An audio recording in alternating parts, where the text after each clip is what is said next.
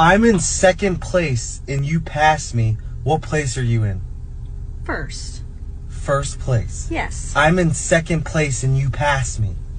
Well, how would you be in first place? Because I passed you. I passed you, so I'm in first. I'm in second place, though. Congratulations. Now I'm in first because I passed you. I passed you. Are we running? Are we driving? It doesn't matter. I passed you. I'm in first.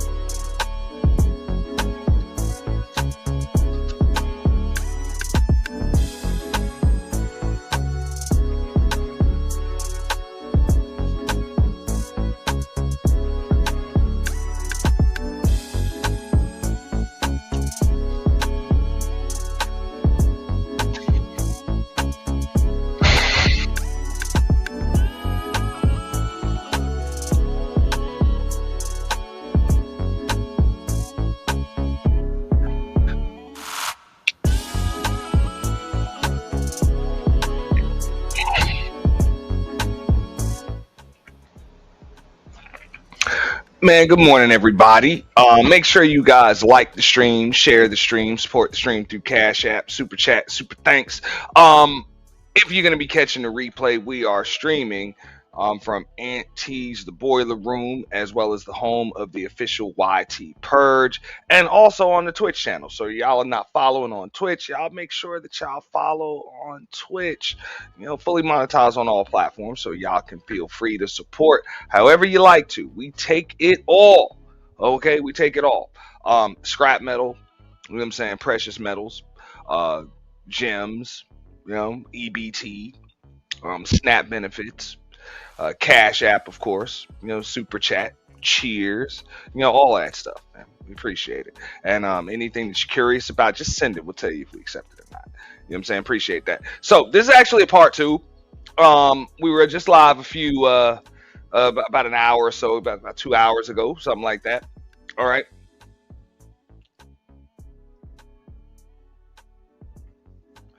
Give me a second here. I'm getting message from work.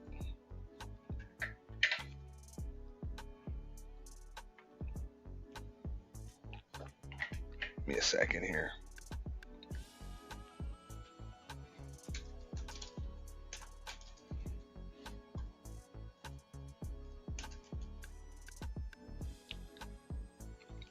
Matter of fact, just hang out for a minute. I'll be right back. Right.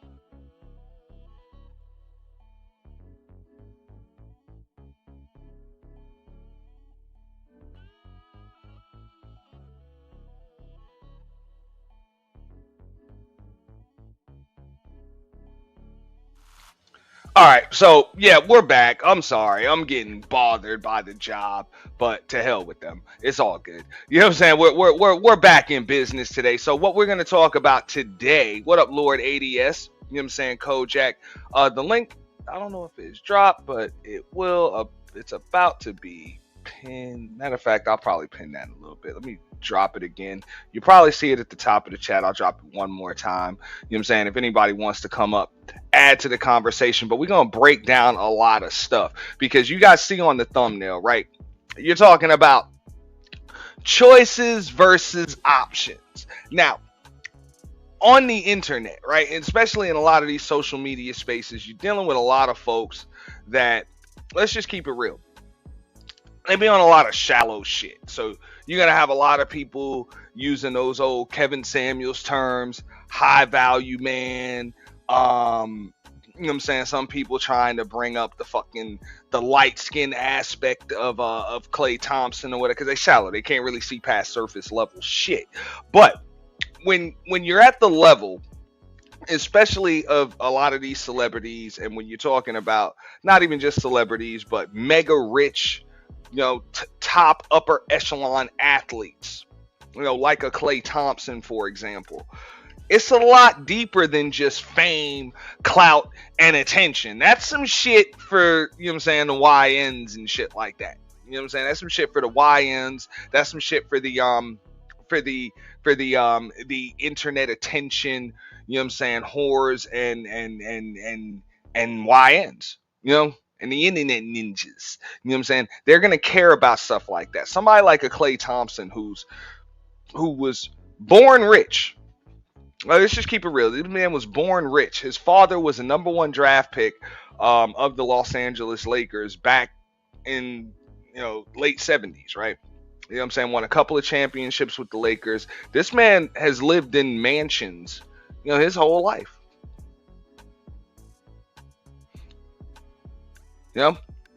He didn't just go to professional basketball games as a child just to be seen at the game. He went to go watch the game, support his dad, and the team, and be around the sport that he's likely going to play for the rest of his life. That's the way he's going to make his living. Just like the cynical one just said in the chat. This is a second generation NBA player, NBA star, NBA superstar. Okay? This ain't new to him at all. So these new money folks that are kind of, new to attention and all of that stuff, and they actually care about a social media following and everything else because, their followers on IG mean something. They don't have $200 million worth of endorsement deals. They don't have incentives in their contract stating if they make all NBA teams and all-star teams and score a certain amount of points that they get an extra $10-15 million a year plus perks. Klay Thompson has that. This dude has likely never lived in an apartment that wasn't a high-rise condo. This man has never lived in a house that wasn't a mansion. His whole entire life. So, even though it's a rumor that people are kind of denying, but you never really know, but I still have it on my thumbnail and all of this other stuff. When they're saying that the woman that he was allegedly cheating with, because that's what Meg is saying, that he was cheating with this WNBA player, Lexi Brown, who's not just a WNBA player. Her upbringing kind of mirrors his to a degree. Okay? She is also a second generation professional basketball player. Her father was D. Brown. If you remember D. Brown, he played with the Boston Celtics. He was in slam dunk contests back in the early 90s. And, he did the... he was like the first person to dab in the air. For a dunk. That was her daddy. So just like his daddy was an NBA star, her daddy was an NBA star. Okay? She's currently a professional athlete right now. He's currently a professional athlete right now. They play the same sport. All right? So my point is this. When Meg Thee Stallion can put out posts like this,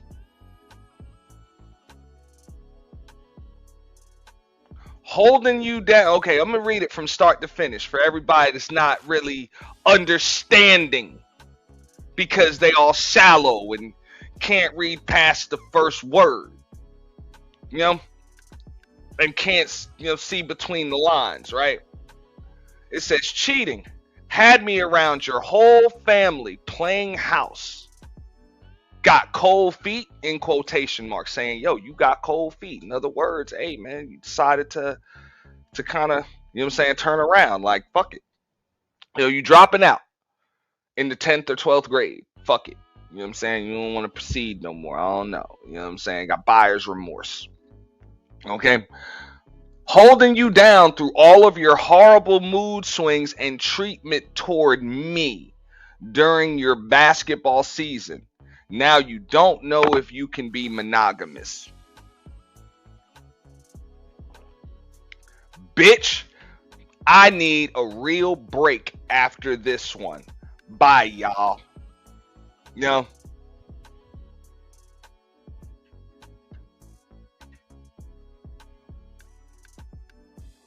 And I agree with the cynical one here. Like attracts like. He might end up marrying her. He might not. But even if they're just friends, this tells you what's going on. We know this as basketball fans, right?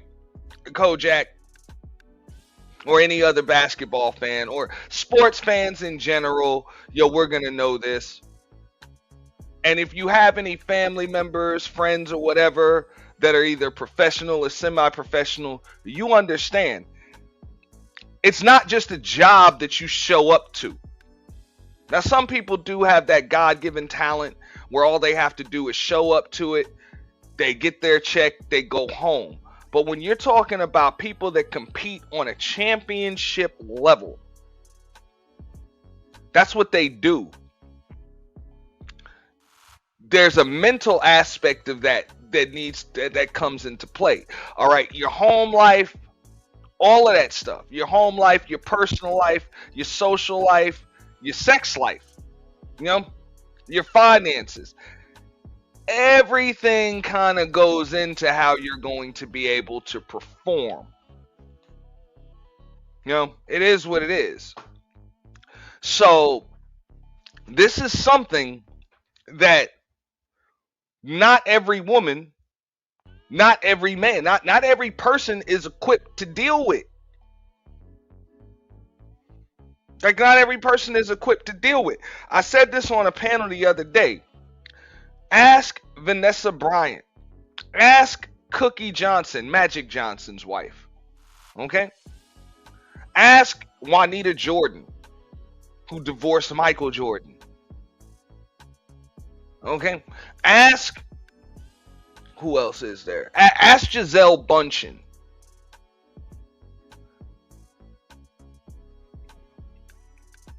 What she had to deal with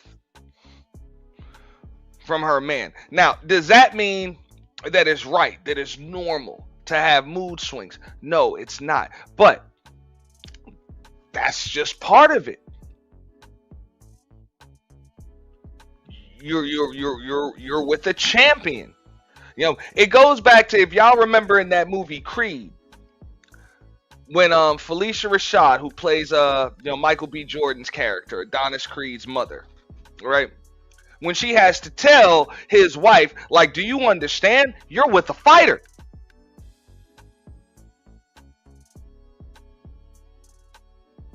This motherfucker don't move like normal motherfuckers move. He don't feel like normal motherfuckers feel. You gotta understand that you are with a fighter.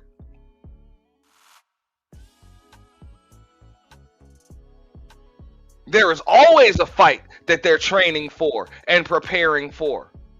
And then after they have it, they got to be able to come down from that shit and then prepare and train for the next one.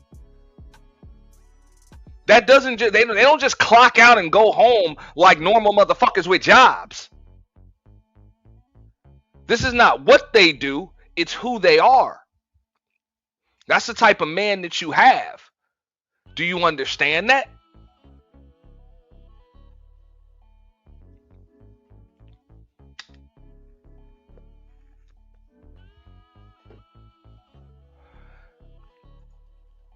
You know, and I get it. This is going to be tough on a lot of people, especially, those, women that they see the lifestyle, they see the money, they see the purses, they see the attention, they see all of that shit, and they're like, oh, well, hey, I want that.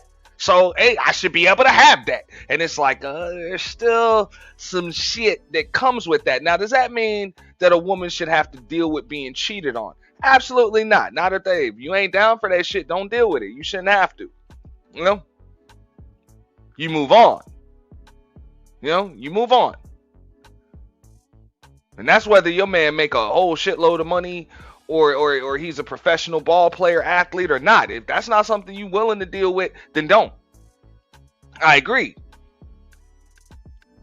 But real shit, you don't sign up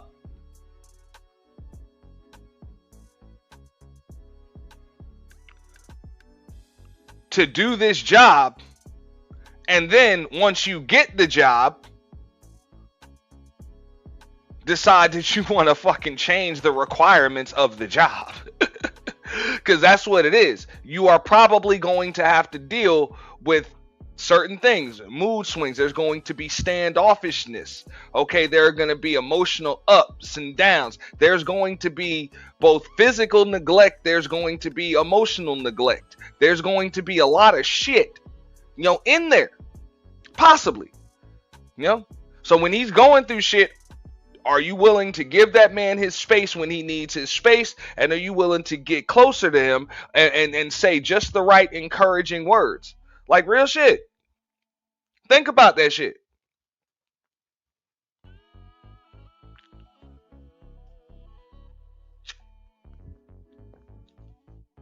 It's like, even if you want to break it down from the perspective, let's talk about the whole, you're with a fighter, aspect of things. Like I would believe when you talk about fighters, there are like two types of wives that you can kind of have. There's the Robin Givens type that Mike Tyson used to be with.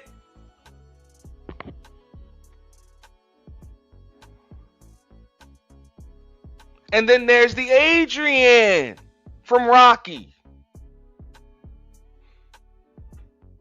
that knows when to just not say anything. But she also knows when to say, okay, win, Rocky, win.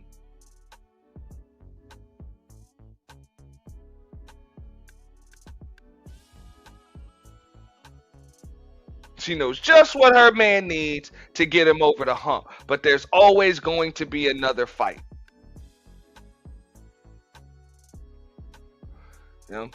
Gotta understand that shit.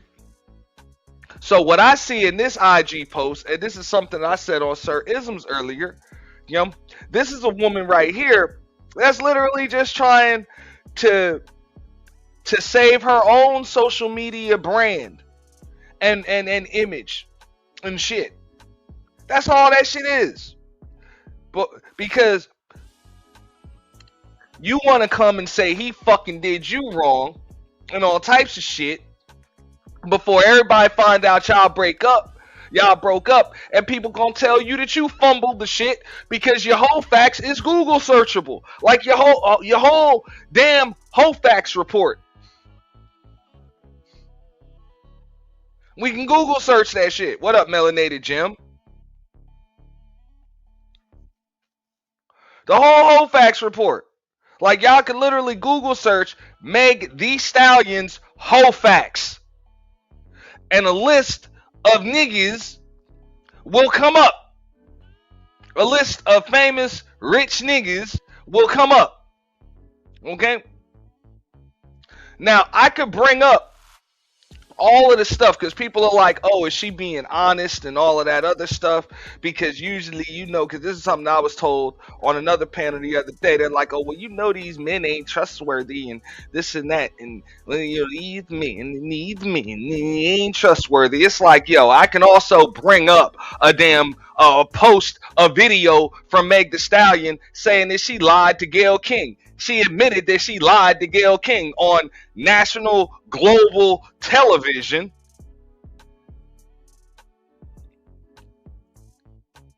Okay?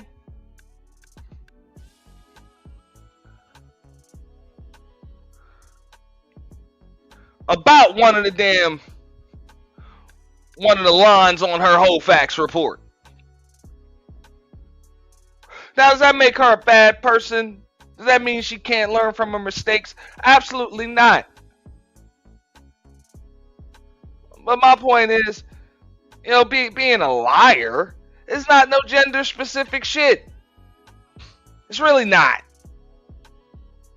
So all of this whole, she's a victim because a man didn't want to commit to her. I don't blame the motherfucker. No. And I think Meg Thee Stallion needs some kind of just dose of reality here. Chances are there is look, if you want a Russell Wilson, you go get you a Russell Wilson. This nigga is not Russell Wilson, and that's what the fuck came up. I believe this woman thought that she was with a Russell Wilson type nigga. Oh, well, Sierra got a Russell Wilson and he didn't care that she was parading around with Future and all of these other rappers. He didn't give a fuck that she had a whole facts report saying that she had a bunch of miles and had been in a few fucking accidents and on top of that got fucking frame damage and some other shit.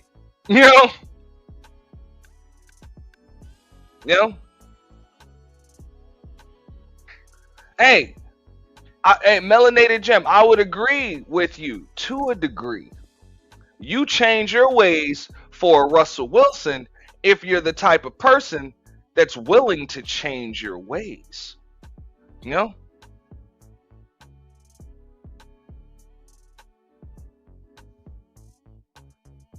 don't want to compare women to animals or anything like that, but I'm just going to use the analogy right now. There are some animals that can adapt to their environment, they can adapt to their environment, whether that's through camouflage or whether that's just for survival tactics or whatever the case may be. And then tigers, for example, zebras can never change their stripes. It depends on the type of animal that you're dealing with. Now, I'm not trying to compare women to animals. I'm just saying, human beings are the same fucking way. If you're not the person that's going to change their ways, you're not going to change your ways. I don't think that's gender specific at all. Dudes are the same. I think a Klay Thompson dude is also the same. The whole, you don't know if you can be monogamous? No, you don't know if you can be monogamous for Meg Thee Stallion.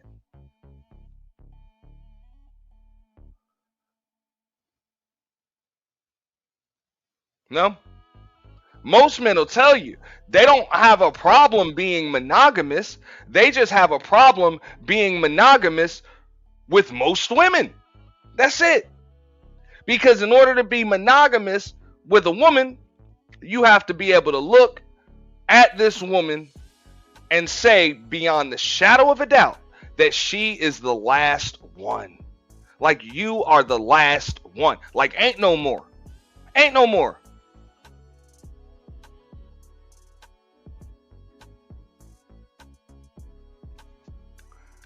And at the end of the day, this motherfucker was not able to look at her and say, look, you the last one. And on top of that, I'm reading this post for what it is. Look, cheating had me around your whole family, playing house, got cold feet, holding you down through all of your horrible mood swings and treatment toward me during your basketball season now don't know if you can be monogamous.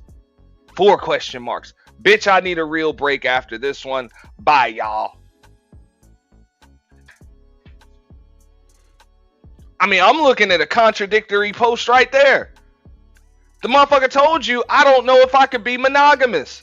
So, anybody that tells you that, they ain't cheating. That's not cheating. He's telling you, look, man, we just kicking it. Like, we just kicking it. Nah, I ain't with that whole, you know what I'm saying? Like, nah. And if I am gonna do that one woman thing, it ain't gonna be for you. Like, you feel me? It's just not gonna be for you. And if it is for you, it's not gonna be for you right now.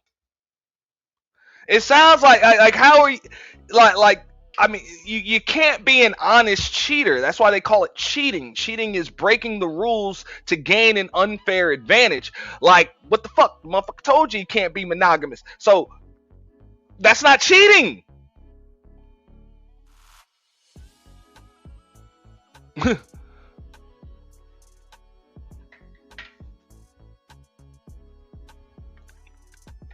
So, shout out to Know the Truth. He said, hey, she's projecting.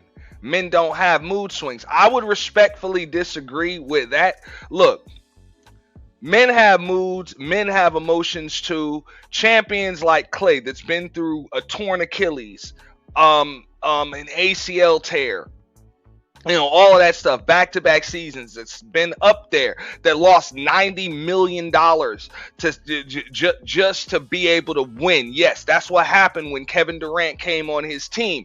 You know what I'm saying? He helped to recruit him, and that cost him a spot on the All-NBA team, which cost him a $90 million supermax. That's something that people aren't going to talk. Motherfucker lost $90 million for that.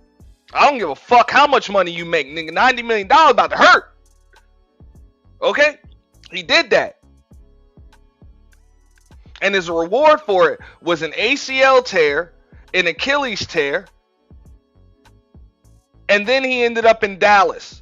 And he signed on to play for a team that had just been to the NBA Finals, and then they end up trading their best player away for a fucking food stamp card and Anthony Davis, and then their second best player ends up tearing his fucking ACL a month later. After he's already signed on for a few years, and he's in a state he don't even really want to fucking be in Texas. That's a LA boy. That's a Cali boy. You know?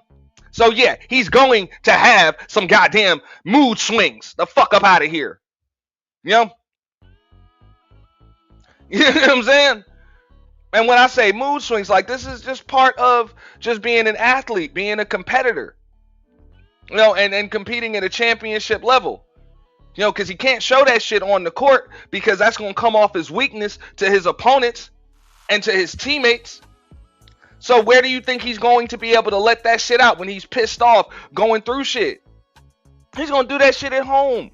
So that's why I bring up the shot of the woman that he was allegedly, you know, messing around with. Lexi Brown. That understands. She's not just a professional in the same sport, but she also had a father that went through this. So she understands what it is to have to live in a household with a man just like that. So does that mean that she's the perfect person for him? Does that mean that they gonna have a monogamous relationship? Any of that? Absolutely not. But even if they're just friends, it just means that she can at least listen. And I'll break it down to this extent right here. And this is why a lot of these side chicks be winning.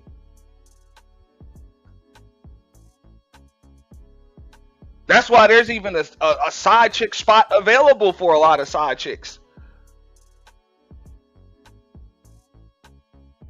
It's not because they look better. It's not just because they freakier in the bedroom or any of that. Is that can play a part too. It can play a part too. But for the most part, It's not too different when you're talking about why women cheat as opposed to why men cheat. It's kind of like the same shit. Sometimes it's the same answer. Like, hey, why'd you cheat on me with him? Hey, he was there. You weren't. He listened. Whatever. Boom, motherfucker, same shit. Hey, she listened. She understood. She listened to understand, not just to respond. She knew just what to say because she watched her mother say it to her father growing up.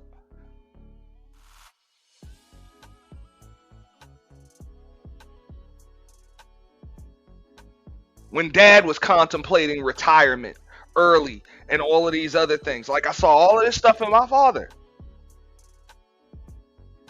I understand what you going through because I gotta go through this shit in the locker room. When she talking about shit going on in the damn in the pro locker room, she understand that shit because she done been in locker rooms and shit since she was a kid.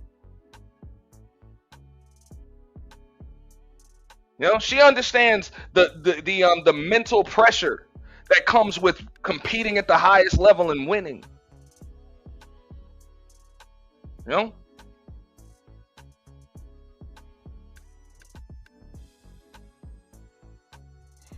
So sometimes he don't even have to be screwing this chick. It don't even have to be nothing like that. It's just Meg might come in the house that they bought together. Hey, and that motherfucker just like, she like, hey baby, how you doing? And he just on the phone with Lexi. Talking. Like, man, hold up. Whatever. And he ain't gonna end the conversation yet. That's it. He's gonna finish, he's gonna talk a little bit more. Cause she listening. She listening. She's listening. And then when she talks from a perspective that allows him to listen. You know?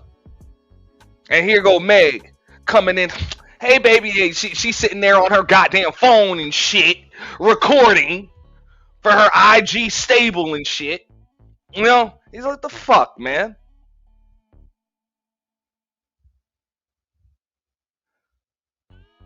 Like, really? Cut that shit off.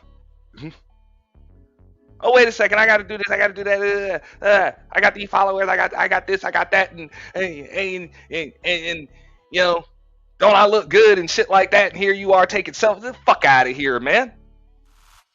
Like, these motherfuckers just be trying to chill.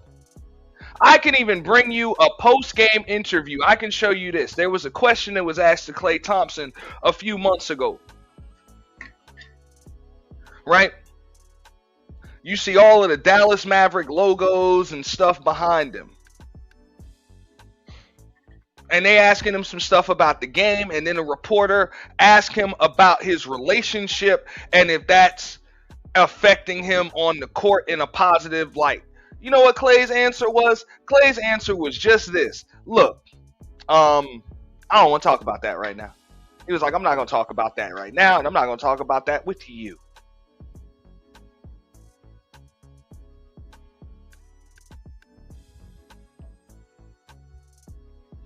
That's simple.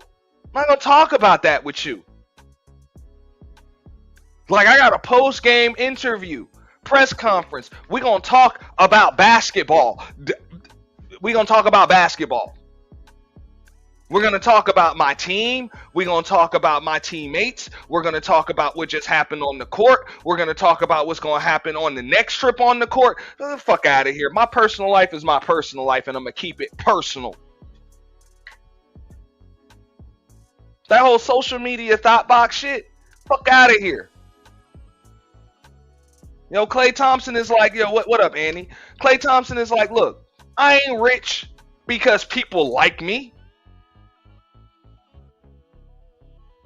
I'm rich because I put the ball in the basket. I'm rich because there's a lot of motherfuckers that don't like me. You want to know why? Because I dropped 61 points on a bitch with 11 dribbles. Motherfucker, that's why. You know?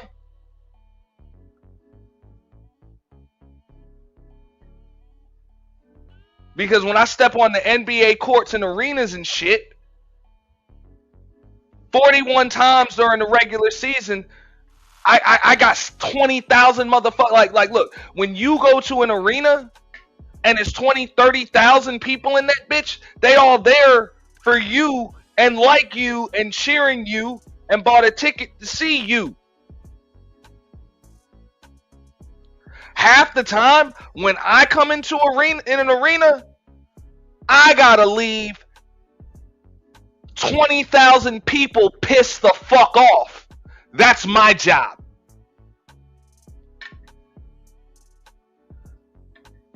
When I go to the free throw line, every time I catch the ball,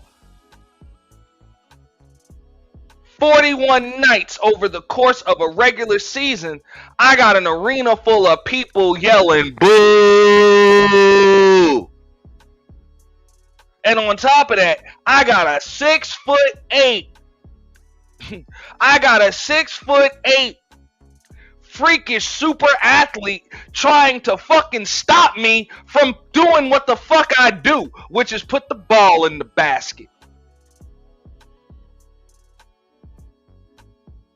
And if he hits me with a fucking elbow, grabs my jersey, bumps me off of my spot, and it hurts like a motherfucker, the worst case scenario is the ref just gonna blow a whistle. This is the fuck I gotta deal with every goddamn night.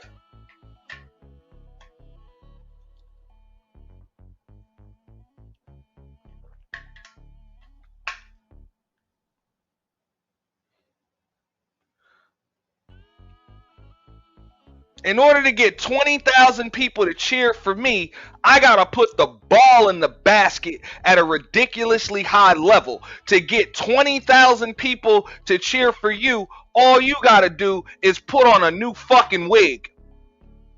And that's cool.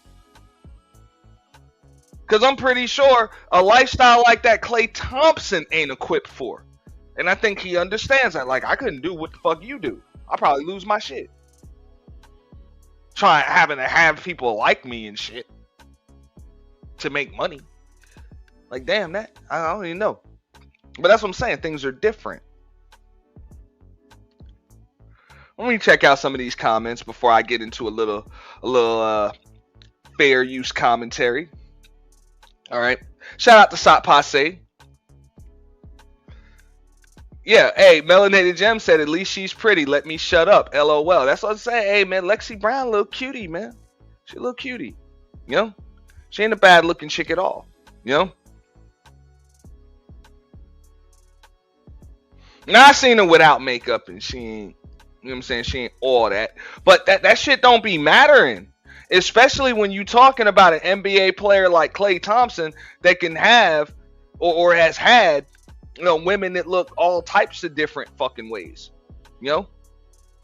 Beautiful looking ones, average looking ones. You get an ugly chick if you fucking want one. You know what I'm saying? You get a big chick, you get a skinny chick, you know what I'm saying? You get a foreign chick, American chick, whatever. We do all that. You know? At that point, when you got all of those choices, now it's about fit. Now it's about fit.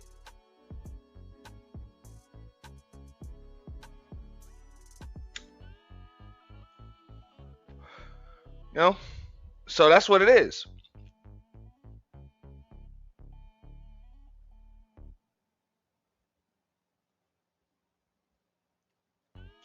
Now, Melanated Gem said, when I was talking about the side chick, she said they give the comfort the man ain't giving.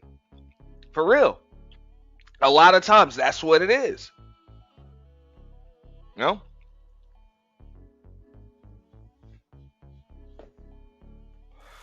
And that's why a lot of those, you know, especially them celebrity relationships and shit, them shits fail. Look, you know, we pretty much took an unofficial poll on this shit. What was it, about 6 months ago? I know Sot Passe probably remember. What up, Keon? You know, we took an unofficial poll about this shit. We knew this shit wasn't gonna last through 2026, man. Like, we knew that shit. After he put her name on the fucking boat, bro, this shit wasn't gonna fucking last, man. You know? But when you see social media posts like Megan put here, saying this ain't nothing but preventative maintenance damage control. That's what it is. She know damn well her followers on the internet was about to drag her for filth for fumbling this nice guy, this PBS logo looking ass nigga. And I fucks with Klay Thompson, by the way. You know what I'm saying? Like, we standing with Klay. I'm standing with Klay. But let's keep it real, nigga. You look like the PBS logo, bro. You pretty damn square. You know what I'm saying? In the day and age where all the NBA players got goddamn dreads, blowouts, and fucking tattoos and shit. You know what I'm saying? This nigga ain't got none of that shit. Klay Thompson is as square as the day is long. He ain't got baby mamas and shit all over the place. You know, none of that. You know, Klay Thompson is the nice guy, and he's richer than a motherfucker, and he's a champion, extremely fucking successful. This dude actually had a real argument to be on that 75 greatest players of all time list, which means if you extended that list to 100 of the greatest players of all time, he would be on it, no question. Okay? So imagine that. Imagine that. Being able to having a fucking man that would make the list of the top 100 motherfuckers to ever even play a sport. Like, over the course of history.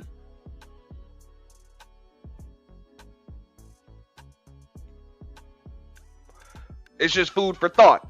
But a post like this ain't nothing but preventative maintenance, damage control. She knew she was going to get dragged for filth for fumbling this shit. So she had to discredit this dude ahead of time. Oh, well, we only broke up because he cheated on me. Talking about he couldn't be monogamous. You saw that food I was cooking for him. You saw that time I was spending with his family. You know what I'm saying? How I was taking his mom out and sitting at the games and all of that shit. And look what he did to me. I tried to be a good woman. See, you can't be a good woman for these niggas. Mm-hmm.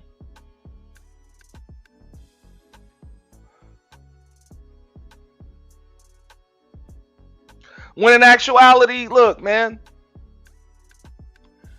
the nigga checked the whole facts report and was like, it's cool, but look, man, like, you know, I'll take the car, but it ain't gonna be my last car, dog. Like, I'm about to drive some more shit, dog. Like, come on, bro. You know, like, you're not the last one. You know, that's just what it is. You know, what were we saying earlier? It's like, look, even if you want to say it from the perspective of sports, it's like, look, man, you just not a franchise. You're not the franchise player. Like, we ain't about to build the team around you, type shit. Like, for real. Like, even if we're in the process of a rebuild right now, your ass is on the trading block too. Yes, you can be traded. You can be waived. And no, we're not going to give you a max contract. No, we're not. We'll give you a contract. Yeah, you get a contract.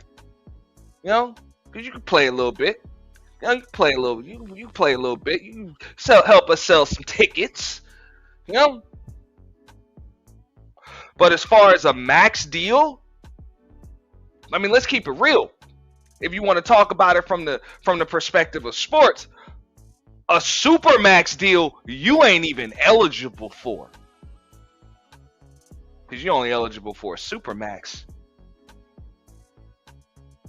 from the team that drafted you. And I didn't draft you. Look at your whole facts report.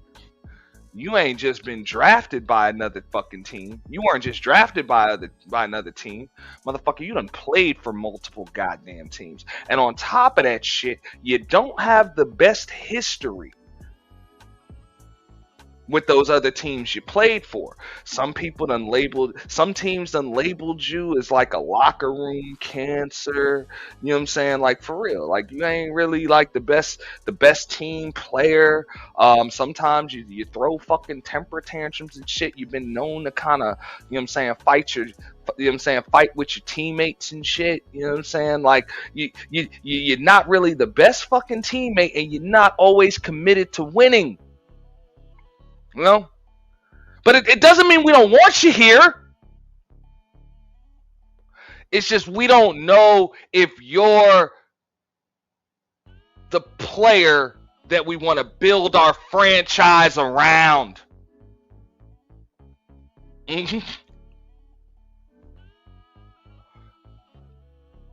That's what it is. This Melody jumps in. So he acts like a child. He probably does act like a child. Fuck. You talking about a grown ass man that has been a multi-millionaire all of his life. He has never lived in a house that wasn't a fucking mansion. Like ever. The kid was born rich. Let me show you, son. Let me show you something. Okay? This is Klay Thompson's family.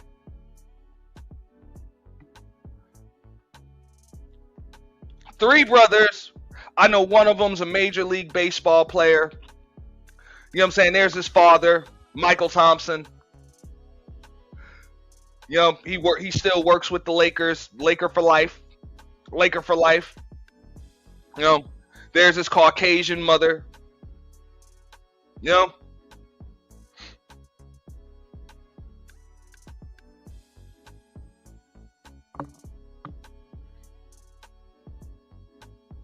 Yeah. I don't like the term child. He's just a bachelor. That's how Passe said. He said, my thing is why believe if all that was going on before he cheated? I'm going to tell you why. Man, shout out to Shadow. What up, Shadow? You know what I'm saying? Appreciate that with the super chat. Appreciate that, big dog. You know?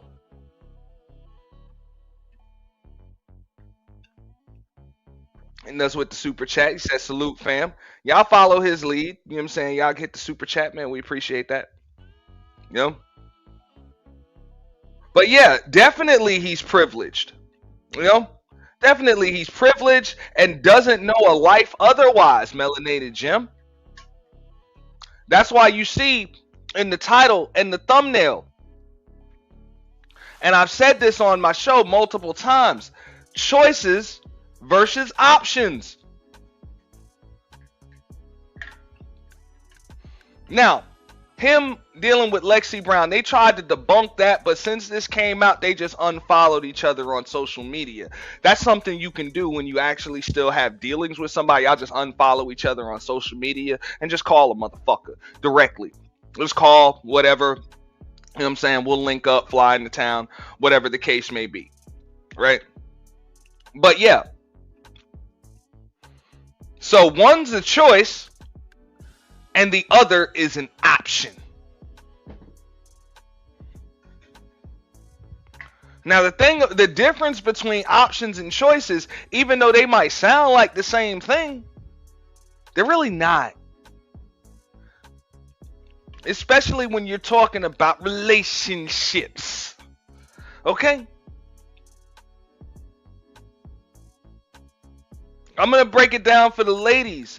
If y'all have never heard me explain this, use the same analogy that I always do. When you go into the store and you're going to go buy some shoes, you have the option to get the brown ones, the red ones, the blue ones, you know.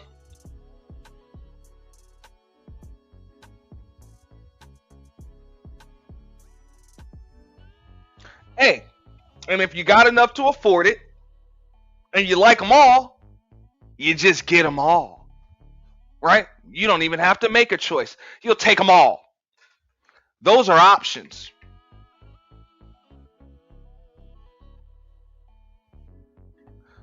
But when you walk into that store and you only got enough in your account to pay for one, or if one is just way better than the other ones, it just feels perfect. It goes with multiple different outfits, extremely versatile. Then you make a choice. You know, that's it. So when you make that choice, the other options are no longer available. All right, you can take door number 1, door number 2, door number 3. That's when you got to make a choice. But when you choose door number 2, door numbers 1 and 3 are no longer an option. You've made a choice. But options are when, A, you open up door number 2, you don't like what's on the other side of that door, fuck it, now you can go to door number 1. You don't like what's on the other side of that door, fuck it, you go to door number 3. You don't like what's on the other side of that door, fuck all these doors, I'm going somewhere else. Those are options. So, Meg was an option. That's what this whole, I don't know if I can be monogamous thing was. You're an option, and I'm not prepared to make a choice right now. So that's why Klay chose not to choose at all.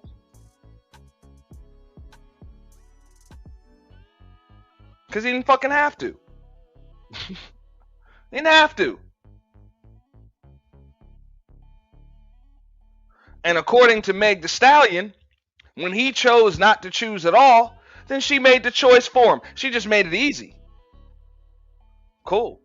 You know? Cool, you just made my life way easier. I don't think you really fit in with this team.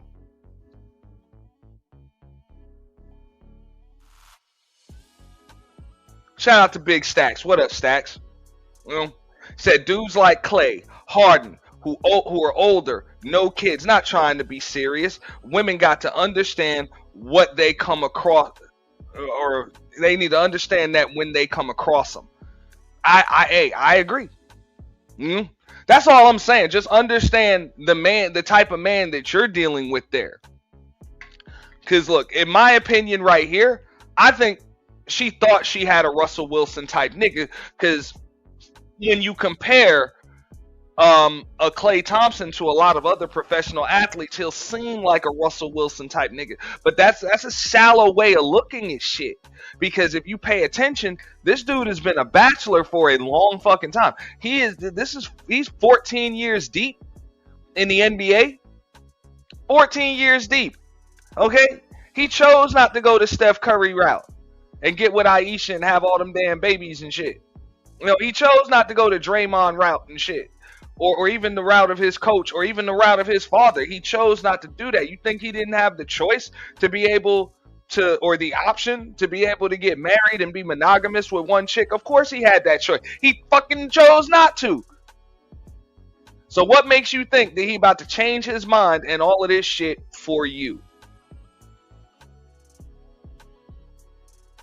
Like he's about to change the entire way that he's been moving through his entire adult life for you right now. And to be honest, that's a question. I'm not saying that he couldn't do it, because I'll be 100 with y'all. I believe that she was actually a prospect. Like, she was a real prospect. I think he did probably contemplate, you know what I'm saying, settling down with her and all of that other stuff. But hey, sometimes it happens like that. Sometimes you kind of like somebody, they pass a checkpoint or 3, and then the more you get to know them, the more you're like, yo, this ain't gonna work. Like, this ain't, like, you ain't the last one. You ain't the last one.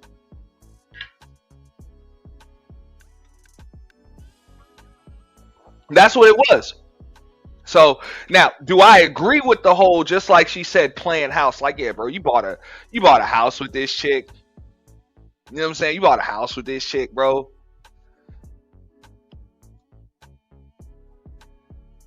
You know what I'm saying? You put her name on the boat. You over here posting all the, you know what I'm saying? You sitting in there with all of her damn IG posts and shit. You know what I'm saying? Doing all of this, stuff. You showing up on the red carpet and shit. You know what I'm saying? Wearing tuxes and black tie events and shit. Like, you know what I'm saying? You are giving the chick the girlfriend, the wife experience, bro. You're kind of setting her up to drop her pretty hard, dog. Like you're bringing her up pretty high. So if you don't plan on keeping her up there, just keep in mind, bro. It's probably not going. If you do plan on ending this shit, it probably won't end well. He's supposed to know that.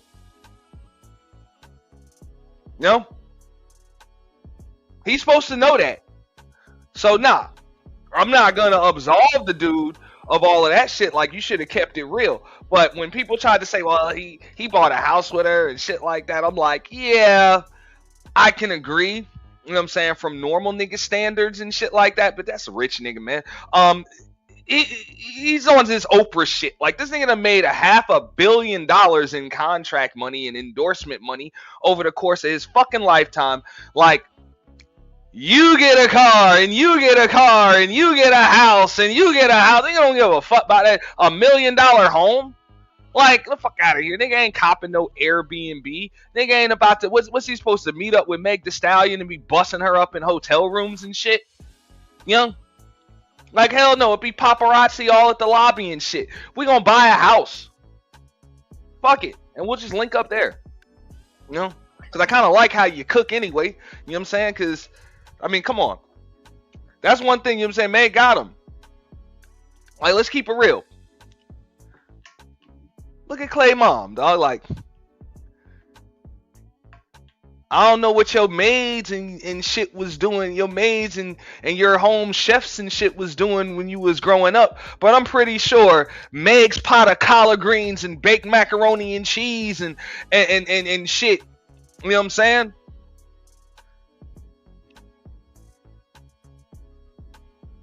And smoked turkey necks and shit. I'm pretty sure that shit is way better than your mom's shit. No doubt.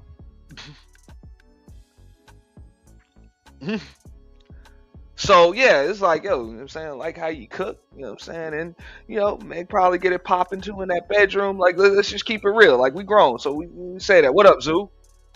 Shout out to Zoo. So I'm just saying, he ain't gonna be busting that chick up in hotel rooms. I think that's a rich nigga, man. He's just gonna cop a house, dog. Whatever. Klay like to fish. So, hey, he just put her name on the boat. Fuck it, I'll put your name on the boat. Give a fuck. Can't see that shit when I'm on the motherfucker anyway. You know what I'm saying? I'm just casting the line. Nigga don't care. But I can understand how, you know what I'm saying, chick could get kind of attached, with that. That's kind of what it is. Shout out to Bro Speaks. He said, Bro Speak Podcast. He said, unless he was entertaining her and didn't like her food. I would respectfully disagree. I'm pretty sure he did. Because if you didn't like her food, you wouldn't have let her cook Thanksgiving dinner and fucking Christmas dinner and shit like he did for his family. So you obviously like the way she cooking. Man, shout out to Sop Passe with the $5 ball. We appreciate that. Got another witness the sea walk. Incredible. Keep it gangster, dog. Keep it gangster. Keep it gangster, dog. Keep it gangster. Keep it gangster, dog. Keep it gangster. Keep it gangster, dog. Keep it gangster. I wanna thank you all. I wanna thank you. I wanna thank you all. I wanna thank you. Keep it gangster, dog. Keep it gangster. Keep it gangster, dog. Everybody say Messi. The city is a big. West side is a big. Man, shout out to Sop Passe and shout out to Shadow, the Titan Wasp. He said, what if he did try to take her seriously and she messed up? That was my point. I believe that he did try to take her seriously. Now, as far as her messing up, I don't know about that part. I wouldn't say that she messed up. She just Meg Thee Stallion. Like, the fuck, bro?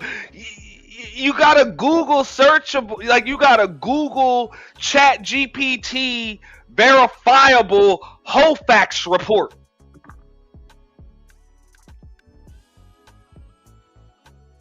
Like for real. Think about that.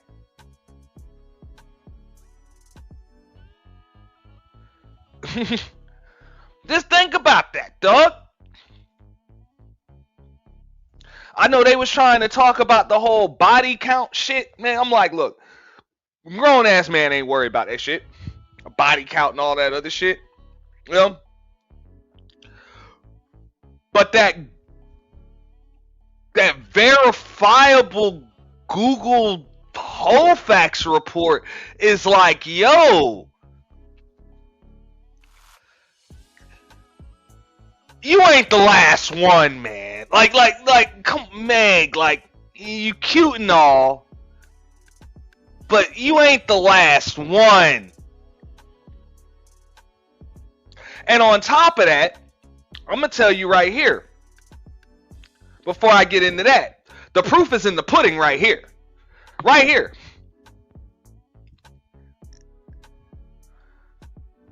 That shit'll get your ass left in a heartbeat. Right here. Like, not even just left, but how do you take a chick that's even capable of doing this seriously? Because I know people gonna be like, well, she only did that because he did that. It's like, no. The fact that she's even capable of doing some shit like this. Trust me, he knows this shit. This is what the fuck gonna happen. If some shit go down, they get into an argument, whatever, the shit, whatever, goes down, here she gonna go to social media and her fucking followers and air that motherfucker out and try to turn him into the goddamn villain and ruin his ass. Like, chicks like that don't get a long-term contract. They don't.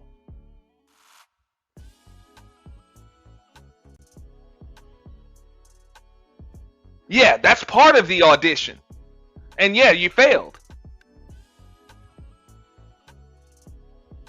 Like, when I already know it's going to be all smiles and giggles when I'm buying a fucking house and when I'm buying a boat.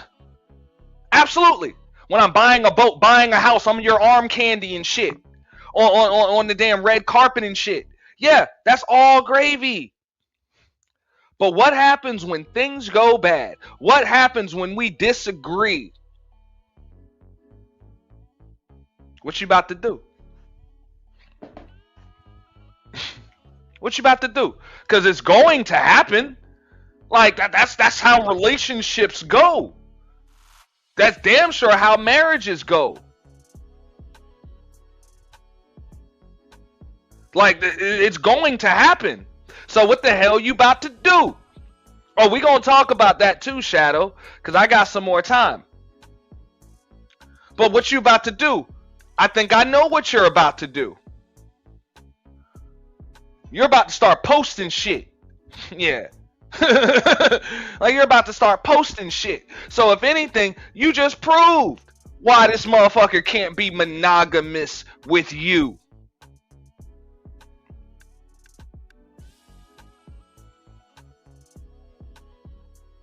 Because at the end of the day, you going to always be married to your image. You going to be married to social media.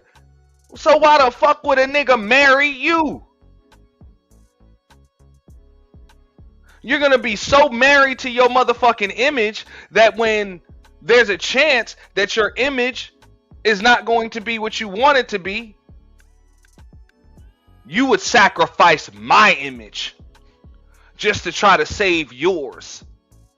Even though you could have just put out a real ass post, if anything, because you know it's about to come out that you split with him. Oh, you know, Klay and I have decided to part ways mutually. You know, now she didn't put this out, but she could have easily said that. She could have said, Klay and I decided to part ways mutually. You know, not everything works out the way you want it to in the beginning. But Klay is still a good person, you know, and I wish him all of the best of luck in his future endeavors and future relationships. You know, it was fun. It was fun. I enjoyed myself, and I'm thankful for the time that we shared. You could have said that and left it at that. And people could have just speculated, and you could have said nothing else about it. Why not do that? What's the purpose of doing this? The purpose is to do some damage control. Now, Shadow, the Titan Wasp, yes, they did start the cheat first campaign, which it's a failed fucking campaign. Ain't nobody doing that shit. But I'm gonna bring that up. Shout out to I'll tell you who brought that up. Danica Marie actually did a damn good video, you know what I'm saying, about that. So let me pull that shit up real quick. We gonna fair use that.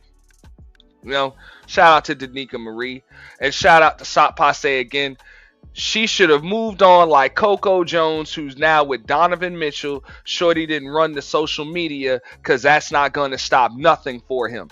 Facts, it's not. If anything, there's about to be more chicks in that nigga DMs. Shit, bitch, don't, man, hey, so a lot of these chicks just don't be understanding how that shit work. All you did was open the door for more chicks. Not only do they know he available, but they know whatever the fuck that nigga got going on got your motherfucking ass crashing the fuck out. Right?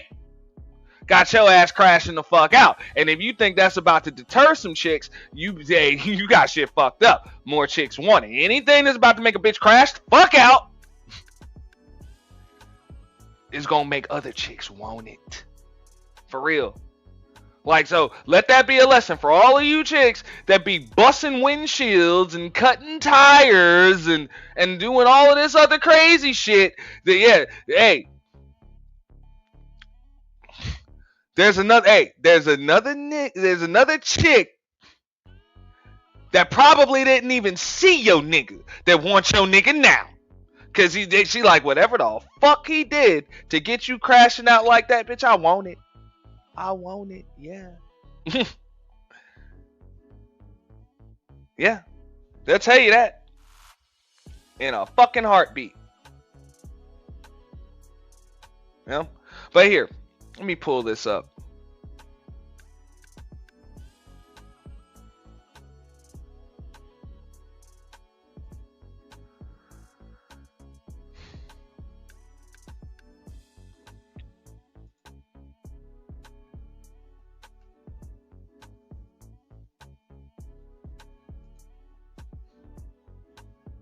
Oh, she threw that bitch on members. I knew I should have downloaded that motherfucker.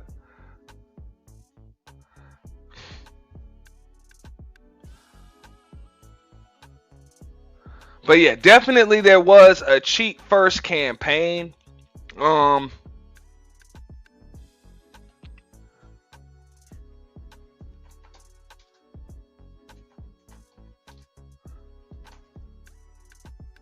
Campaign for Meg.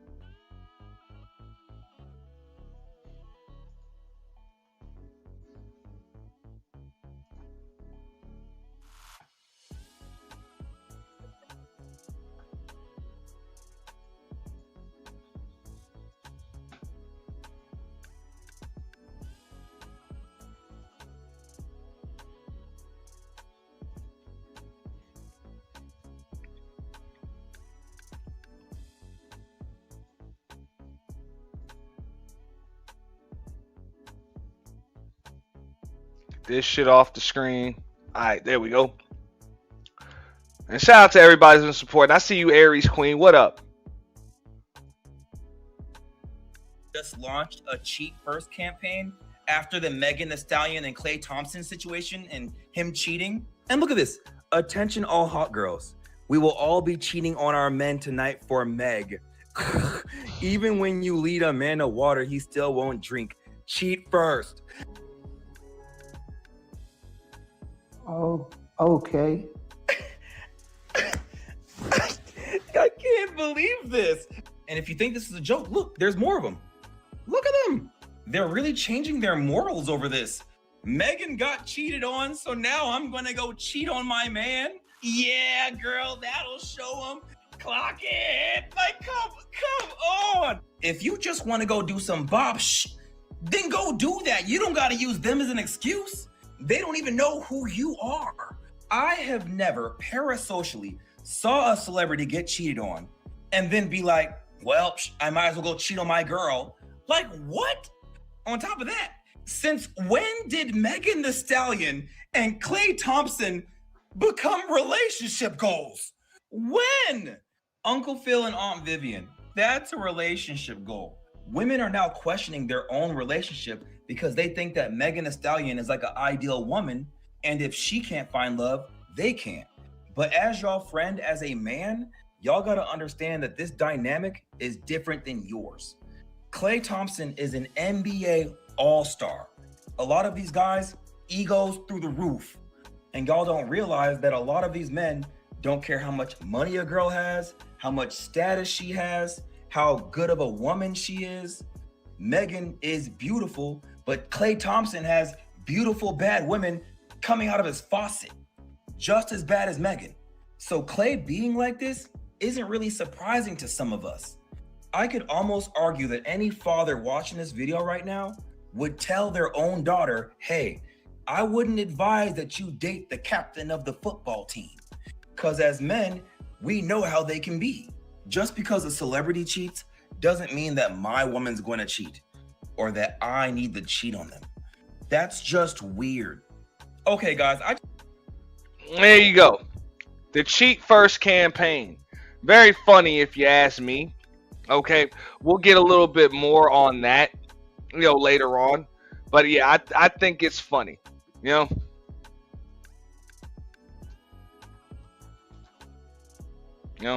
I think it's fucking hilarious to be honest with you. Okay.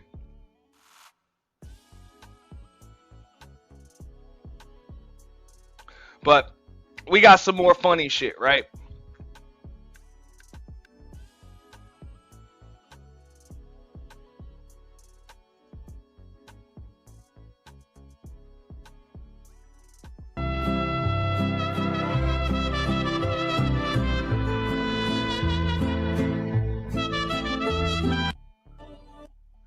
Yo, hey, that's why them chicks mad, right?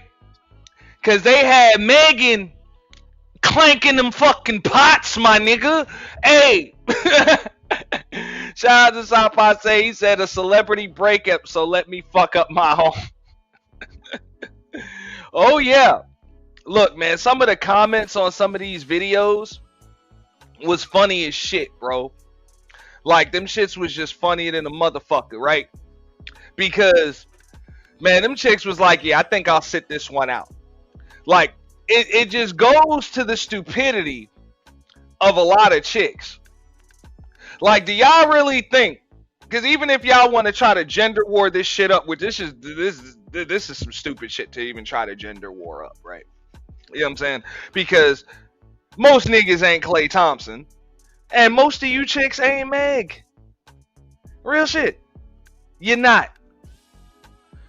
And to be honest, when you're talking about it from the Meg perspective, the fact that most of you chicks ain't Meg, that's both a good thing and a bad thing. Like, number one, a lot of you chicks ain't richer than a motherfucker.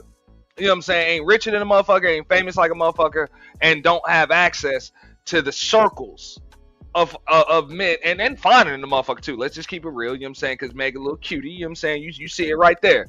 Minimal makeup, if any makeup on, you know what I'm saying? She still got the Coke bottles, you know what I'm saying? She Coke bottle shaping up, all of that shit, right? Most of you chicks ain't even got it like that.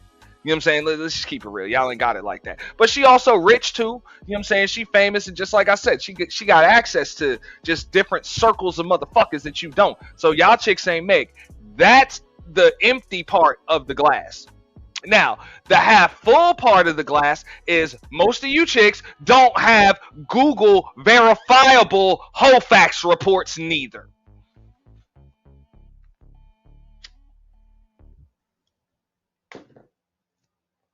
So, it's just not even a comparison.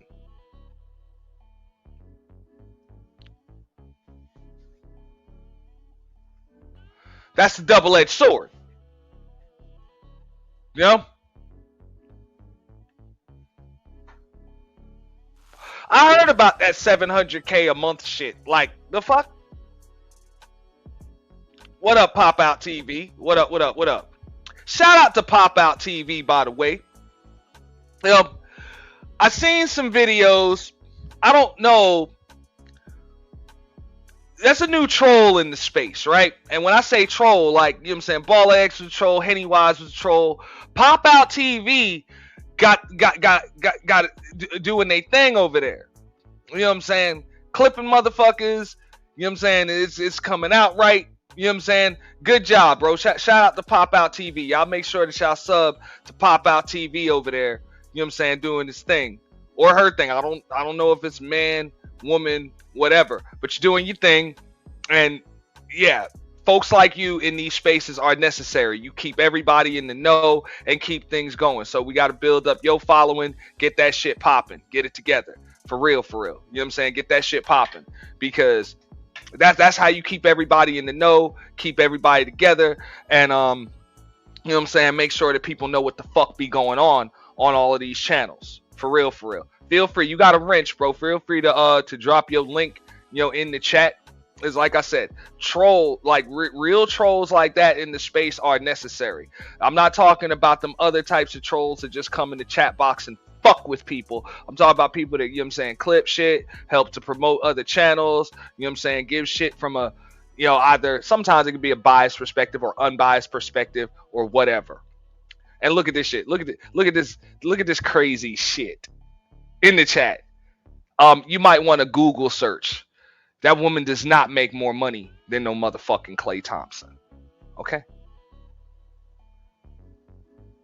In order for that chick to make money, she got to show up and perform.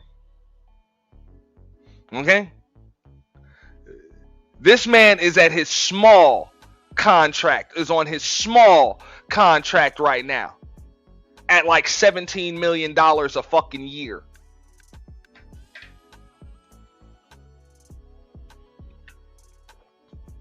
Okay? Last contract with the Warriors was at about 200. Double all that shit for endorsements, local and global. All right? And you know what else? I got another word for you. Guaranteed. All right? Every fucking penny of it. Guaranteed. Like, in other words, that nigga could say, I'm getting surgery tomorrow and sit out the whole fucking year and he still get that shit. That's what I was trying to tell him. I was like, that nigga make $250,000 a fucking week. Just like you said, $200K per game. He don't even have to play them games. That nigga sit out for load management.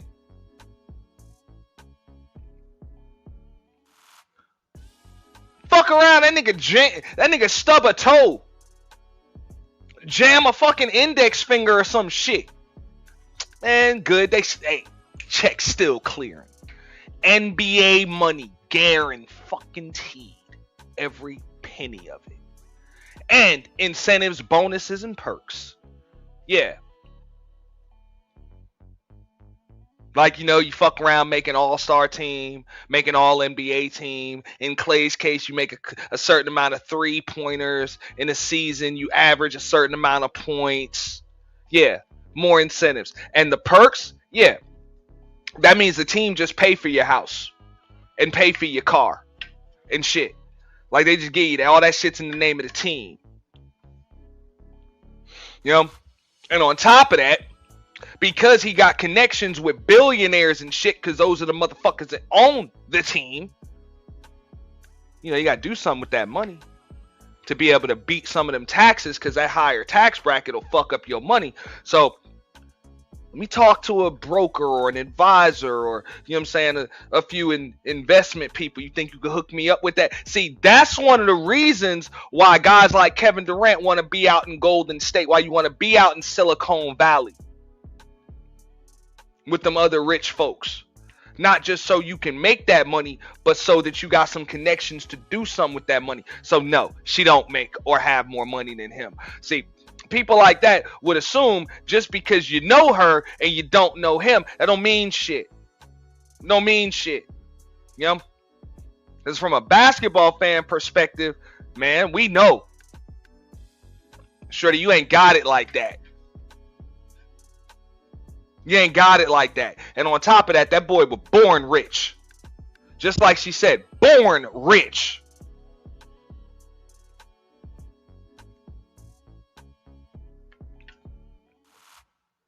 Imagine that.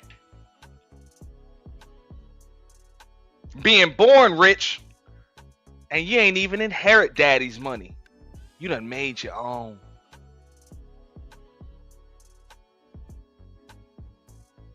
Yeah. That's why she crashing out. You think Meg Thee Stallion is crashing the fuck out over a nigga who she worth more than?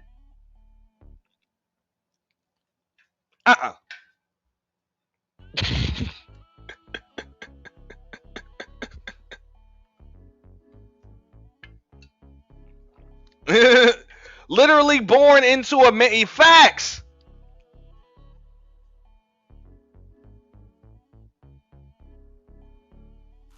And grew up with it, so he ain't new to it. He ain't new to that shit. Introduce more people to him, but the fuck, them people ain't shit. You what you do? You introduce a bunch of new money motherfuckers to him. That's why that nigga really don't see that bitch like that. It's like, yo, you introduced me to a bunch of weirdos in the industry and shit. Like, fuck all that. Fuck all that.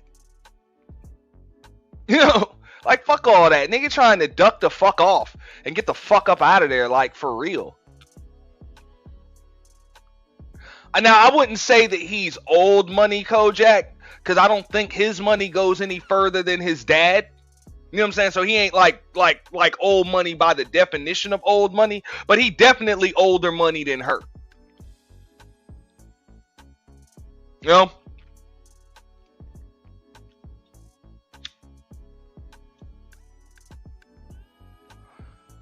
Really? And that's some funny shit. Cynical one. There are really people saying that shit? They do understand that this motherfucker shared a basketball court and a locker room with Steph Curry.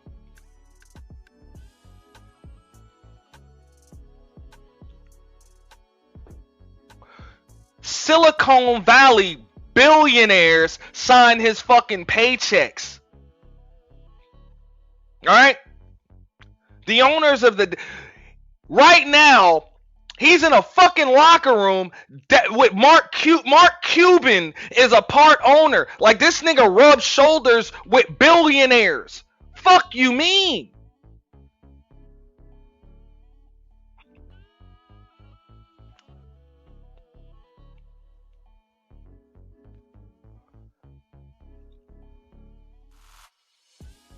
Like, I'm gonna show y'all another picture. Y'all saw this nigga had Meg at the motherfucking golf course. Like, this nigga be having golf outings with billionaires and shit.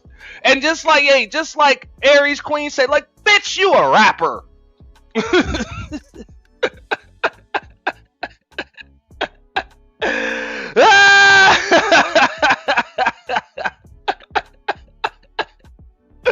And and real shit, no disrespect to her rap career. I can't disrespect it because she's still one of the hottest rappers in the world. Like, she is that. So I'm not going to take that from her. You won a couple of Grammys, even though that's kind of questionable because they kind of giving them shits out like fucking candy canes on a fucking Christmas tree these days. But either way, you know what I'm saying? She's still one of the hottest rappers in the world, and she ain't broke by a long shot. So I'm not gonna talk about Meg Thee Stallion like she ain't nobody. But anybody trying to tell me that this nigga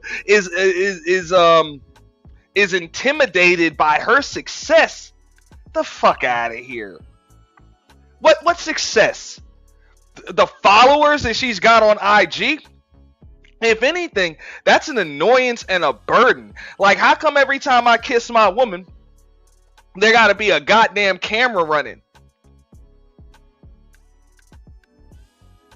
Like, real shit.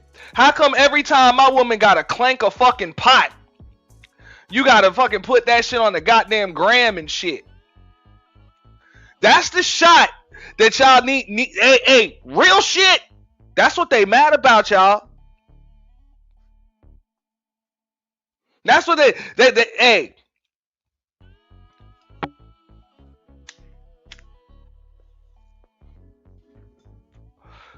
These bras mad because Klay had Meg clanking them pots, my nigga. Man, shout out to Aquafina, BBW, you know what I'm saying, with the cheers in the building, you know what I'm saying, appreciate that. We thanking you for all of that too. Oh, my bad. Making it rain with the big cheers, appreciate that. You know what I'm saying, y'all make sure y'all follow your boy on Twitch. Yeah, man. And I like Meg too. But at the same time, what about it? This shot right here is what they mad about, man.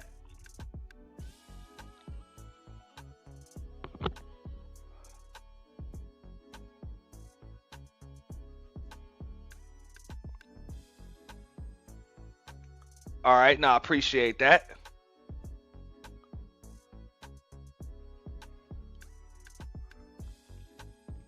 Give me a second, because I'm going to have to download that, because I can't just show y'all all that.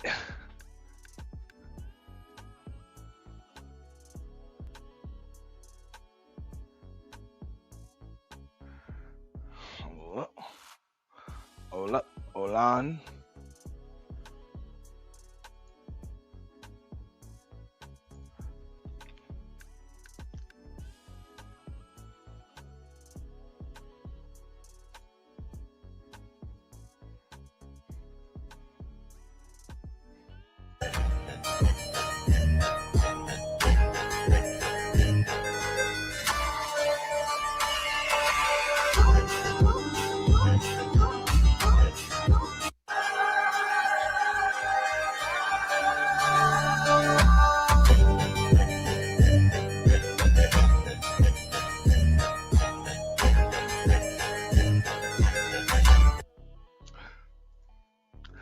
So that's what they saying. He was jealous of her shine. Really.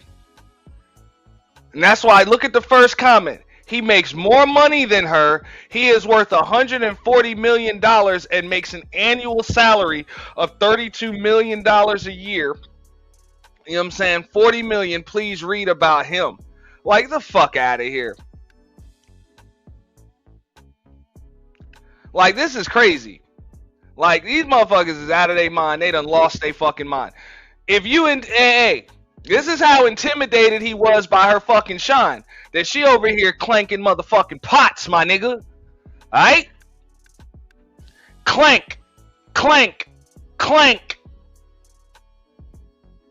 Alright? Shaking that motherfucking accent.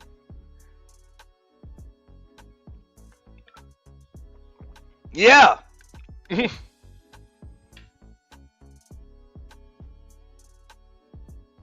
Cleaning them greens.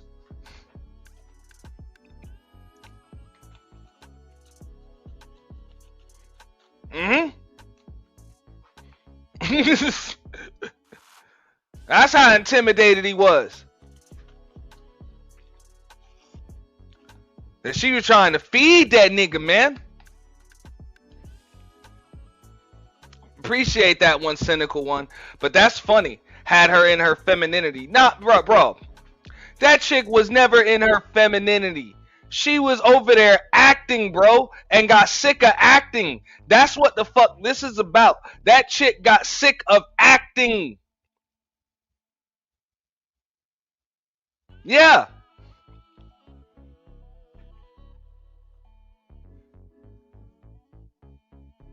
Yeah. You know, and Klay was on his Ace Ventura shit. Look, if I'm not back in 5 minutes, you just gonna have to wait longer. Yeah, that's what it is. You know, you just gonna have to wait a little longer. You know, we're not doing this. Yeah, and this just proves it. She got sick of acting. Real shit. If you don't get what the fuck you want when you want it, just wait longer. Because you talking about getting a ring. You talking about getting marriage. Death do us part is a long time. So let's see where your patience level is.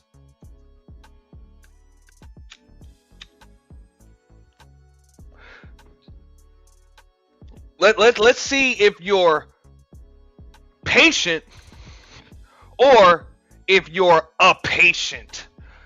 You know what I'm saying? Like for real. Like a patient, like on a therapist's couch. Motherfucker. Like that's really what it was, dog.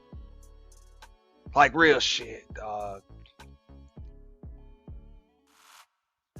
Now, I believe that he really did like the chick. Like, you don't really go to this level without liking this chick, man. I think he did. But nah, bro, he wasn't about to sign on the line that is dotted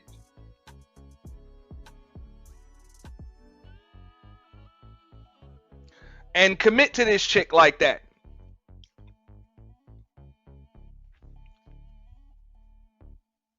This is funny, right? I actually had this conversation just yesterday with my own mother about that, because she ain't know about it. And my mother, you know what I'm saying, she a Knicks fan like me, but she also, her other team is the Golden State Warriors. Love the Warriors. She like Steph Curry, the way they play, and love Klay Thompson. Like, love the staff, the Splash Brothers and shit. So I asked her what she thought about the whole Meg shit. And Moms was like, she was like, oh, nah, that bitch is just trying to marry that nigga, have his baby and shit. Fuck that. You know what I'm saying? She an industry hoe. Hey, that's what Mom said. So real shit, y'all better be careful trying to fucking turn this into some fucking anti-men gender warring fucking movement, because that's the issue. And that's that women ain't really getting down with this bullshit.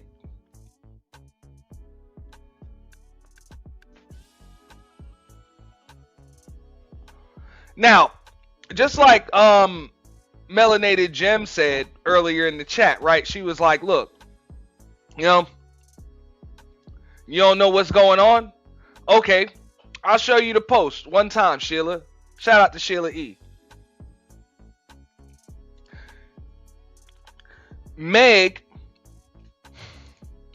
cannot get Klay Thompson to commit to her, or could not, because this is past tense now. So what she decided to do was what a lot of these dopamine rush addicted social media chicks do these days. She decided to go to the internet and try to smear his fucking reputation as a good guy in order to make herself look better, to avoid being drugged for filth. So she tried to villainize him and play victim, saying that he cheated, he had her around his whole family, and then he got cold feet She held him down through all of his horrible mood swings and treatment toward her. Oh, he's abusive now. Oh. During his basketball season, now you don't know if you can be monogamous.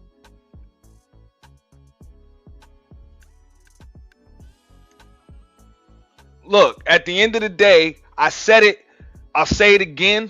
It's not that he don't know if he can be monogamous. He just know he can't be monogamous with her because she has a Google verifiable hoe facts, and she probably gives off that vibe of she's just acting until she gets what she wants. Like she's literally just acting and playing the part. Like all of this shit is an act.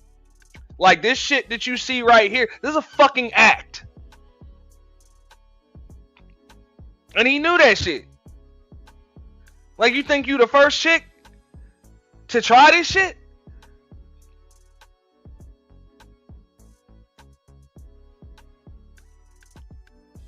This is an act. This is the real you. Okay? This is the real you. So you ain't gonna use car salesman me.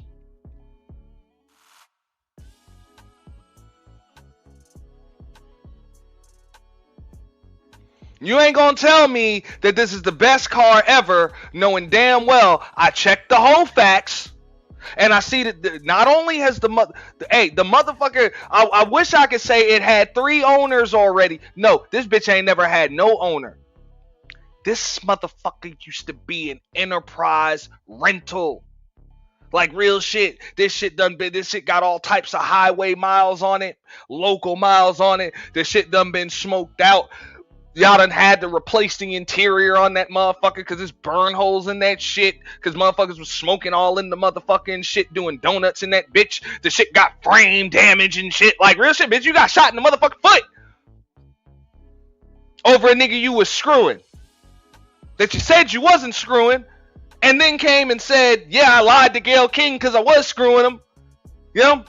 You got shot in the goddamn foot. Yeah. The car done been in a couple accidents. Got high miles. Never had an owner. Just a bunch of people that rented that motherfucker for a weekend, kept it for a week or a month. And real shit. Nigga was like, fuck it. I ain't gonna do shit but rent the motherfucker too. Shit. Fuck out of here. You know? You know what I'm saying? What the fuck?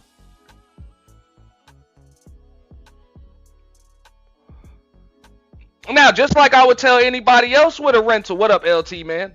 Just like I would tell anybody else with a rental, hey, you ain't supposed to be taking the rental all in for servicing and shit, and trying to put rims on the rental and custom license plates and shit, and trying to trick it out with goddamn, you know what I'm saying, LED lights and shit. It's a fucking rental. Enjoy that shit for the weekend or the week or however long you in fucking town and take the bitch back, or don't. So that's where he fucked up by giving her the wife girlfriend experience. He did fuck up with that. That's why the fuck she crashing out like she is. I understand. You know what I'm saying? So I'm not gonna absolve him of guilt, but I'm also not going to allow people to just come on this motherfucker and villainize that man. Facts, bro, speak. I'm not gonna let her just villainize that man because he ain't take her seriously. Like, come on.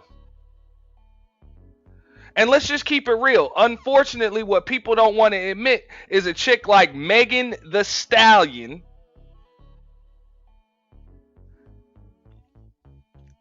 man, ain't enough Russell Wilsons in the fucking world. Okay? Ain't enough. And that's an NFL nigga. His money ain't got shit on NBA money, and them NFL players will tell you that. They'll tell you that.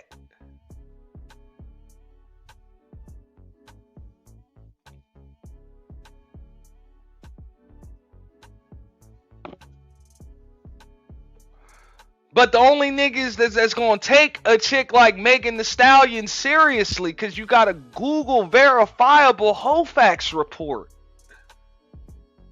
And all of that mileage. Highway, local, frame damage. Been in a few accidents. All of that.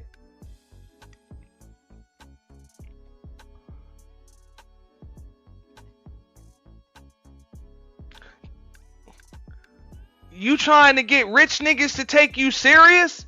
They're not gonna. The only niggas that's about to take you serious are niggas that need something from you.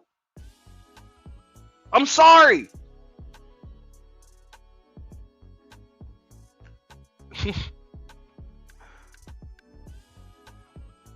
Niggas is begging you to get married so that way, hey, nigga, they could sue your ass for goddamn alimony and child support and shit once this shit over.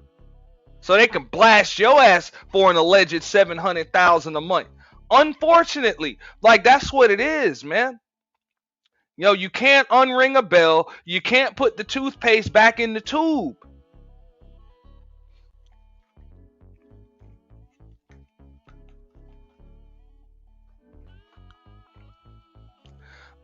Look, Aries Queen, I don't think that's the case. Like, I don't think it was dudes hating. If anything, you know, Klay Thompson just talked to his brothers and his father. Man, what you think I should do? Hey, and Pop Thompson, Michael Thompson, #1 pick in the draft back in the 70s, backup center for the Showtime Lakers. Go and tell him. He gonna be like, I'm gonna tell you the same shit I told Magic, man. You better be careful with them hoes. I'm gonna tell you this so you don't want to end up like Magic. For real. he gonna tell you straight, I'm gonna tell you the same shit I told Magic. You don't want to end up like Magic, man. Hey, have your fun with it. Make sure you protect yourself.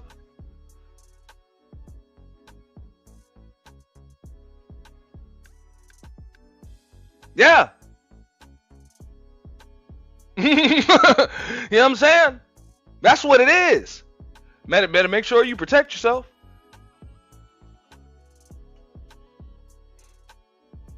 I know she got her own money and all of that other shit, man, but it ain't even just about money, man. You gotta protect yourself. You know? You gotta protect yourself. Well, be careful. Cause even if you have kids with her, it ain't about just having money. Just remember, if you have kids with her, that woman will be the mother of your kids. Is this the woman you want to be the mother of your kids?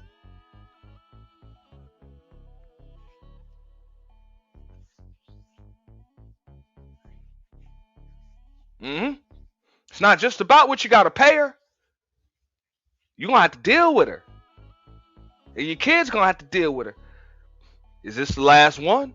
Son, I'm gonna just ask you, is she the last one? And that too. Mom gonna tell him too, like, I don't know. Yeah, she's cute, she's pretty. But you might want to be careful with that one, son. Steph married, Draymond married, Steve Kerr married. All of that. Yo, that should let people know what's up. That's what I'm saying. You know? So again, why does it work with a Lexi Brown type chick and not her? Because she understands. Aw. They're in the same sport. Competing at the highest level. Both second generation ball players. Professional ball players. Her daddy was a pro. Okay? She knows. She grew up in a similar type household. They have similar upbringings. Both born rich. Okay? And also, I don't give a fuck about that shit, man. That social media shit.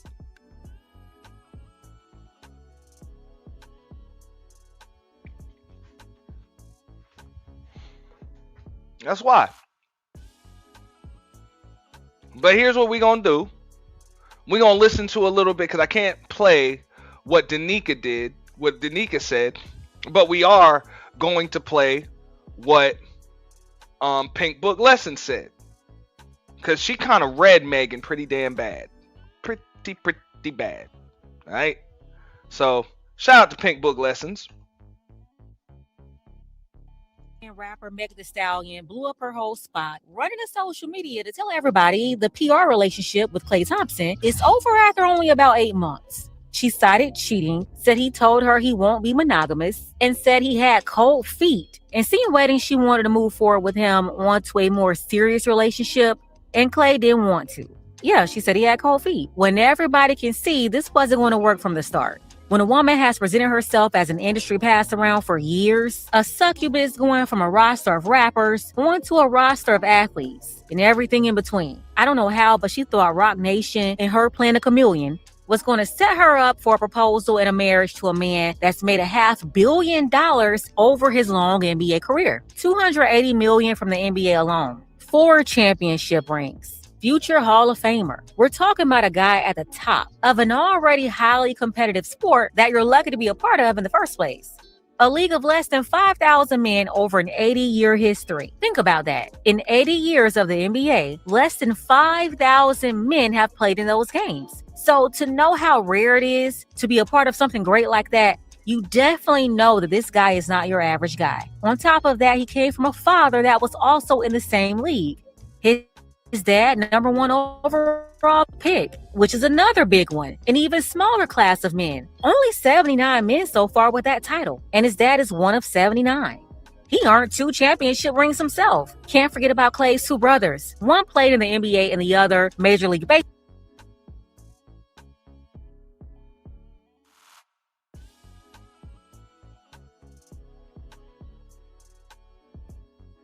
Bad.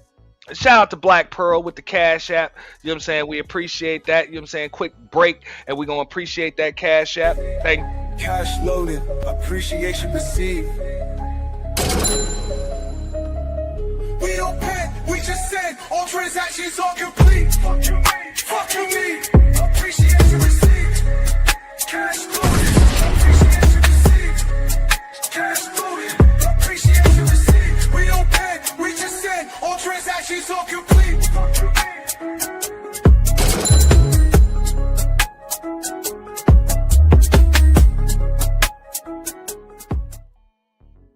Appreciate that. Good looking out, Black Pearl. You know what I'm saying? We appreciate that. She's making it rain. Y'all can follow her lead, with that. Making sure that we, you know what I'm saying, we hit our goals for the day. Appreciate that. But let's listen to some more of what Pink Book Lessons got to say, because that's real. That's real right there. Baseball. I don't think y'all know what you're dealing with here. You're dealing with 3 men from one immediate family. That's a part of that very small number of barely 5,000, and another one in baseball. We're talking about sustained elite performance across generations. Accomplishments that place the family in a very small tier of basketball history and sports history. This is a family lineage and pattern of success. What does that mean? That means this is one of the top California sports families, which is another small group. A mother and father that raised 3 sons that all had their own journey and story of success. And let me tell you about a family like this. They'll be nice to you. They'll be kind to you. They may even be genuinely respectful people. There will be no drama and BS around them. No low vibrational behavior around them. And they're not going to just let you in their family just because you want to be in it. Listen, Meg Thee Stallion wasn't just auditioning for Klay Thompson. She was auditioning for the mother and the father too, the whole family. And obviously she didn't get the position because she was trying to force him into a serious relationship using her fans and the machine behind her to back her up. They wanted to force him into a proposal and a marriage to set Megan up in this family, and she got rejected. That's the nicest way to put it. When she came around, she played nice. They played nice along with her. But somebody somewhere in the group realized she was a chameleon when they pulled up her track record. Yeah, they pulled up her music. They pulled up her interviews. They pulled up her horrible dating history. And you better believe all that matters. The things she's done publicly that shaped her public image. And they told him, Klay, don't take this one serious. Go ahead and keep dating. This one is not the one. No, she was not about to get that family name. Why? Because when they did their deep dive analysis on this woman, and you better believe they did that, an elite family like this, millions earned, Klay, the biggest earner in the family, I told you nearly $500 million alone. With his salary, endorsements, investments, they're not stupid. They're going to protect their son. They're going to protect their brother. And when they got that 304 facts, the history on Meg Thee Stallion, they came back like, oh no. You got athletes popping up along with a slew of rappers. The Baby popping up, G-Eazy, Moneybagg Yo. What Blueface said about her was embarrassing and disgusting. Not to mention everything Party said. And how can we ever forget about that Tory Lanez debacle? The whole sleeping behind your best friend, then getting jealous, fighting with your friend. That fight escalating to an incident involving a gun, then pinning it on that man when it was your best friend's DNA found on the weapon. I told y'all this nigga look like the PBS logo, bro.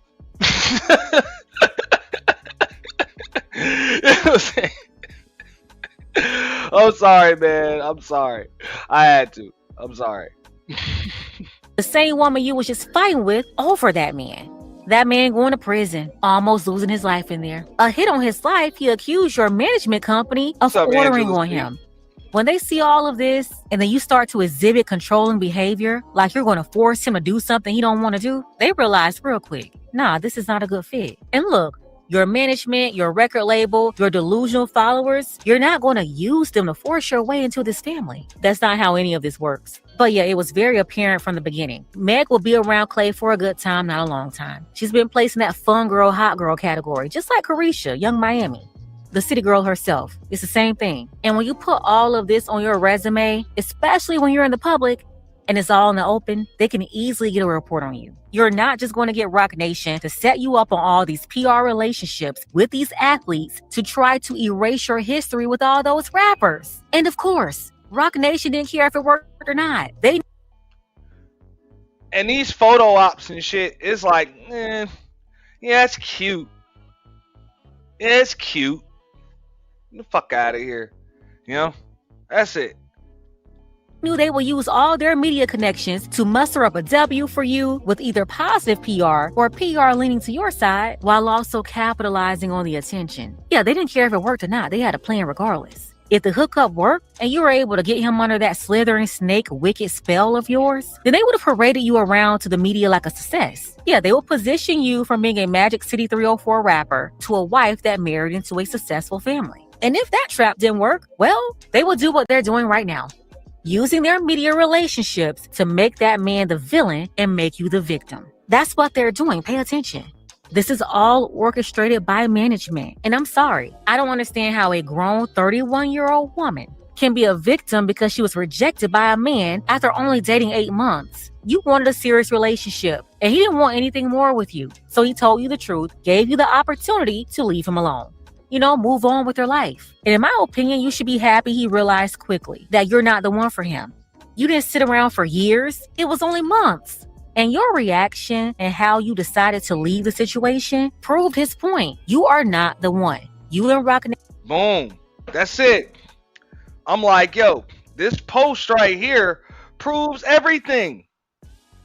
Like, all it does is confirm, like, man, look at the way you left. You could have left.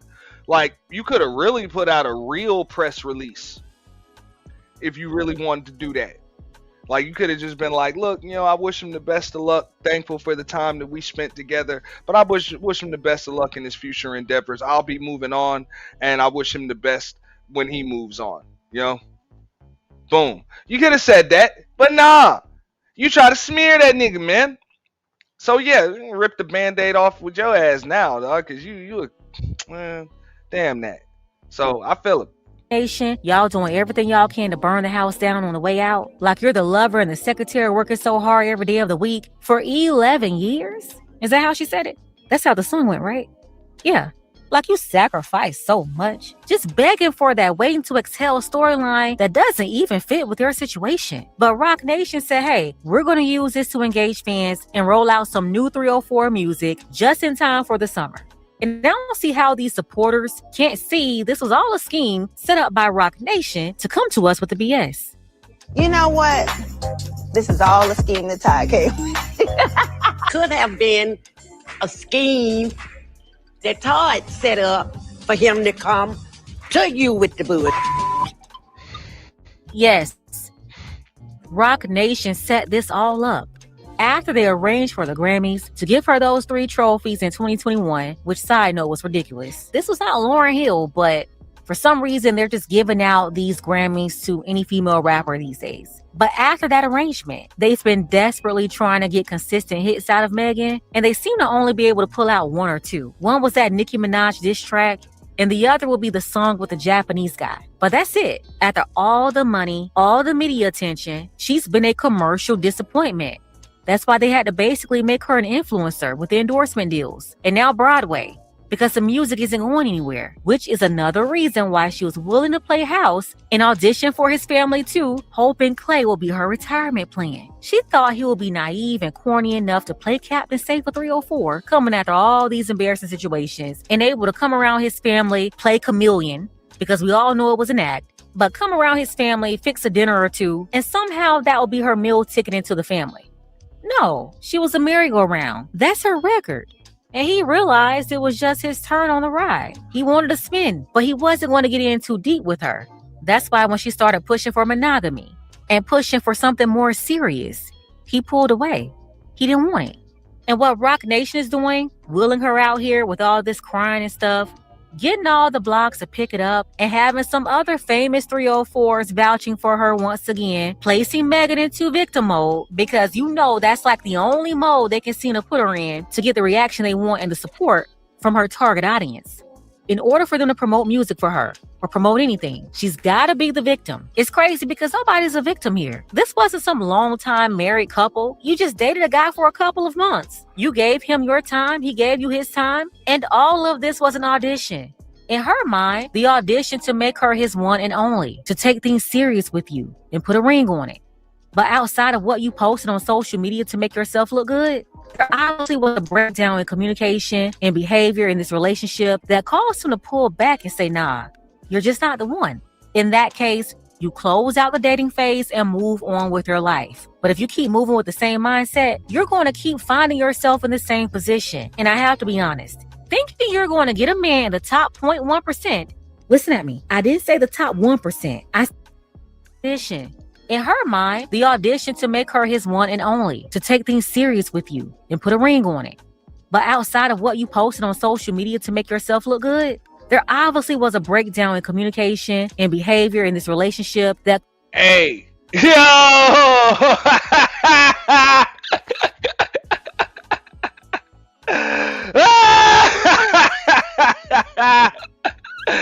Come on, man. Y'all can't tell me this shit ain't funny, man. Shout out to Shadow, Titan Wasp. Yo, what up, bro?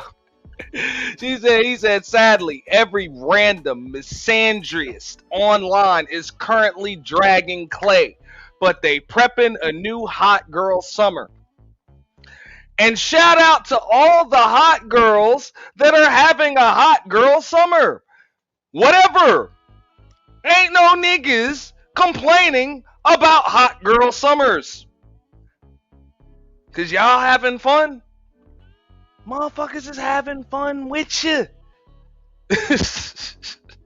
And all of them chicks that's on the, we gonna cheat first in the name of Klay. Yeah, you're gonna need some help. Yeah. So if you say you just go, oh, they gonna fuck another nigga. Yeah. Yeah. Cool. That nigga's gonna be cool with it. And yo nigga, who you about to fuck around on, is going to be thankful for the favor. Because that's a get out of jail free card or for minimal amount card. Like that's the game. What up, Shadow? What's up, bro? Yeah, Chilling, look, man. everybody, we're good with hot girl summer. It is what it is. Y'all want to have fun, have fun. But let's see how fast that hot girl summer comes. Because she's crying and moaning right now. And every woman who's super mad about females right now, oh, well, she was playing house. Keep in mind, playing house. She wasn't housemaking. She was just playing it. Her words, not ours. I'm just saying. Like, but let's see if hot girl summer shows up in 2 months. I just want to do the math. Man, that's what they mad about, bro. They mad about these shots right here, dog. Like, it's crazy. Like that's wild work. You can't make this shit up. Shout out, hey, the PBS logo had the fucking after school special PBS logo had your motherfucking ass up there, okay, doing goddamn clanking pots and shit, right? Real shit, clanking goddamn pots. But hold up, I thought she said, because remember she said it in songs, I ain't cooking for you until you put a ring on it. Well, she's trying to get that ring. And Yeah. everybody around him was like, yeah, nah, we're not having that conversation. Bro.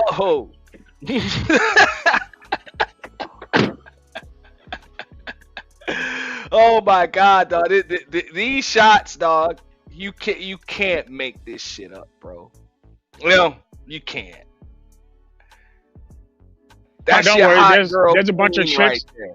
Just Hey, like bro, they there's had Cardi B swinging that motherfucking vacuum cleaner and that damn broom, bro.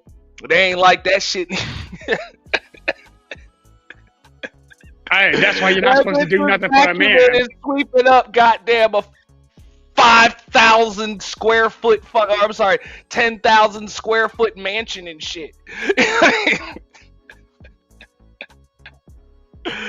Oh, my bad, dog. Cutting you off. Go ahead, bro. Nah, it's cool, bro. Like I said, it's wild work. Like, hold up, you mean you sweeping 5,000 square feet? All right, no, you sweep. All right, More bro. like 10,000. I had to correct myself. That was more How like about 10,000. more like 25, but we'll be generous. Ooh, damn. Yeah. Guest house and all. Guest house and all. Yeah, Man. dog. Hey, I'm trying to prove to be a wife, and now all these women who are like, don't ever do no shit for them. Cardi B's our hero. Oh, see, this is why we don't mess with men no more. I was like, but it's just like you said, the whole Go Cheat campaign. Y'all wanted to do that. Don't use Megan Thee Stallion as an excuse for why you're going to be a deviant. Like, we know why you're going to do it. Just go do it. But don't blame. Like, get off the gas. Hey, ain't no niggas complaining about no hot girl summer. Go Not ahead a single and do that. one. But you know what hot girl summer doesn't end with? A fall wedding. I'm just saying. I mean, hey, and in a lot of cases, neither does clanking all of these fucking pots. You know what I'm saying? And trying to put the toothpaste back in the tube. I mean, look, Pink Book Lesson said it best in her video right here when she said, look, this is an industry pass around. I mean, luckily for a lot of these chicks, the glass is half full. Most of y'all are not industry pass arounds. So you don't have to worry about people being able to Google verify and AI overview verify your whole facts report. So you don't have these Megan Thee Stallion problems. But you're also not rich as fuck either. You know? And privy to the circles that she's in. So to try to move like her, you're probably going to get some different results. No, they're going to get the same results. They're self-complaining on social media. Well, ain't no nigga about to put their name on no boat. And that's cool. Man, niggas, they finna put their name on a DoorDash order. Stop it. Oh, you want me to order you some food? Put it in her name. That bitch was crying on stage and shit. Crying on stage over the PBS logo.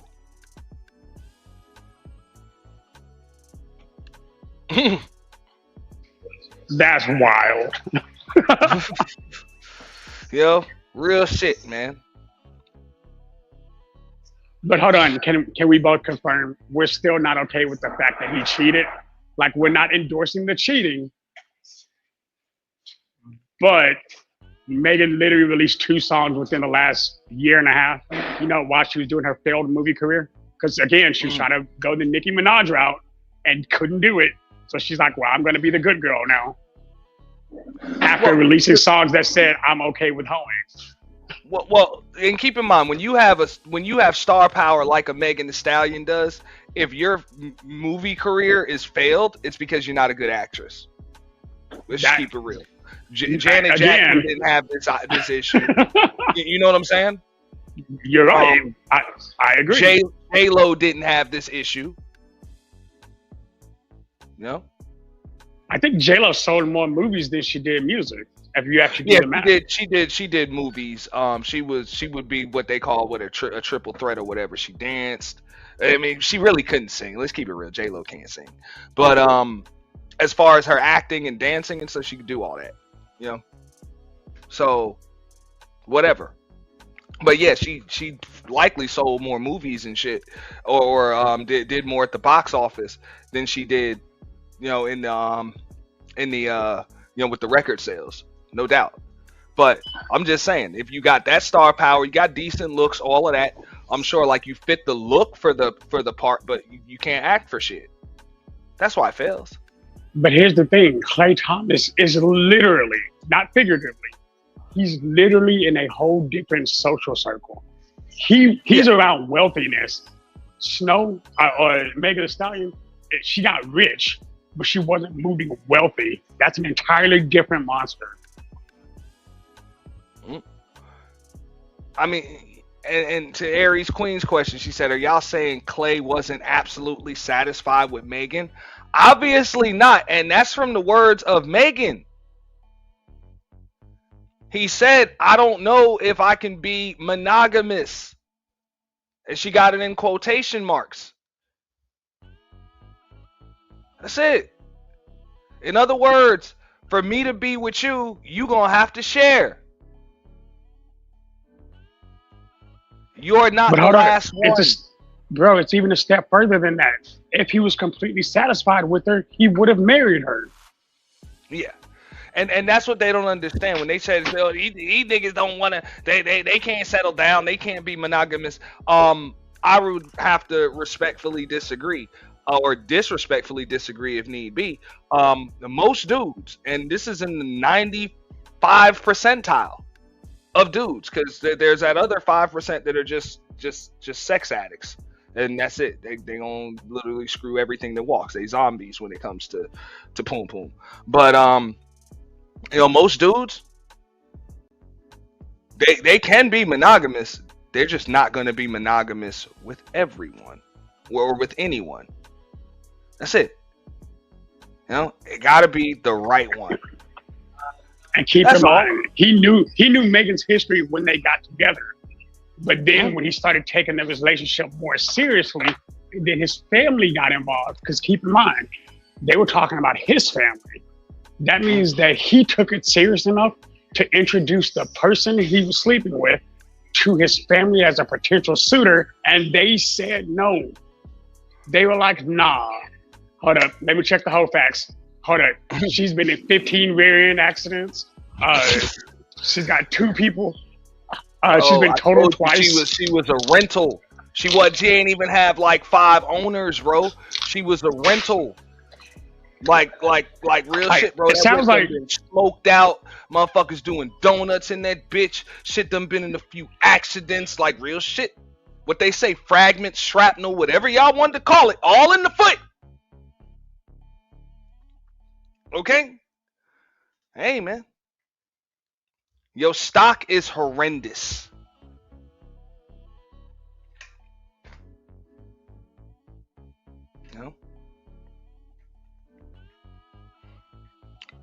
And no, Klay Thompson's stock didn't drop any lower than it was when he tore his Achilles, and you know what I'm saying. And you mean when he was still making $250,000 a week?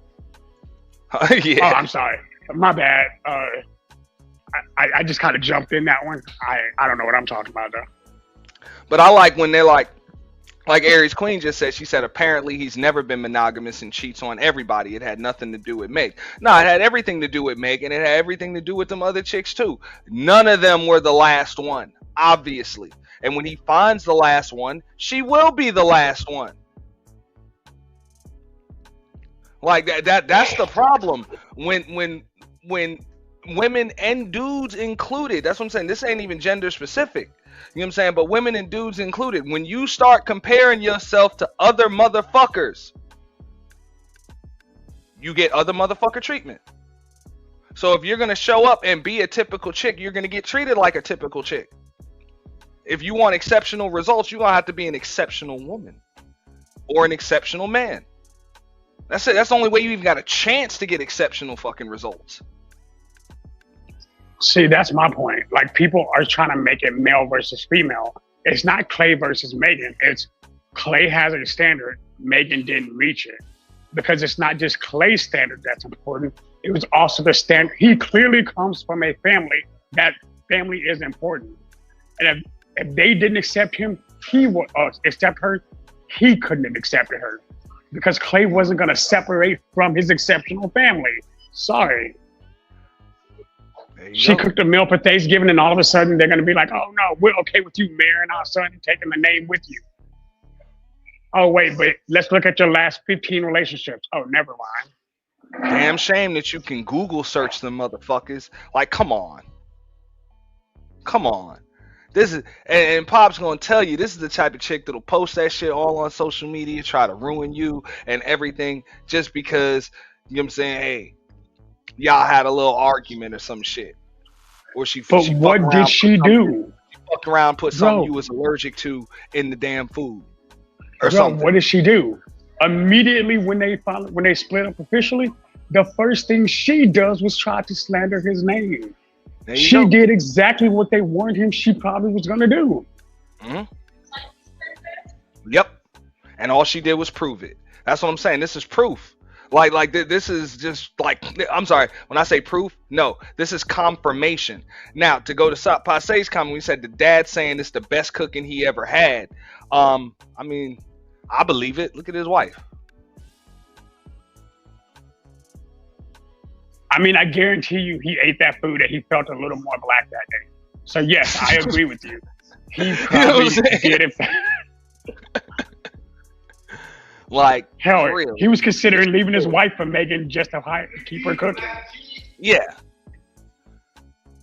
But that's what they don't like. You know what I'm saying? They don't like the fact that, hey, this chick in here clanking pots and shit like that, bro. She clanking pots. You know what I'm saying? She's shaking that poultry seasoning right there. Shaking that motherfucker, man. Fuck shaking your ass, you shaking that fucking poultry seasoning. Y'all see it?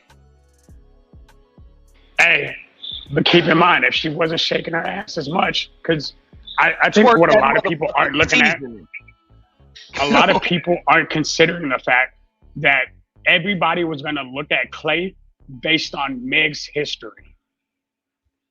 We can all say the history doesn't matter, but if you're in a family like that, your history does matter. And because Megan talks about the very thing, and keep in mind, not just music, she's had live interviews where she co-signs the things that other people were doing, putting her name on it. Yeah, and you can Google search and get facts on all of that. That'll bring an issue to the family, and Klay wasn't going to do that because his family is a legacy. That's it. They got legacy money. Big money. And just like Pink Book said, hey, this ain't just a future Hall of Famer. This is a first ballot Hall of Famer. Like, he could retire tomorrow. First ballot Hall of Famer. Jersey going up in Chase Bank Center like a couple months later. Yeah, they're going to retire his number with him. The number is officially already his. Nobody else will ever wear number 11 for the Warriors. That's what it is. I'm just saying. Okay? It's already his forever. Even if he doesn't end his career there, even though I think we all agree that he probably will. He probably will. You know? His agent but keep in mind. Oh, sorry, one more time. No, I said his agent trying to get that done. Gotta be trying to get him out of Dallas and get him back to Oakland. Or San Fran. They ain't San Fran now. But now show me Megan's track record that has the same accolades. Or analogous accolades. She got Grammys. You know? Okay. Which got they now Grammys. give Grammys for. Okay, cool. They That's said why I they give said they get them Grammys. shit out like candy canes on a Christmas tree, man. Didn't know? Billie Eilish earn like 6 of them the same year? Megan got 2. I'm just saying, like, so would she be in the Rock and Roll Hall of Fame? Is she gonna be like? Where's her Hall of Fame accolade? Like, Yeah, she's I a mean great.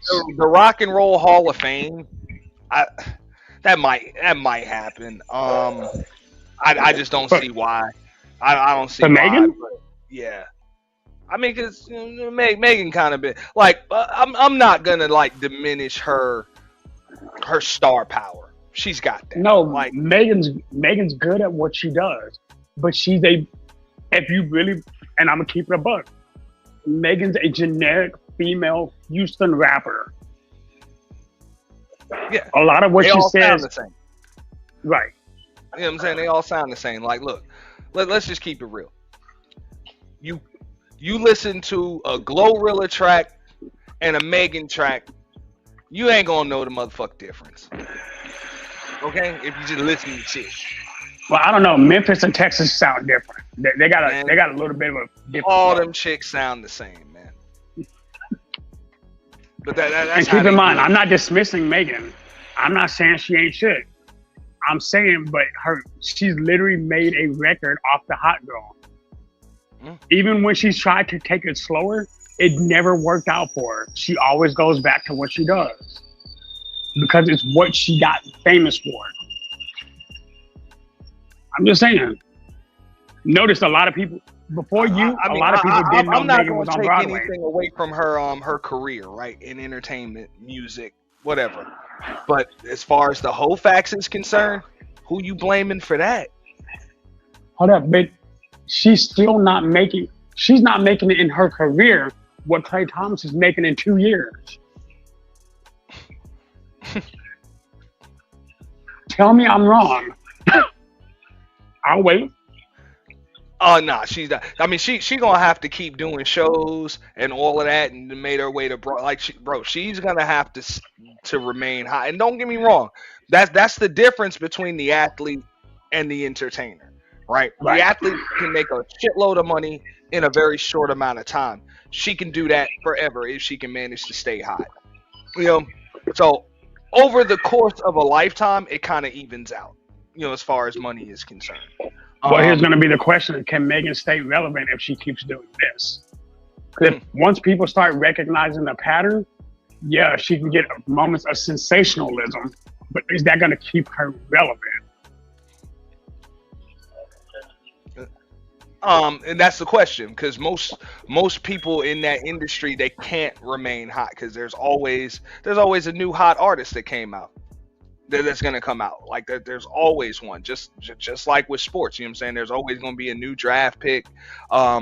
There's always gonna be a new player. The only thing is, she's not like, he has no career after a certain age. Like, we know that. You know, it's over. So, like, you're not gonna be able to play basketball forever. She can literally do shows until she fucking passes on. If she can remain hot and relevant. Now, I personally don't think her talent level is up there like that. Like, she's not going to be able to fucking Patti LaBelle, Dolly Parton, Cher type shit and do that shit into her goddamn 70s. Okay, would you say Megan is would you say Megan is, like, over the last maybe 5 years, the top 5 MVP of female artists right now?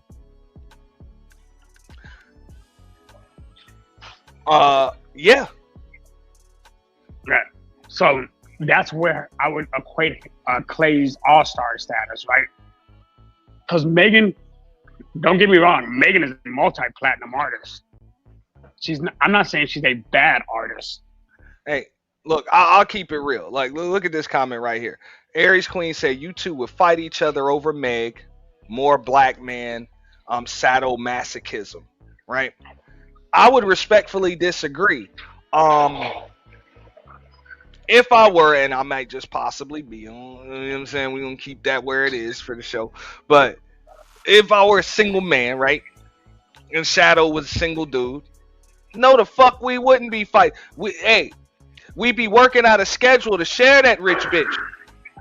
Okay? Ain't gotta be no losers, nigga. Ain't gotta be no fucking losers. It's enough of this bitch to go around, nigga. For real. She's choosing both of us? Oh, bet. If we gotta fight over her, it's obvious that, I mean, shit. Check the whole facts report. This a rental, bro. You can draw them. You can have it on the odd days. I'll take it on the even days. You know? And because as far as that, just to keep it fair on that 7th day, fuck it. I'll just walk, bro. We'll just walk. Whatever. Hey, I use the 7th day as my workout day. I'll walk. I'll ride a bike. What up, Brandy Davis? I ain't fighting over no chick. Especially this one. Like, you got life. Yeah, I'm whole married. Like, I ain't fighting over no female. For real. Like, the only woman I'm going to fight over is my daughter. But absolutely. But at the same time, understand the only niggas that's about to fight over this chick, they're not rich niggas. Like, we ain't rich niggas. The only niggas that's about to fight over this chick are niggas that want something from her.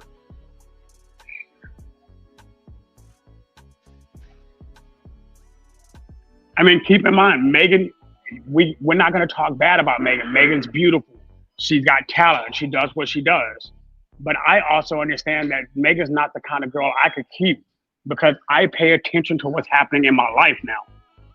If she's out there doing too much and I can't deal with that, I'm not going to sit here and stop her from what she's doing. Hey, you know what? You got that.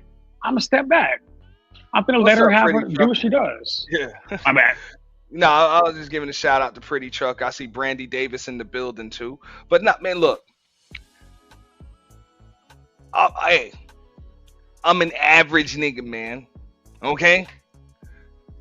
This is a come up. A chick like her ain't shit but a come up. That's all. Well, and you got to keep in mind, people don't believe that they're like tiers to dating. Some people can genuinely just be out of your tier. Megan would be out of my tier as regards to a lot of what she's got going on. But her sexual history would put her out of mine. I wouldn't even fuck with her because of that. Because I see sex as something sacred. She's made songs about how it's not. I can't support that. Sorry.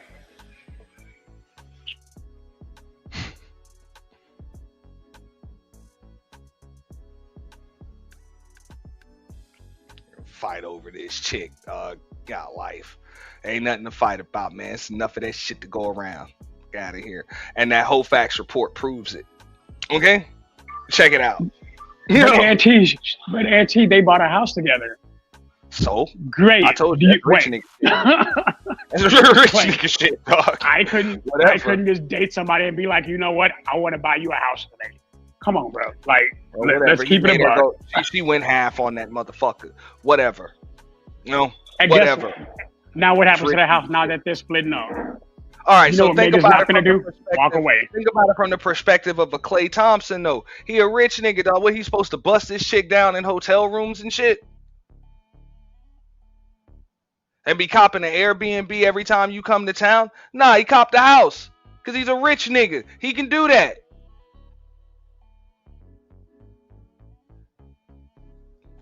Him buying that goddamn house or going half on it is like is like a normal nigga copping an Airbnb for the fucking weekend.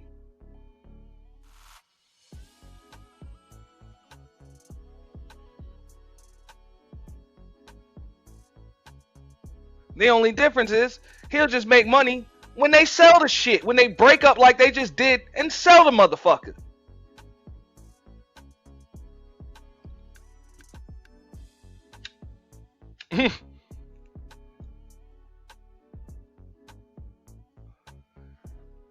No. Yeah, that means he's gonna get his money back. Great, congratulations. Man, shout out to L Nixon. I got L Nixon. You know what I'm saying? Something to think about. L Nixon in the building. please add something to this, L, because they don't get how about the whole facts report, what this proves right here, and how Meg got by the PBS logo. You know, right here. Man, listen, it's the same stuff, man. Like these celebrities onto the internet every time they do some stuff, expecting validation and sympathy, and say, "Well, I don't normally do this." Yes, you do. You keep coming to the internet with all your stuff, and even the people that don't do it, the stuff gets on the internet. They bring it out there, or it gets put out there. We get into these conversations, we defending the stuff, all for them to turn around and do it again, and we get caught up in it. You know what I'm saying? It's like Klay Thompson is an NBA athlete, right? So he has a lot of women around him. Nothing new. He promised some women some things that's probably been put out.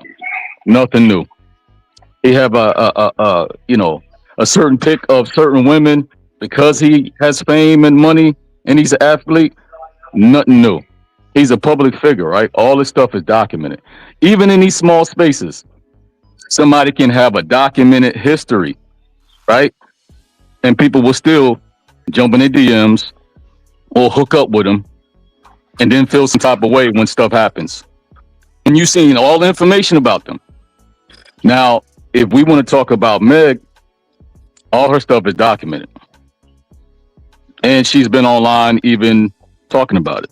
We've seen issues with her friends, how she is with alcohol and putting her hands on people. And we've seen all this stuff, right? She's cheated and she's helped men cheated. He's cheated on women. What the fuck are we mad about? Everybody play the game. If you play the game, you will win a prize. So if you've been a villain before and now you're a victim, what the hell are we feeling sorry for? And I'm just talking celebrities or just people in general. When it comes to this whole, especially when it comes to this whole cheating thing, let's keep it real.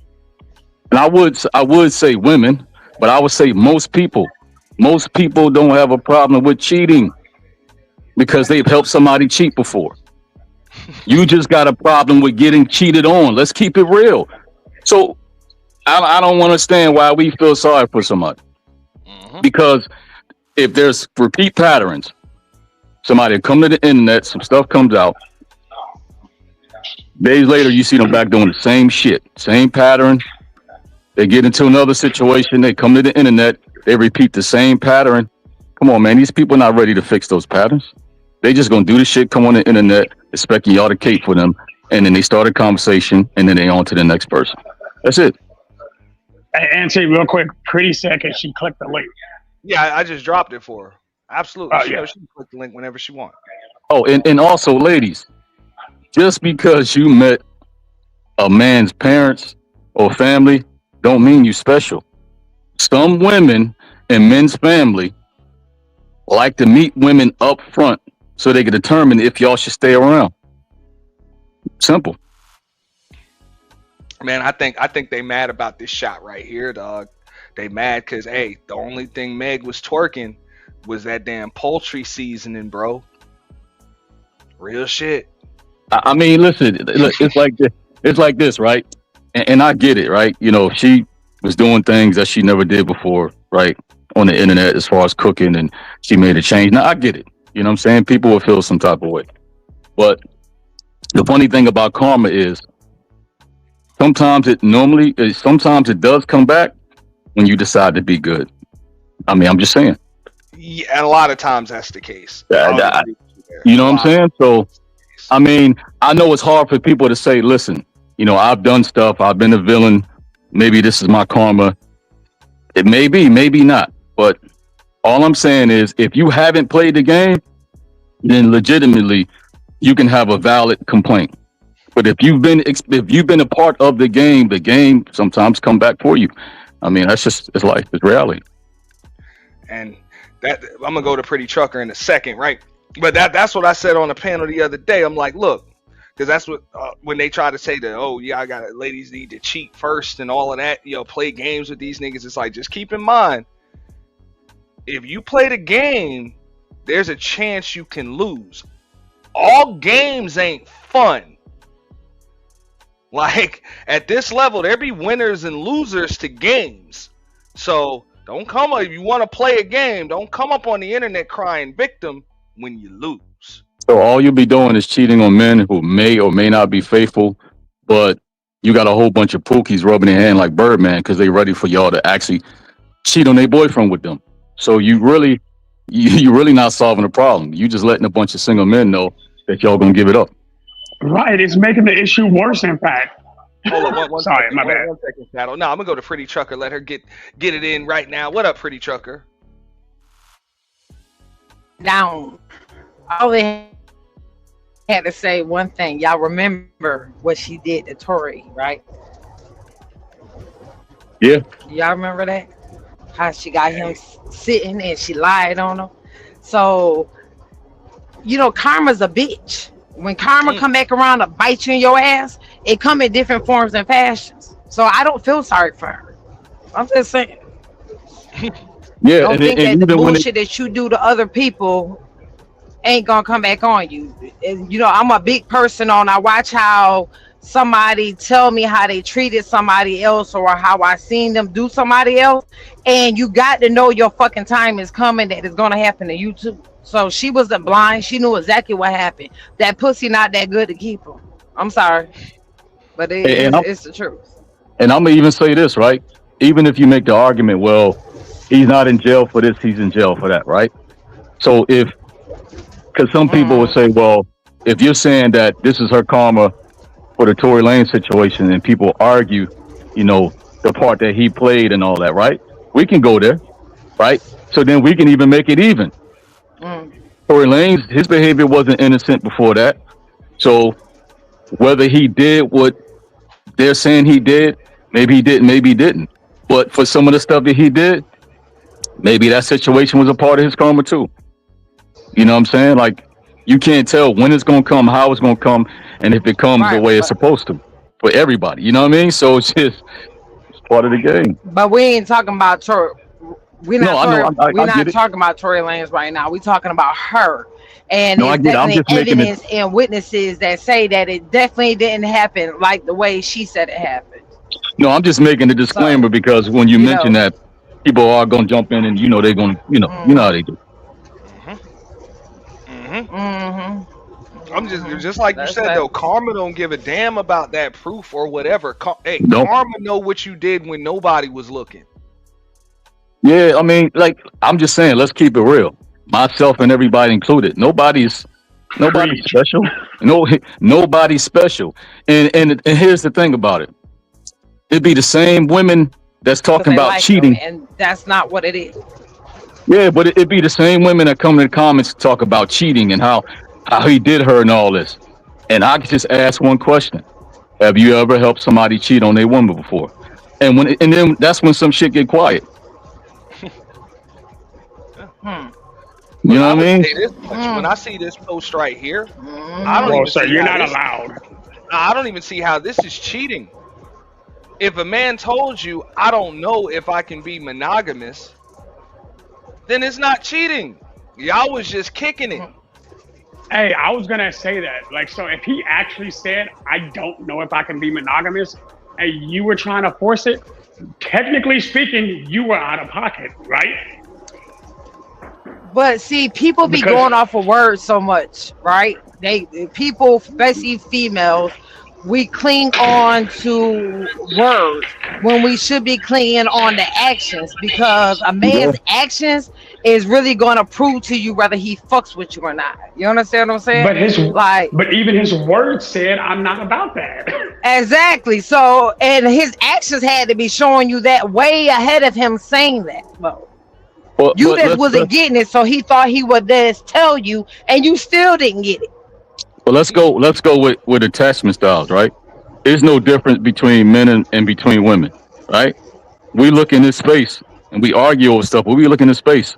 We see people put out from both sides what they claim they don't like, what they hate, what they trying to avoid, and all that. And behind scenes, what do we see? They hooking up with them same people. So let's keep it 100. Like, sometimes this is just your pattern. That's just what you like, and you're gonna get what you get because that's it. You're not trying to change the pattern, whatever. You like what you like, but sometimes what you like doesn't really like you the way you would like it to. That's it. And it may not be good for you. That's honest. Exactly. Sometimes you love that Pookie, but Pookie ain't about it. And Tatiana, she's a good in bed, but she's not good at home. Like, Exactly. And we don't want to make a change because, right, this person over here that may be good for you, they're kind of boring.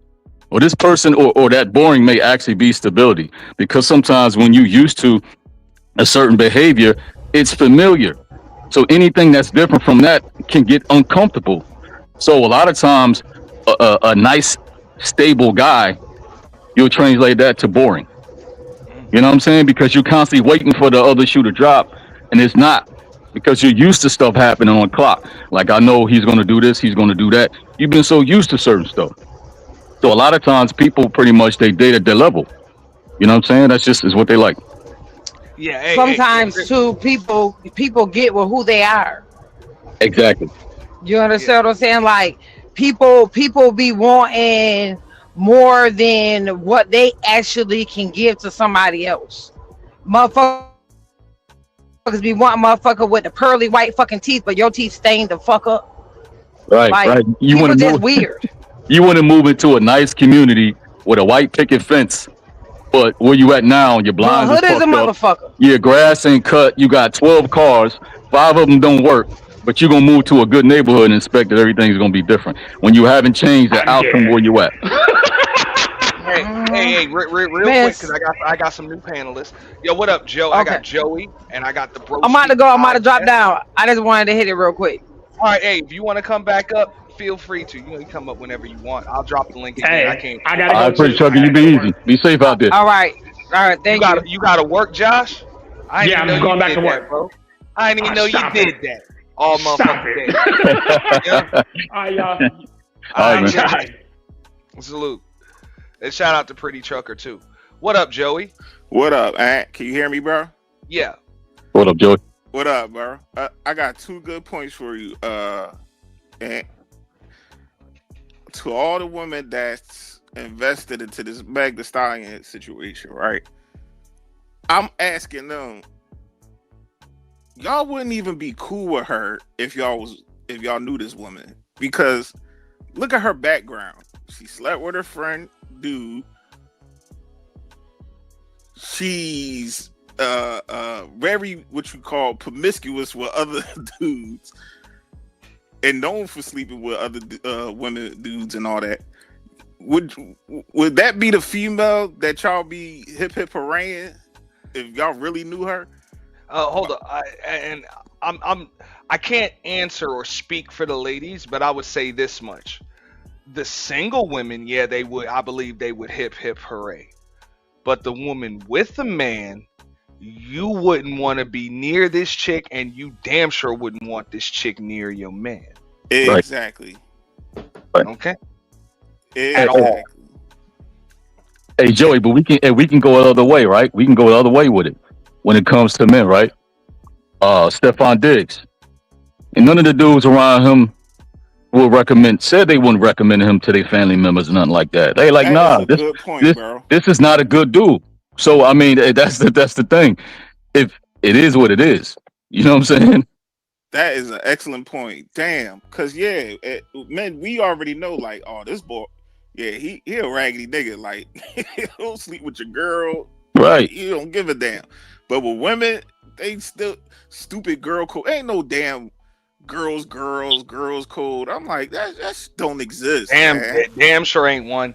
And before I go to bro speak, right? Because I don't want him to lose his train of thought. You know, the homie told me this, like, and it's real shit. Like, when niggas like Klay Thompson or most dudes, when they get advice, you know what I'm saying, to, hey, protect yourself when it come to chicks like that, you don't even want to put a ring on it, or even when let's keep it real, get the DNA test. You know? From women. Go ahead, Where bro. the fuck do you think that advice comes from? From women. It comes from a woman. More often than not, it'll come from the mom, the sister, the homegirl, or whatever. So you Facts. can't gender war this shit up.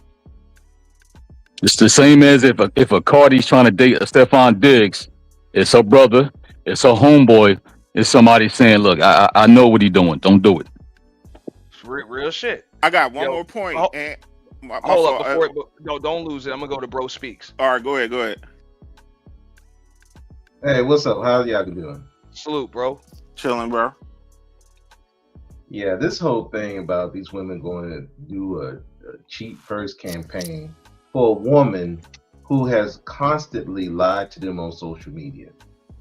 Let's look around. And on national television. On national television, on social media. And then let's look at it.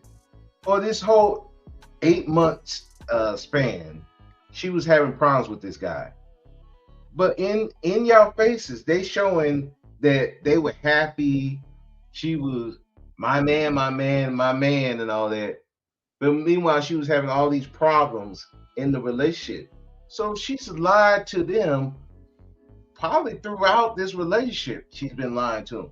Why are you gonna believe her now? Hey, bro, That's why I said when she said he cheated, I said, "Where's the proof?" Hey, bro, he cheated, and then I would believe it. But until she shows some proof, I don't believe nothing she talking about. Yeah, I'm the same way, bro. But bro, Speaks, I was gonna say that, bro. With the whole they about to have a campaign of cheating, right? Who y'all cheating with? Other guys, right? And they probably got other guys. girls with, like, That's what women I'm saying. brains. You're gonna need help. Like, Women brains, man. When I listen Oh, so to Joe, so Joey, you basically saying they might end up cheating with somebody else, man? they doing the same thing Meg doing. I mean, well, not what she was doing, but what happened to her? Like What y'all she's kept- saying that Klay did. I'm just saying. Not only that, Yeah. that's gonna cost you your nigga. He ain't gonna want you no more. So you just gonna end up with no nigga at all. Like trying to have 2 niggas, 3 niggas, you gonna end up with no niggas, or you gonna end up with a nigga that's you gonna end up with a cup. Let's Or just keep it baby. real. Yeah, Or yeah, baby. yeah. Bro Speaks, what's up, man? Hey, Nixon, how you been, man? Been good, man. Hey, but I mean, it's just, hey, it's like this, right? Let's say let's switch this situation, right? Let's take Meg out of it, right? Because people could say we trying to hold her past against her, and maybe she trying something new or whatever, right? Okay, cool, we can go with that. So let's switch Megan Thee Stallion for somebody who has a past on doing stuff to people, right? And let's say this person changed. Let's say this was Future, and he changed, and he met a woman, and he wanted to settle down, and she ended up cheating on him or do whatever. Are we feeling sorry for Future? Nope. No.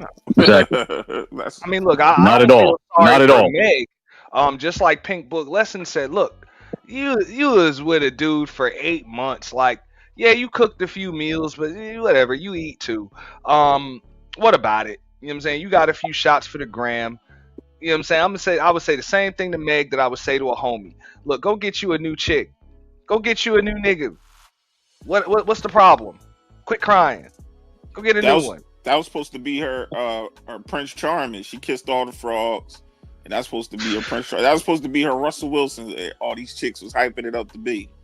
Exactly. Well, yeah, I mean, look, I do believe that she thought she had a square simp type dude, and she realized she really just had Klay Thompson. She had a bachelor that wasn't trying to give up the bachelor life for her.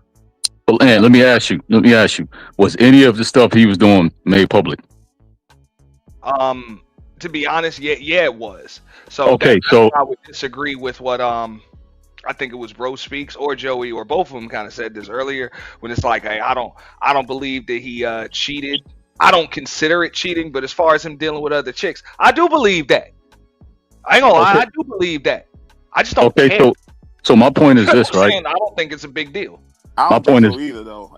My point is this, right? So he's an NBA athlete, right? And we know the high probability of certain behaviors when it comes to that, right? Not saying there's not any outliers, right? But we understand, if a man is expecting to go into a strip club and try to date strippers, I mean, there's a high probability he's gonna get some stripper shit, right? Now, if she still wanted to date an NBA athlete, or somebody, one of her peers that's in the rap game, right? You got you got people that's like Klay, who has a public image, and you got people like Steph Curry. A lot of times, even in that field, they'll pass over Steph Curry and go right for Klay Thompson, and then then feel some type of way when they get the outcome that they get. Like, it is what it is. This is a good question here, right? Shout out to Aries Queen too, giving us the good question, the good commentary from the chat. She said, "Do you guys think she should have just shut up and let it happen?" Yeah, I'll Aries. let y'all answer that first. Yes, Aries. She should have just took that cake in the face and just shut up, because to me, I know that's her brand as being a victim and getting done dirty and all that. And, oh, woo is me and all that. But no, you supposed to be a real bitch. You supposed to be like, man, all right, chalk it to the game and go get you a new nigga. Like, what? That's, she raps about it. She talks about it. If your image is that you're not gonna be held down by no guy, then we need to call your bluff. I'm gonna call you bluff. This is what you said. You said you can't be tricked by these guys. I run this. I'm the queen and all that. Then I need to show me by not putting this stuff on social media. Show me that you're about that. But if you're not gonna be about that, then don't claim it. And don't expect me to feel sorry for you when stuff happened to you, because this is what you claim you are. It's just like if we talk about the rappers talking about they gangbangers, they gonna do this to other guys, and then when shit happens to them, do I supposed to feel sorry for them? No, I don't feel sorry for them. You want to play the role? Hey, somebody gonna call your bluff, and guess what? Klay Thompson called her bluff. Okay, you a down chick. You don't care. You don't want to have ties. Okay, here we go. I told you I didn't want to be monogamous. Now it's your move. What did she do? Run the social media crying. That's not no boss chick. And this ain't the first time she's done this. And not only that, anything she talk about, why should I buy anything, any music that she talk about? And every time when she did that, and she didn't pick up her big panties and walk it off. No, she's crying. She quit a fucking Broadway musical. I thought these hot girls are supposed to be tough.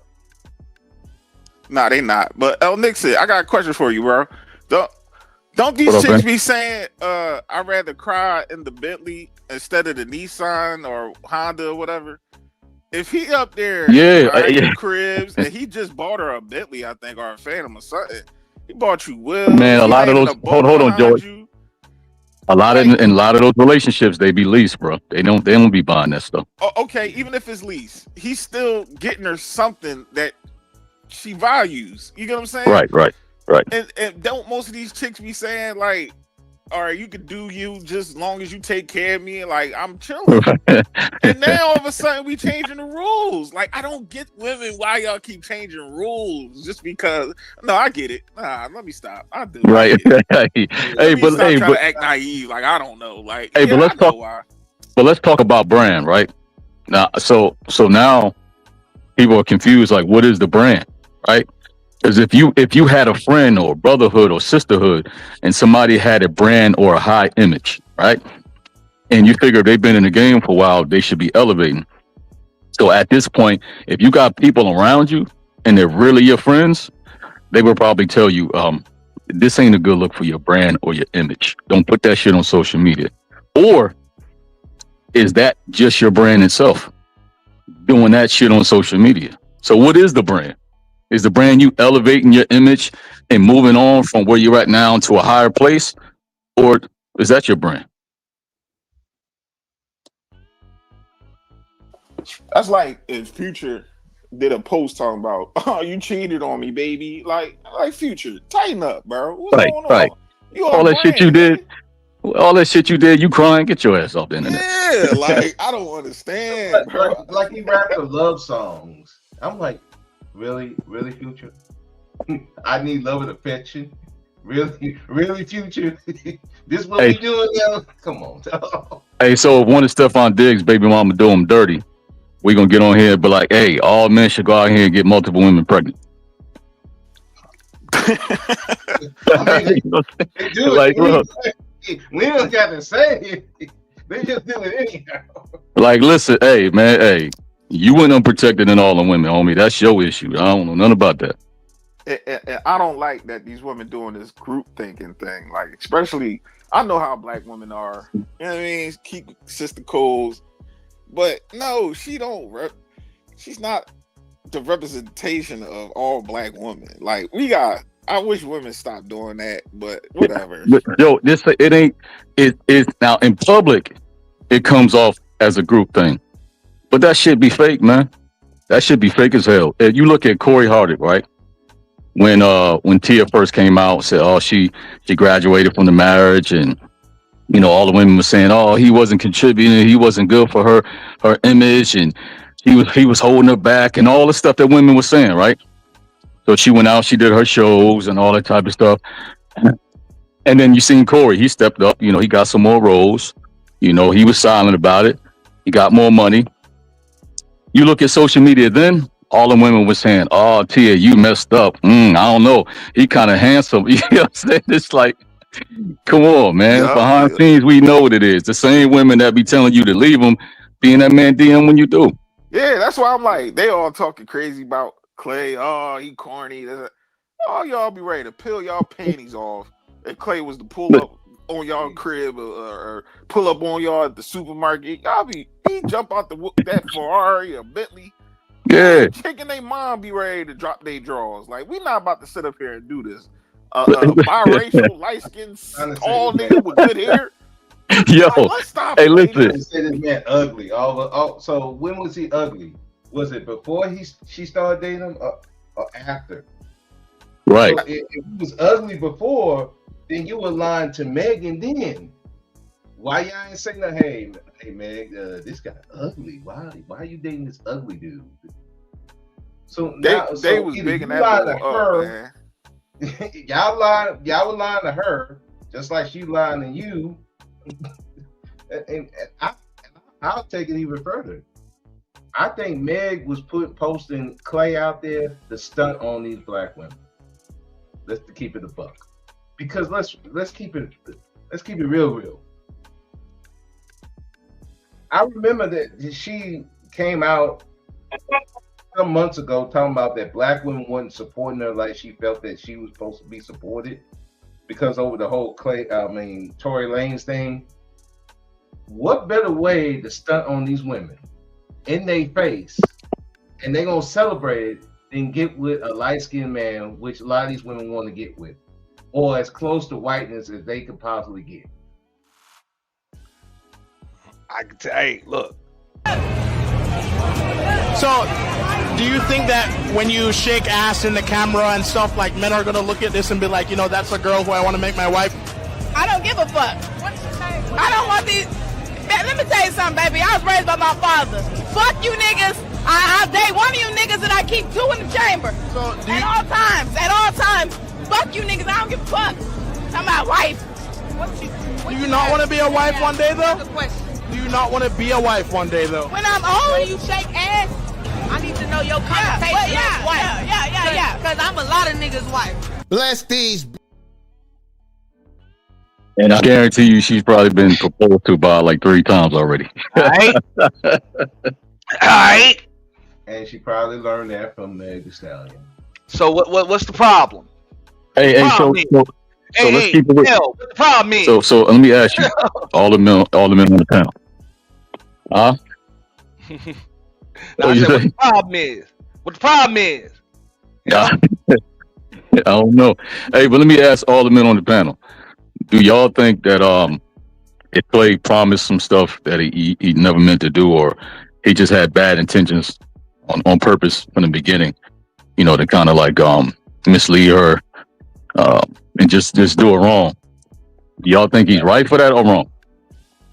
I don't think he misled her. I'm saying if he did, do you think it's right or wrong? to mislead her. Yeah. Yeah, Okay. I mean, look. There you go. If he's sending the "I love you, boo" text is, you know what I'm saying, text and all that shit, man, and yeah, I mean, I'm not. Yeah, he wrong for giving that woman the wife and girlfriend treatment, knowing damn well she'll never be his wife. I just wanted to say that because I don't want people listening to the conversation and say, well, what about him? We already saying what about him. When it comes to what men do wrong, that's easy. One and done. The nigga wrong. Next. You know what I'm saying? Like, let's move on. Like, all day long, if it's bad behavior, we gonna say it. It is what it is. But now, even in this situation, you can start off and you could promise something, right? In the beginning, because you're getting to know somebody. You can start off promising something because it looks like it's going somewhere. But sometimes when you actually get to meet people, them promises fall short because you can't really continue that promise with that person because you actually get to know that person. No, that's facts. Look, I have an ex-wife for a reason. I mean, I have an ex-wife for a reason. If I had bad intentions, I wouldn't have married her. Right. But like I said, people change. The only difference between me and Klay at this situation, other than the money situation, is he didn't marry her. He told her, hey, I don't know if I can do this. One thing I do agree with this situation that as men we need to be careful of doing is, you know, the confusion and miscommunication. Like, we've been here long enough to know when we're doing certain acts, saying certain things, or giving women certain treatment, even though we didn't say, hey, I never said we was exclusive, whatever. Come on, we smart enough to know how women gonna take it. So we can't be that ignorant to think that we're gonna do boyfriend behavior and not expect them to think that they're clean. Even if we don't say it, that's exactly how they're gonna feel, because he's doing all these things. He's showing me this, he's showing me that. I'm just waiting for him to say it. But other than that, you hers. As far as she's concerned, you hers. You may not be in a relationship with her, but she's definitely in one with you. And to answer this other Aries queen, let me answer the first one because I'll let y'all answer it. I didn't. Now, when she said, he's like, do you think she should have just shut up and let it happen? Nah, but hey, this is who the dude is. That's what the hell he been doing. So, you know, you don't sign up to play in a basketball game and then say we need to outlaw dribbling. Basically. So you're not going to change the rules of the game just because you're in it now. That's what it is. So if this is something that motherfucker did, which he allegedly, or not even allegedly, I think this is kind of proven, he had some kind of like cheat diary or some shit like that where he talked about a bunch of shit that he was doing. So if that's the shit that he was doing, nah, look, you either gonna be with a professional athlete that's a champion and either deal with what comes with it, or you're not. That's it. But you're not gonna decide, oh, I'm gonna be with a motherfucker that does this shit, and now all of a sudden because I'm here, they need to stop. Doesn't work like that. You know, doesn't work like that. So nah. You know what I'm saying? If anything, that's not the dude for you. Like, it's not the dude for you. Right there. But what was the other question she had? If he if he would have proposed to her, then what if he would have proposed to her and then cheated? That's totally hypothetical because he clearly didn't propose to her. Because had he proposed, a nigga like Klay Thompson is not going to propose to her without that damn ring. And if he did, he was wrong. Wrong. But he gonna do it with the ring, and y'all would have seen the ring and heard about the proposal all over social media, just like you heard about the breakup. Right. So that didn't happen. But yeah, if he would have did that shit, yeah, he would have been wrong. He would have been wrong, just like, you know what I'm saying, Kobe was wrong when he fucking got caught. Just like Magic was wrong when he brought home that package and shit. You know? After he got caught, yeah, he'd have been dead fucking wrong. Yeah. Shaq. You know? Michael. I mean, everybody. Yeah. Everybody, they were wrong too. Nobody's excusing if he again, if he did. Because I'm always going to say if, because I see no proof of him doing it to her. So this ain't no court of he law. did, yeah, he's wrong for that. I'm just saying, when people be talking about relationship shit, like, oh man, we ain't Sherlock Holmes and we ain't federal prosecutors and shit. So all of that shit, people need to see proof. You really don't. You know, you really don't need to see proof. Motherfucker cheated or he was dealing with other chicks. You really don't need proof of that shit. It either happened or it didn't. We either believe it happened or we don't. That's really how relationships fucking work. You don't need to prove a goddamn thing. Well, and what proof? Because here's the thing, right? We know the rules, right? Let's not act like we don't, because we see it all the time, right? There's a relationship. It goes wrong, whether it's his fault or whether it's her fault. Was most likely going to happen. He's going to come to the internet. He is going to come to the internet to expose him. Yeah, and it's going to be allowed. And whatever she say, people going to believe until maybe 2 years later, and they keep talking and they reveal themselves. Like we see in a lot of these cases, Safari, Corey, the Tyree situation, the truth. You got to wait 2 years, and the man got to be silent because don't nobody want to hear his fucking side because he's a man. He will get praised for being what they call Omarion, unbothered, or oh, he's such a man. Look at Corey. He didn't say anything, even though his wife bashed him, whatever. So she can come to the internet and expose him. You just got to be fucking quiet and take this shit. And on the back end, when she do expose you on the internet, what's going to happen on the back end is it's going to bring more women to your DMs. That's how the fucking game work. That's how it work. Yeah. This is how we work. Let's be honest about it. Hey, I'll agree. No, I will agree, wholeheartedly. But this right here, this ain't considered cheating. Just like Pink Book said, look, you was dating a motherfucker. Y'all was kicking it for 8 fucking months. There was no marriage. Okay? Yeah, you stunting for the gram. You spending some time. He put your name on a boat. You know what I'm saying? Did some rich nigga shit with a house. He's showing up on the red carpet. Whatever. The man told you he can't be monogamous. That's not cheating. That's just not living up to expectations. You expected something, you didn't get it. I would have said if it was the other way around. If he was bitching about her cheating, I would say the same shit. I'd be like, that wasn't your chick, bro. That wasn't your chick. It was barely your turn, motherfucker.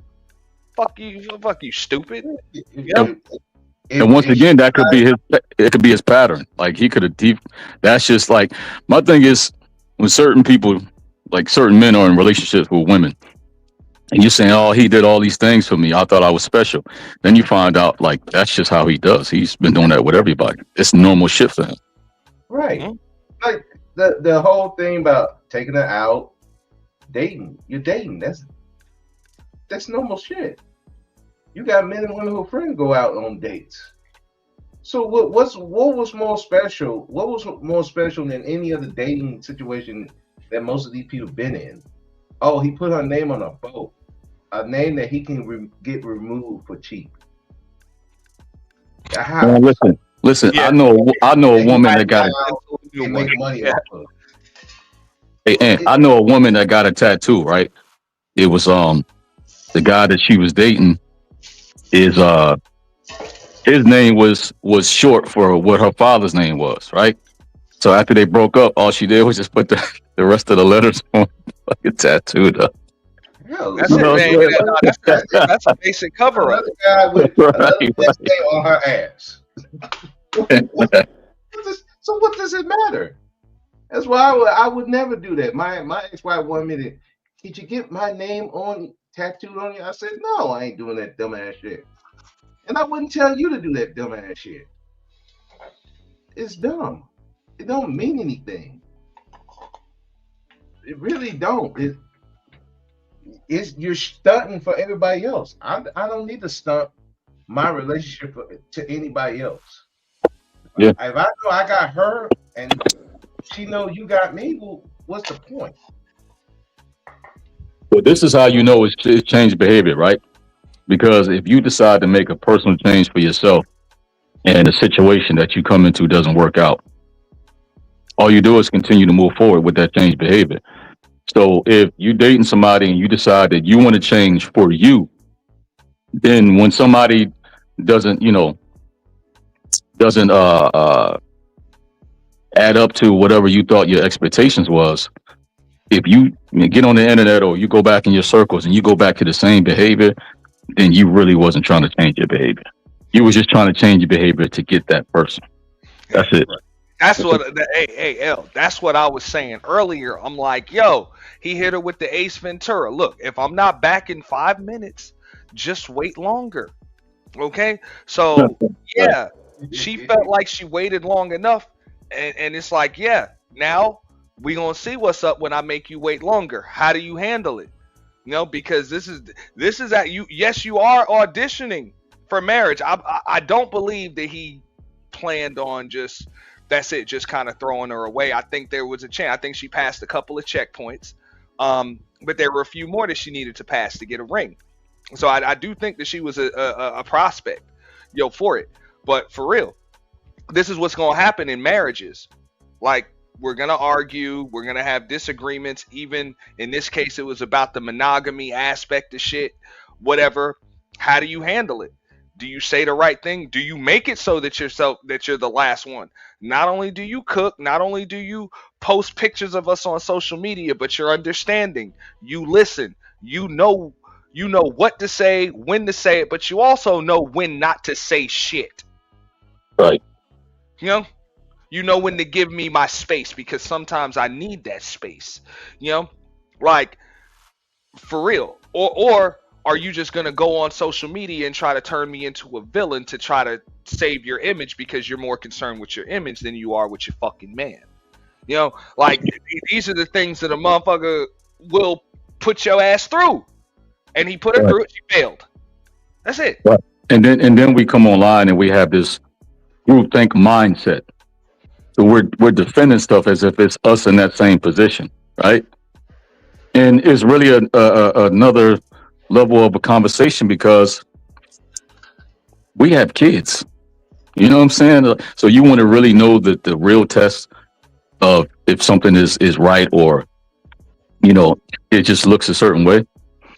Just ask a woman or ask a man. You ask a man, hey, would you want this type of behavior or this type of guy doing that to your daughter? If he love his daughter, he gonna say no. And you ask women the same thing. Would you want your son that you put everything into, told to be something great, told to go out and conquer the world, make as much money as you want, meet the right person and live happily because I love you as my son? Would you have your son date this woman? And if they say no, then what are we defending? Let's just have the conversation where we actually lead by example and make sure our boys and girls don't become one of those. That's it. Yeah, but most of these people don't care about their kids like that anyway. I get that. Right. Because on the internet, it's just a conversation where we just want to argue. Yeah, and they kids see it, they don't care. No, the kids do see it. That's why the birth rate is low, and these young kids saying they don't want to get married. Yeah, and I don't blame them kids. I really don't. I don't blame them. Why would I get married in this situation where all my business will be on social media? Right. Ain't nobody's gonna come help me even if I have these kids. Nobody's coming to help me. Nobody's coming to bring help me with the daycare. Nobody's going to do that. And I get tired of some of these people who want to play, they want to help the community, telling everybody to have kids, and you ain't providing nothing for them. Look what they got to go to. They either got a Future, a Klay, a Megan, a Cardi B. Who's marriage material out of all of it? Right. I think Klay would probably be the best goddamn prospect because he's proven over the years. I'm just saying that he ain't gonna commit to the wrong chick, or a chick that he's not willing to commit to. Like Like, I think when he do that, when he does decide to get married, because you're talking about marriage, it's going to be to somebody that he can actually like uphold his vows with. So He's gonna you know, end up like either George Clooney or in this space, Alan Roger Curry. They're gonna meet with somebody who's aligned with their thinking. Clearly, that whole thing being on social media probably got to Klay because Klay is a private person.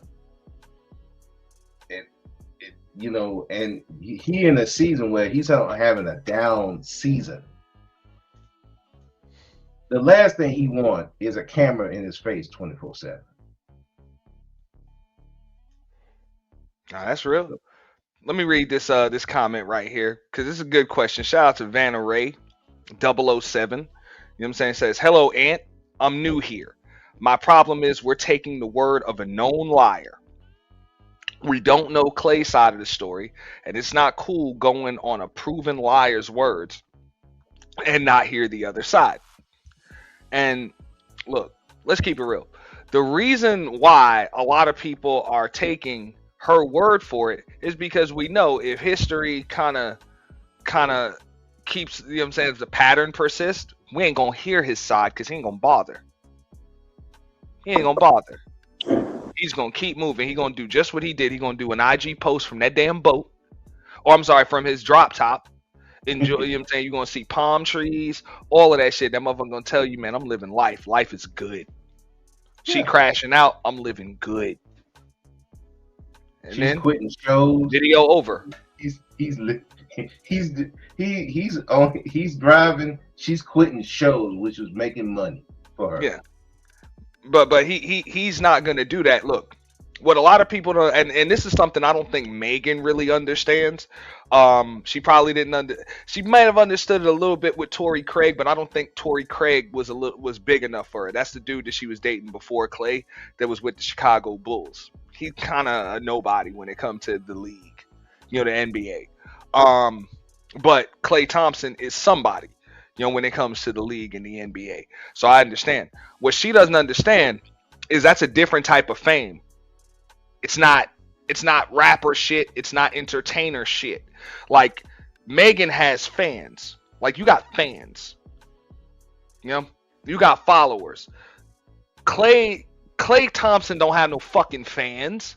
He might have a few, but they're a Warriors fans. They're a Dallas Mavericks fans. So for most athletes, like you're gonna be a fan of the team. Mm-hmm. Well, only thing they care about, care about Klay is can he shoot that ball? Yeah, exactly.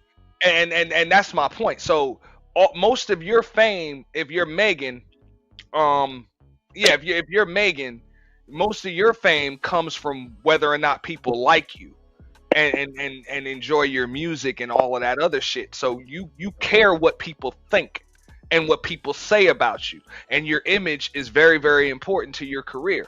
Understandable. You know, you're in the entertainment industry. Understandable.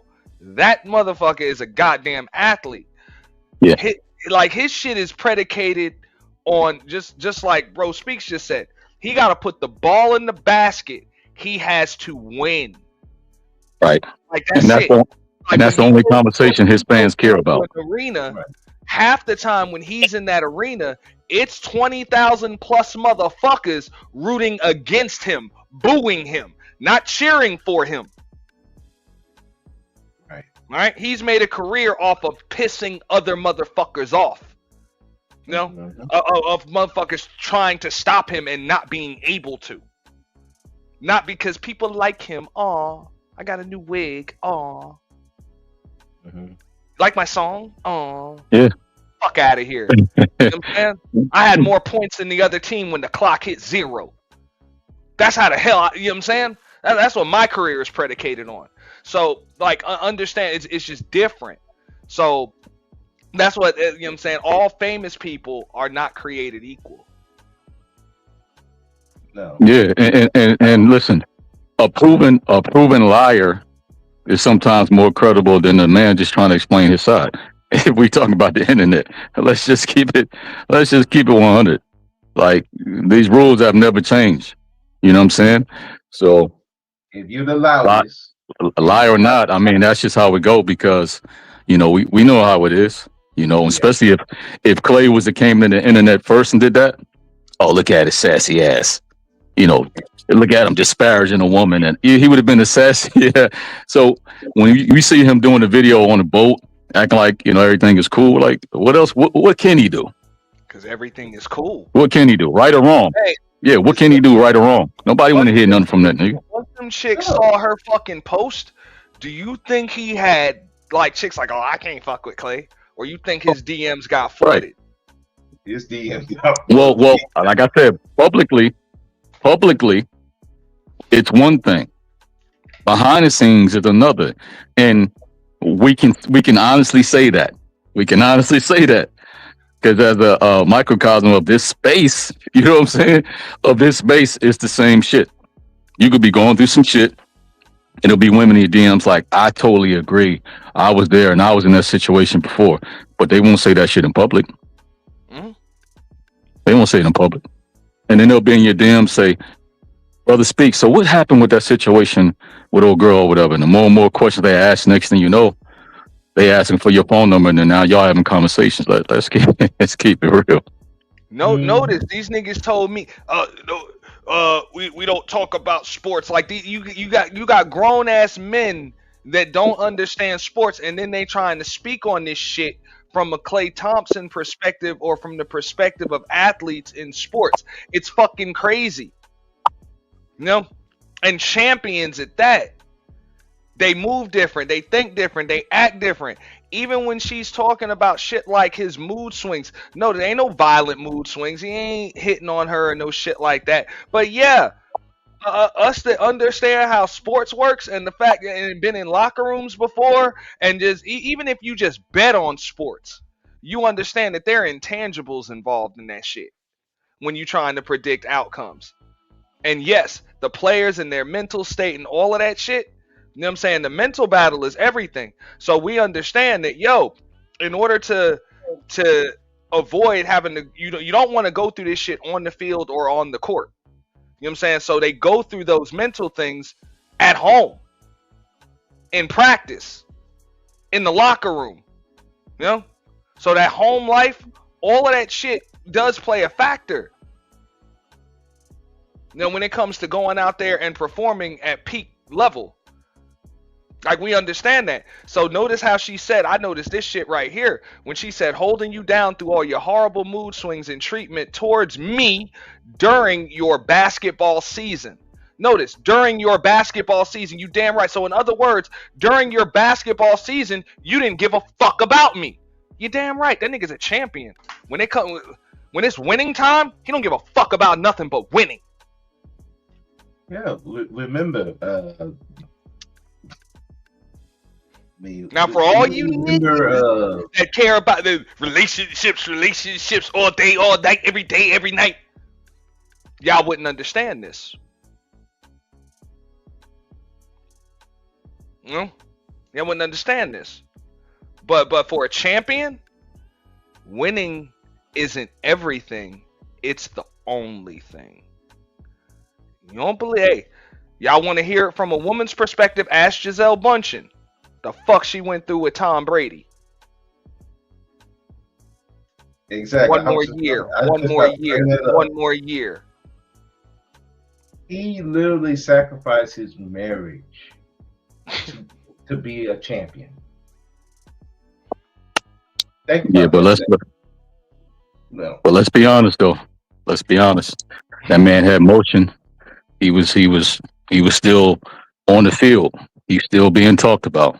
Right, so he had a desire to win. He was a winner, topic of conversation. You know what I'm saying? But when people like him and people who are well-known actors who are in the field, so-called busy, what happens a lot when they actually retire? I mean, what happens when they actually retire? Yeah, that career has a shelf life. You can't do this shit forever. Like, Like you can't. So especially he's at the tail end of his career. Like let's keep it real. I said Klay might have 4 years left. 4 years left. Like after this contract is over, he might sign another 3 years with an option on the fourth, 2 years with an option on the third or whatever. But I give it 4 years tops. That Klay is gonna have. Maybe 6. I think what is Klay about 34 or something now. So maybe he'll play till 40 because the league isn't as physical. But I just come on, he's trying to make the most out of the time that he got. And just like Passe said, like, yo, this motherfucker, you dealing with injuries, shooting slumps, and there's other things that's out of your control. And on top of that shit, you in Texas. Like, he's not a Texas dude. This is a California dude. Right. This dude was born, raised in California, played with the Warriors for decades, competed for championships for most of his career. And then to be in the situation he's in now, like that, yeah, it's going to be some, not necessarily mood swings, but it's going to be emotional ups and downs. Mood swings are going to be predicated based on how stable your home life is. So just like Passe said, like you over here trying to post TikTok videos and hit a red carpet, and motherfucker just want to chill, man. Mm-hmm. Like motherfucker trying to chill and avoid all these cameras right now. For real, I just had post-game press conferences and shit like that, and you know what I'm saying? Then I had to cuss out my teammates in the locker room, had to cuss out Ja Morant and his daddy on the sidelines and shit. Like real shit, man. You got to deal with cameras. Like, just I can see what he would have. Auntie, you're just making excuses because you're a man. He was treating her wrong. You're typical man. I mean, but I would say this. Look, I'm not saying that she should just take it or whatever, but if you can't, deal with that or even be like the calming presence to make the situation better or to enhance the situation, just back the fuck up. Get the fuck out. This is not the dude for you. That's it. No, you're saying basically that's sometimes what comes with it, and not everybody can deal with it. Just like being with somebody in the military. I mean, they go off to long deployments. Not everybody can deal with that.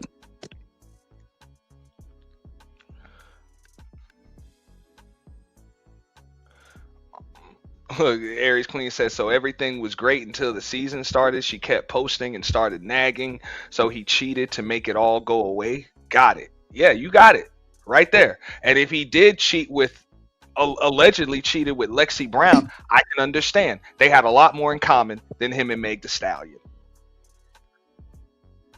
Look, I think if he cheated, it was probably before, during, and after the season. I would agree. I'm just saying she's also a second generation ball player. She understands the dynamics of a locker room, being a pro, spending time on the road, all of those different things, trying to have to get up with the photo shoots, the appearances, and all of that stuff, but still keep your body in tip top peak performance shape, not just looking good, but you got to perform too. Right. But again, to Aries' comment, who's to say it was great in the beginning like that? Because again, she hit this for months. The basketball season was what, started in October? Yeah. They just broke up. What? This is April? So that's what 4 or 5 months? And let's keep it real. Klay season been over for about a month. So again, who's to say this was great even then? So she been lying to y'all for a good minute. So who's to say it was good even from the beginning? Matter of fact, I do one better. I can see this being a PR relationship for Meg, because let's face it, since that Tory Lanez thing, her reputation has taken a big hit. Let's just keep it a buck. She has not been the same since that Tory Lanez situation, and it's still haunting her to this day. So, what better way to get in a relationship with a guy who is known not to be a drama in relationships? And Aries asked, like, was it the nagging or her past? I would say it's the nagging because just like she knew his past, he knows hers too. Mm-hmm. You know what I'm saying? So I would have to say, because in his case, at this point, you can't really hold her past against her. Yes, it's a factor, but you can't really hold it against her if you don't win as far as he did with her. You know, understandable. But the Right, nagging, right. oh yeah, that combined with your past, you know, Both are in an entertainment industry. Even I consider sports as Right. part of entertainment. They're both in the same industry, so they both understand. Just like he would have mood swings, I'm pretty sure Meg has mood swings. So, do you see him coming up here crying about her mood swings and how she felt like she wasn't getting support from the people over this Tory Lanez thing when she went to trial? So again, so it's like, so you gonna complain about his mood swings, but you're not gonna talk about the mood swings he had to deal with you. I mean, those mood swings, like, okay, so this is what people don't even understand. Like, look, if I'm with a chick who I'm not really like yoked like that with, you know what I'm saying? Like, she don't really understand me. Probably don't really understand her like that. I'm probably gonna have more mood swings than a woman who I'm yoked with, who I like to listen to, that actually likes to listen to me, or even pretends like she listens to me. You know, shows me that level of respect, understands what it is that I'm going, like, listens to understand rather than just to respond, you know, or complain and stuff like that. Like, I'm likely going to have more mood swing, you know what I'm saying, actual mood swings with this one rather than the other one. That's it. Like, just like when women say this shit all the fucking time. Look, I liked him, but I didn't like him like that. Same shit. I think he liked her. He just ain't like her like that. Oh, he grew. And you said it before, and she's in a business where she needs people to like her, right? To validate, you know, her success and all that. So in your mind, if internally you're saying, you know, I'm different, I want to make changes, right? You got to understand, if you haven't showed people a consistent pattern, they hold you to where they last saw you at, right? So if you have a personal or a public persona that contradicts where you think you're going or where you're supposed to go, that's a personal fight that you're going to have to deal with. Because in a lot of people's field, the longer they've been in, some people are fine at their level, and that's cool. But you're going to get things that come complementary to that level. Even if you go above that, the chances of you maintaining it may be a little harder. And there's certain people who are in certain fields and they have a brand, they elevate their brand. So that means their business, whatever product or service that they give, reflects that change, so they move forward, so they can pull all the same energy that they're putting out. And that's all I'm saying. So if you're out there still doing and saying the same thing and saying, hey, well, that's just a persona, that's different than what I'm actually really doing. If we don't see that other change, what do you expect people to say? And you know, it's going to be 3, 4, 5 sides to every damn story. There's going to be his side. There's going to be her side. There's going to be her homegirl side. There's going to be his family side. Somewhere out in cyberspace, there's the truth. You know, so we're never going to know the whole, you know, all of the story and stuff. But I'm just saying, like, as far as having a bad mood during the season, hey, if you're the chick that just knows exactly how to smell and exactly how to sound and what to say, when to say it, how to say it, when not to say nothing, and all of that, you're less likely to see this nigga in a bad mood than the annoying fucking nag that just wants to post everything on the internet. Yeah. Yeah. And that's how you know these women are really. Yeah, but that's how you really know a lot of these women are not for the person. They're just taking on that personal situation as theirs. Because if you was a real friend or real sisterhood or whatever, right? Then most women that are real would tell women, never let a nigga see you sweat. Don't go online and post that shit. You know how crazy you look? Stop putting your business out there. You know what I'm saying? Like adjust, like they say, adjust your crown. Coming in the internet doing that every time you in a situation, that ain't a good look. No. You know what I'm saying? Handle it a certain type of way. But every time you keep coming into the internet, you've been in the game how long? You still doing this? You're supposed to be at a point to where people see you as you at the top, or you the queen, or whatever your craft is. That ain't the behavior you want to do. Because first of all, you messing with certain type of people.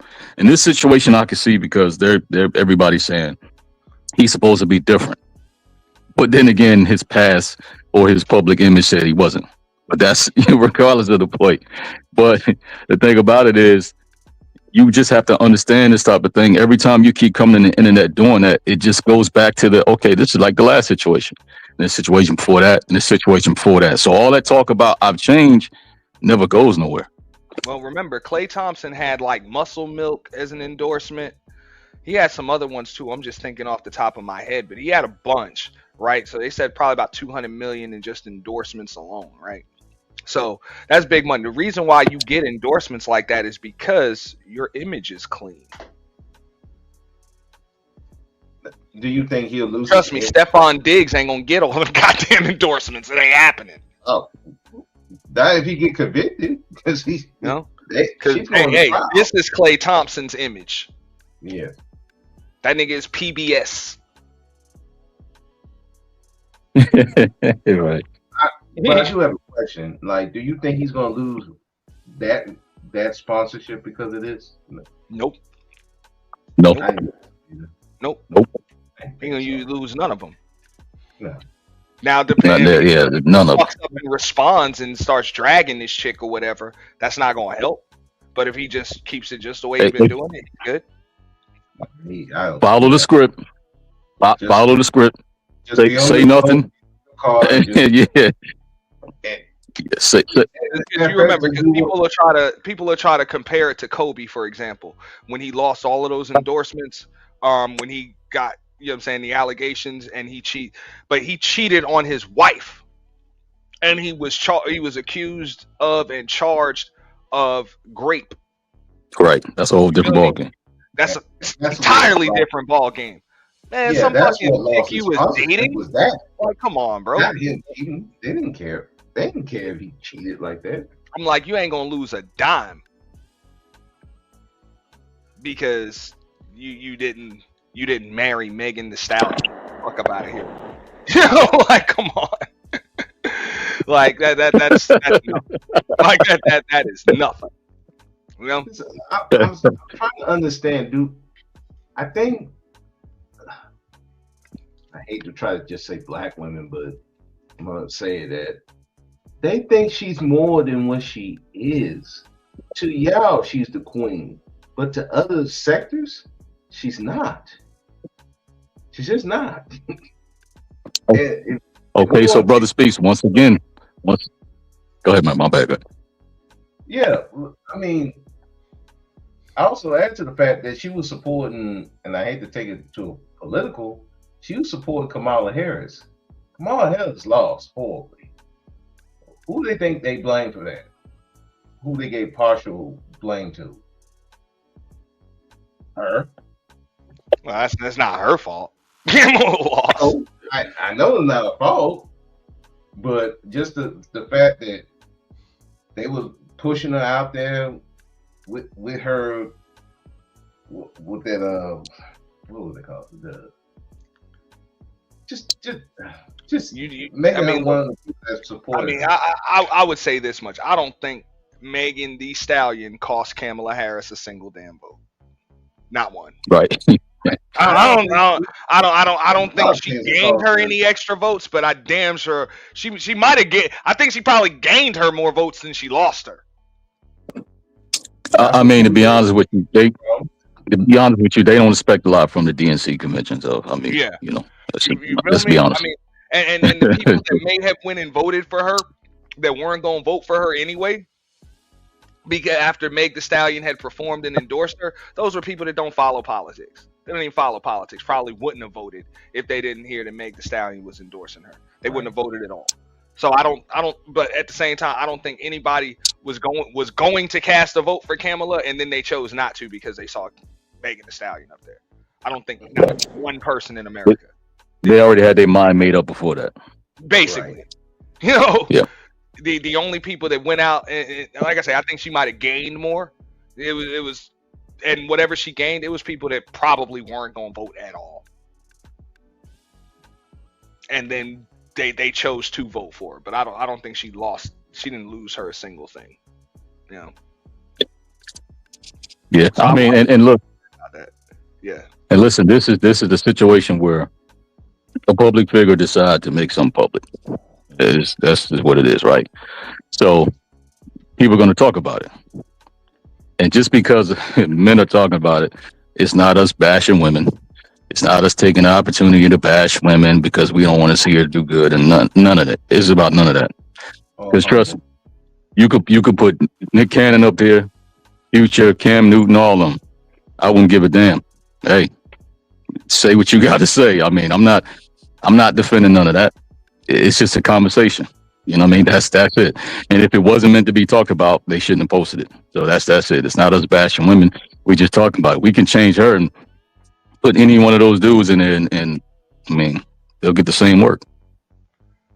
Yeah. No, that's real. Look, if I was her PR rep, which I'm not, it would have been like, look, you ain't even gotta announce this shit. Just show up to the next red carpet event with your new nigga who we gonna set you up with. And when somebody asks you what happened to Klay, where is Klay, just say who. That is your scripted Exactly. answer. Right. Be on some Klay who shit. Like I moved on. Like, they want with it. Yeah. Let the press do what they want. Right. That answer right there.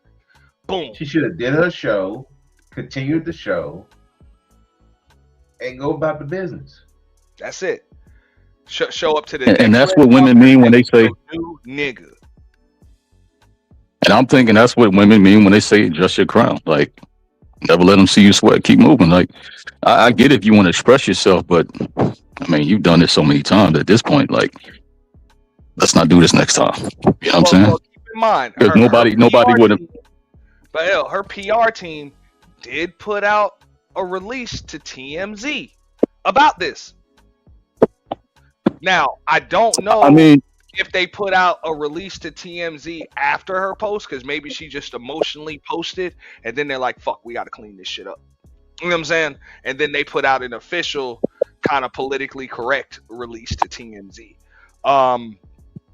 But her PR team put out a release to TMZ, and it wasn't worded like this. This is like personal words right here, because I think this is PR suicide right here. Or I'm sorry, PR self-deletion right here.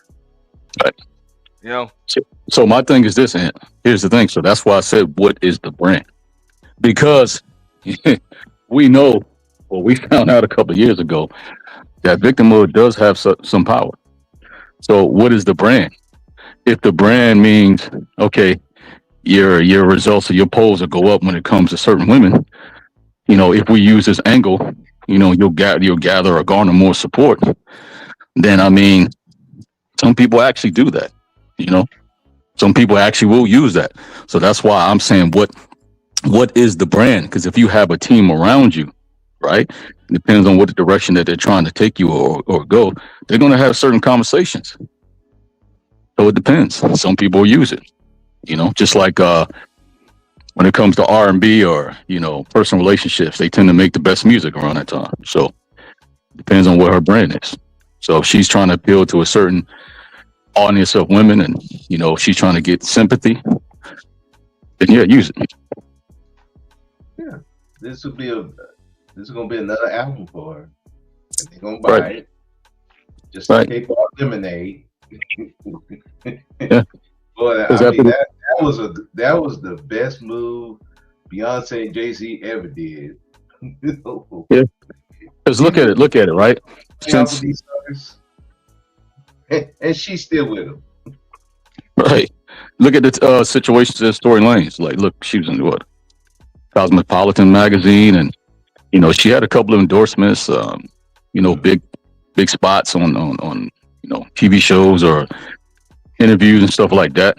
So I mean, like I said, it depends on the brand. I mean, not saying that I'm not saying that they would purposely want something to happen, but if it do happen, the brand, people will use whatever to spin it to your favor. So, Well, like you said, what better way, especially for women, women, they use victimhood. Look at how this evil man treated me. I mean, it always works. Yeah. I mean, it's working. Well, it's kind of working right now. Except the only difference is this ain't gonna work on him. because it's not about gender warring or whatever. This is just a straight facts. Depending on, we're talking about nature. You know what I'm saying? We're talking about nature. If you do marketing research or whatever the case is, if you have an angle, you're going to go by what works for what people. And we know men can't do the same thing when it's in a situation. We already know that. It's going to be. It's a bunch of lonely ass thought box wannabe pass arounds that are like, oh, we was right. You can't cook for these niggas and be nice to these niggas. They won't never take you seriously. Look what Klay did to Meg. And I would say, nice guys. That's what they call Klay. They said he's a fake nice guy. I'm like, no. At the end of the day, he didn't take the woman seriously. Why should he have? If this is what the hell she does in the midst of an argument or whatever, she can't even part ways amicably. And that is what it is. That's it. And just like people say, they're gonna mention the Tory Lane shit. They're gonna mention the baby shit. They're gonna mention the party shit. They're gonna mention all of this other shit with all of these other niggas. Like they're gonna pull up your whole facts report. And there you go. So that's really what it is. But so, you trying to cater to a demographic of lonely ass chicks that wanna that are looking for confirmation bias on why the fuck they're alone. Let's call a spade a spade. Yeah, exactly. Hey, I told you stop having too much common sense. I told you about that shit. That's not warranted around here. It's not warranted. Why you're alone, and you want everything except for the whole, you know what, you might be the fucking issue. Like, you might be the issue. And just like you're the main character, you're the protagonist in your own story, you're also the reason you're alone in your own life. That's what it is. Everybody's their own common denominator in their own story. That's you said it right. You're the reason why you're unhappy. That's it. It's not always somebody else's fault, even when it is somebody else's fault. It's your fault, even when it's not. That's what the word accountability actually fucking means. Yeah, because nobody is 100% at fault in a relationship of two. Like, let's just be honest. Everybody plays their part. And if you go in it with the mentality, right? Just think about the mentality. It's pure emotional. The mentality to say, when you see something, see, I told you, you can do everything right and they'll still do X, Y, and Z. Yeah, it's because you got the wrong person who didn't appreciate it. That's it. So if that's your mentality, you mean to tell me you would go into a relationship doing half-ass shit just in case the guy might not leave you? Or you'll say dumb shit like we used to hear, never buy a man a pair of shoes because he'll walk out and you're like, but guess what? Your friend that's trying to take him, she gonna buy 5 pairs of shoes. Like, hey, gator skin, dog. It's she gonna buy that. You know what I'm saying? So you'll say at the same time, women will tell women never do all these things for a man because he'll do X, Y, and Z. But then they'll be the same woman that'll do all those things for somebody else, man, and take them from it. Like, come on, man. Exactly. Hey, don't get with them bum ass dudes. And that's what I'm saying. Everybody's trying to point a damn finger. So hey, if Klay was messing around with other women, I'm not gonna say that that's Megan's fault. Because people make their own choices. So hey, If he chooses to be with some other chicks or whatever, that's his choice. He made that choice, and he shouldn't even get saying that's her fault. That's giving her too much fucking credit. You know, and I would say But the that's same not an thing about a indication that chick you're who chooses to cheat. Don't try to blame another nigga for you cheating, motherfucker. You cheated. right. Oh, I only cheated because you didn't do this. Nah, motherfucker, you cheated because you wanted to. You Yes, had a right. It was choice a to choice. leave. You had a choice to work it out, and you chose to go fuck some other motherfucker. That was your choice. You're giving me too much fucking credit. I'll take accountability for my actions, but I won't take accountability for yours. Try again. Yeah. And so People quick to say, well, she don't have to take accountability for what Klay did. Absolutely not. But at the same time, she need to take accountability for expecting a tiger to change his fucking stripes. Like you chose, you expected a ring from a nigga that would not marry you. You expected a motherfucker to be monogamous with you expected a dude that would not be monogamous with you to be monogamous with you. Take your accountability for trying the wrong shit with the wrong nigga. you said choice, right? So when somebody says, well, he must have done something or she must have done something, even if they did, you still had a choice. And then sometimes the person don't have to do anything. You are who you are, so you're going to do what you are going to do anyway. And it's not an indication. Hey, perfect example right here on the screen. I say accountability. She say, huh, with a question mark. Hey, listen. That word ain't even in. Hey, that shit ain't even in the lady's fucking dictionary. Like real shit. It ain't in the dictionary, ain't the thesaurus. Hey, Google can't even search it. You ladies put fucking accountability, self accountability into their Google search. That shit'll come up. No results found. And computer just start glitching. They always saying, "Well, men don't hold men accountable." Okay, what we supposed to do? Like for Klay, for instance, what we gonna do to Klay exactly? What we gonna do to him? Man, we gonna applaud Klay for dodging a motherfucking bullet. We're gonna cut his money. So here's the thing, right? Here's the thing. We can. That's why I say when they have those co-ed panels, it's like, I mean, listen, we can always put it to a test, right? You start with the men first. Just name a whole bunch of shit that's not right that men do. Ask the men to say, is it right? Yes or no. Before you give explanation and the what if and all that, yes or no. See who will give a quicker answer. Like you remember the Kevin Samuels interview when Kenny G was up there and he kept asking a simple question and she kept saying shit like, well, I don't know because I don't date women. How many times have we seen that approach?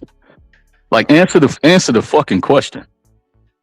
Answer the question. And I remember I've done it before, and I remember when Ant did it before. Huh? I remember when Ant did it before. And you remember we was on that panel and you said you asked, I ain't even gonna say the name of ladies. You said yeah, I gave a list. Name a few things that I gave a list that women can do to be better in relationships. And it was a whole bunch of I don't know what you mean. I don't date women. And you said, you know what? Don't worry about it. I'll go. And you start naming some stuff that men could do better. And then you turn back around and you still couldn't get the answer. Yeah, they're never going to do that because like, come on, man. Like, even some of the women I know, they don't even listen to these women. Like they will tell them, man, listen. As much as we don't like pandering ass men, you about women like this, man. Listen. You'll get more. As much as some of us don't like about these women than you will from other men. Right. That's facts. And it'd be let me lay that alone. I ain't ready for that. But hey, as much as we have issues with pandering ass men are way safer than women who actually tell the truth about women. If you a so-called pick-me or mammy, you'd rather be a pandering ass man. It's a whole lot safer on the internet. Exactly. It sure is. For real. Oh my, I mean, God dang. And then they'll tell you because I They mean, know at look, the end this of is the a day, prelude. they ain't gonna hunt them on their fucking on their IG and all that. Men ain't gonna do shit like that. Well, some of these effeminate fucking minstrel show ass niggas will do that. They will, but that's kind of the day and age we live in. You know, unfortunate. Yeah, for So the most. Yeah, I Hey, ain't nobody I had said nothing about no public offender. that's what I'm saying. Like, oh gee. because yeah, these dudes That's will go back and forth on social media. They'll go post for post right. and video for video, and you know, I'm Yeah, expose you. You know what I'm but saying? They gonna do all that shit. yeah, just the worst. That dude personally is like the worst. But I can understand because guess what? He admitted on his own himself. He's an F up. And my wife don't trust me because I'm an F up. I'm like, that seems like a you problem, but why is all the other men problem because you a F up and all your friends are F ups? Man, let me tell you, that dude got one, and I'll give him that, 1 or 2 times to actually say something contradictory.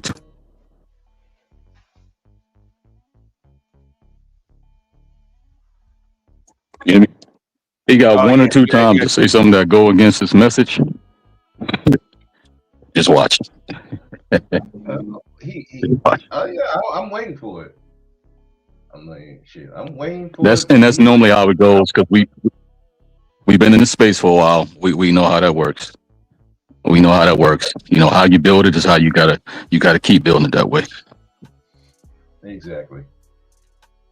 Well, that's why I'm like, So man, if you set the bar to where you're perfect and you're the exception, you're an outlier, you better maintain that. exactly. Better. And you better be like that attack dog for these other guys. You better do it because once you slip, it's gonna be a bloodbath. And I'm here for it. I want to see it because I don't like these guys. I can't stand guys like those. I mean, let's to be fair, that there's some women like that too. But I mean, listen, content creators don't want to keep it real. Like, you've been around for a while. The people on the opposite side of the fence, but they used to be on the same side of the fence. They used to be pro-black. That didn't make them no money. So now they're pro whatever they are right now. Let's just keep it real. We hear it's just part of a conversation, and I'm here to actually provide some solutions. I'm here to actually have a conversation. No, you're not. And we've been seeing these same remixed ass topics for 10 years. The same remixed topic for 10 years. Y'all have it the same way. Right. Y'all get money off of it. You claim you hate this type of behavior, but no, you don't hate that type of behavior. You hate that it's not on your platform, so you can't get the views for it. Because when it happens on your platform, you don't kick it off right away. You wait about 5 minutes till the numbers go up, and then you act like, oh man, that's bad. And then you act like you're trying to do something about it. Like, a lot of content creators do that. Like, it's just part of the game, but sometimes the audience is so foolish, they follow along and don't even see what's going on. Well, I've even told people, I'm like, look, if the topic, whatever it is so near, dear, and true, if you just have to do a live stream, I dare you to cut your chat box off. Cut your chat box off. Exactly. Cut your chat box off. Turn your super chat button off while you do the live stream. And if you must upload a video, cut your comment thread off. They won't do it. So that shows you. Yeah. You care more about the audience engagement than you actually do about that topic. How do I know this? Because it's YouTubers that do that shit all of the time when the topic is near, dear, and true to them. Right. You know what I'm saying? That's it. Live chat is not available, or that's it. Comments are turned off. But people won't understand you saying. The engagement is why they do it in the first place. That's it. Yeah, they want these. But people won't understand you saying that. And my bad. Go ahead, bro. They want the engagement. They want these broken women around here yelling and screaming.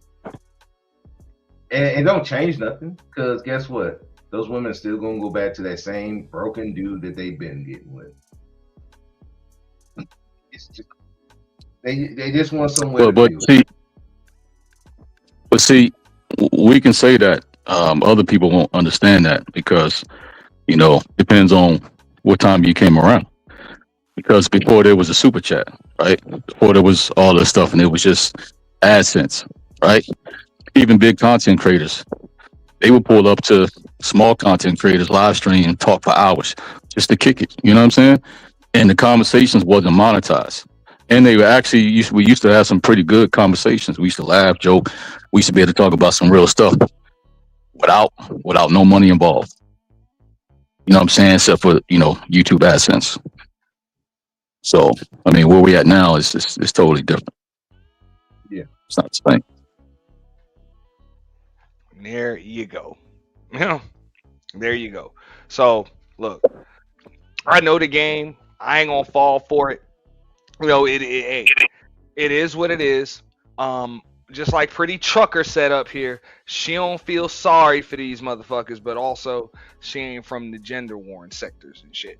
So it don't have to always be somebody's fault and always the fault of men, or it's got to be always the fault of women. I always say there's a difference between blame and accountability. Neither one of these two are to blame for them breaking up, but both of them need to be held accountable, for their role in the situation.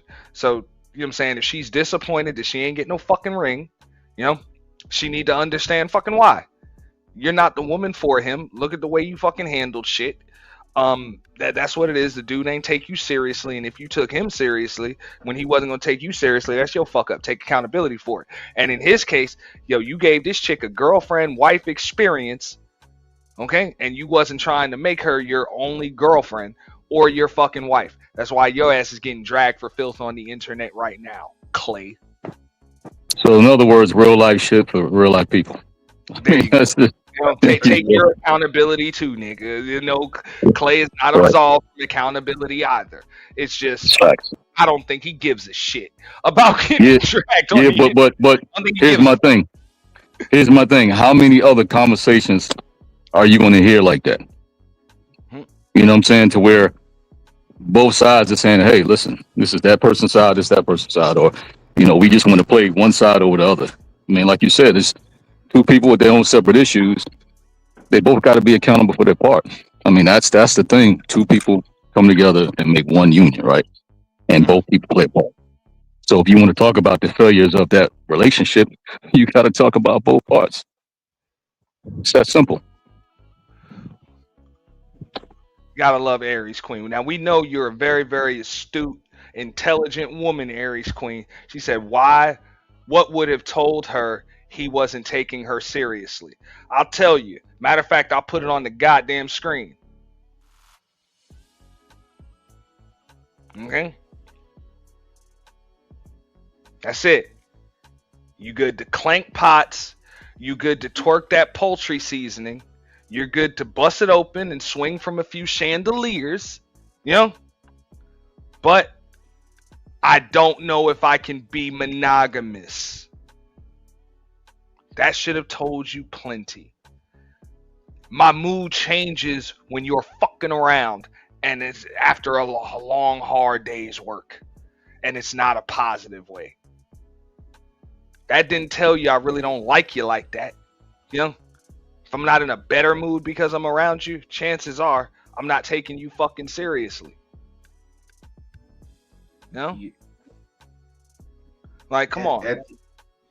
At the end of the day, if the man can't find no peace with you, you're not the one. And vice versa. You can't find no peace with that guy, he's not the one. And shout out to Aquafina BBW with them cheers. Appreciate you. Letitia McGee over at the Twitch channel with them cheers. Men cheat on women they've been with for 30 years. Yeah. And they've been with them women for 30 fucking years. And been with for 30 years and not leaving. There you go. And we go. But yet he's still with them. He's still there. No. She's fact still that there. you want a marriage, you want a ring, but he ain't giving you one. What the fuck does that tell you? When a No nigga bought ring. a house, he put your name on a boat, but he wouldn't give you a ring. He wouldn't give you a little baby to play with. What the fuck? Right.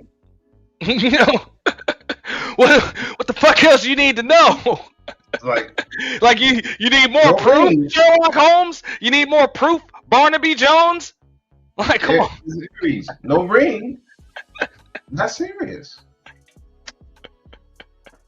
I mean, what we need? You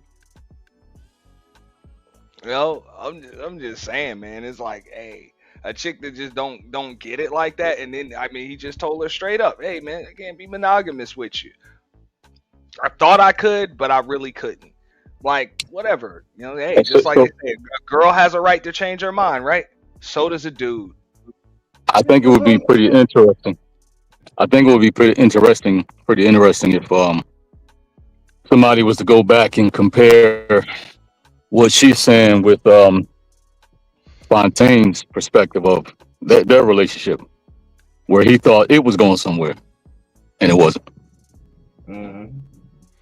She said, the ring says he's serious with a question mark. You should have put an exclamation point after that, Aries Queen. Yes. No, that's yeah. You should have put an exclamation point. Yeah, the ring says you're serious. Absolutely. Yes, I had to put a ring on my wife. Nothing says serious like a ring on the right finger too. Right.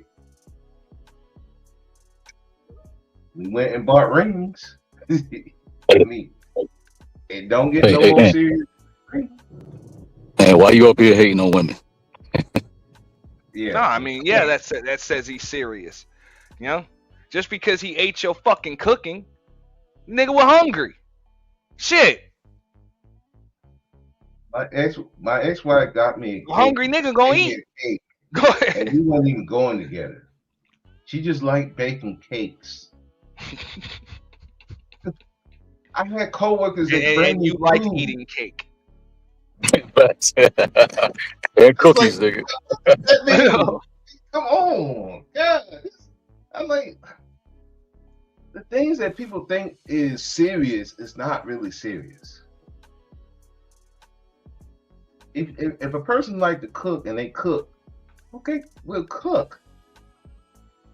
You gonna change your habit because you're afraid this man gonna leave me? Like, I'm not gonna change my habit because I'm afraid this woman gonna leave me. I'm gonna be the same person I was when she met me, and I'm gonna be the same person. That's because you're doing it because that's you. You're not doing it to get the person. You know what I'm saying? Right. That's what that is.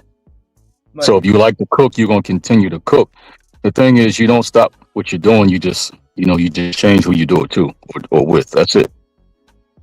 Like if somebody's not worth any type of good attributes that you have, you just don't give it to that person. Just find somebody that you can give it to, but you don't stop being you. My thing is just like, imagine a man saying,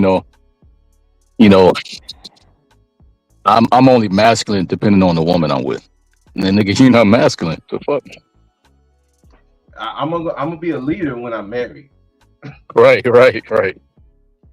When I get in that situation, then I'll become that very thing. Nah, either you got it before then, or you just don't have it at all. Either you're gonna be a leader regardless of this woman here or not, or you not. You're just not a leader at all. You let the woman lead. Let's answer Annie's question, right? According to Meg, yes. She said, now you don't know if you can be monogamous.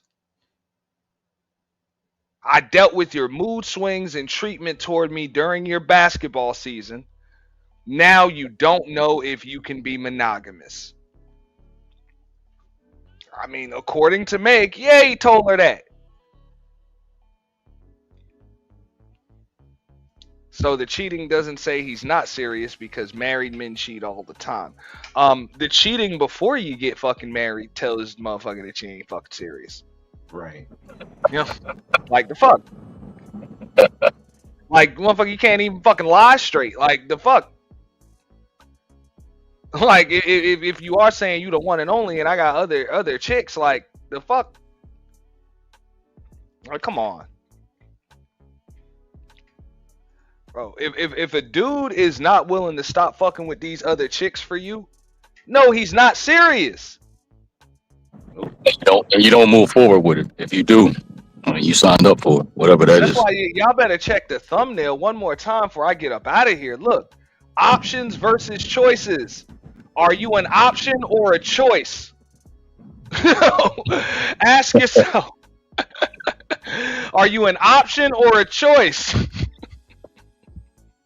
Because when a motherfucker chooses you, the other options are off the table. But when you're just an option, you're just an option. You know, that's it. You're one of many options. And see, the thing is, you know, people might not like to hear that because it's going to make them feel some type of way. It may make them feel insecure or whatever the case is. But that's because you personalize it. You're making it about you and more about the person. It's about the person. You know what I'm saying? If you're secure within yourself, if you're that person option, don't make yourself an option. It's really that simple. Move yourself. That's it. We got Sheila E. You know what I'm saying? Hello, my brother. She all furred up. What's going on, Sheila? Furred up on the panel. What's going on? What's up, Sheila? Sheila, hey, look, Sheila said, look, I ain't no. Look, Sheila said, look, I ain't no option. Never been an option. Ain't that right, Sheila? It's not that.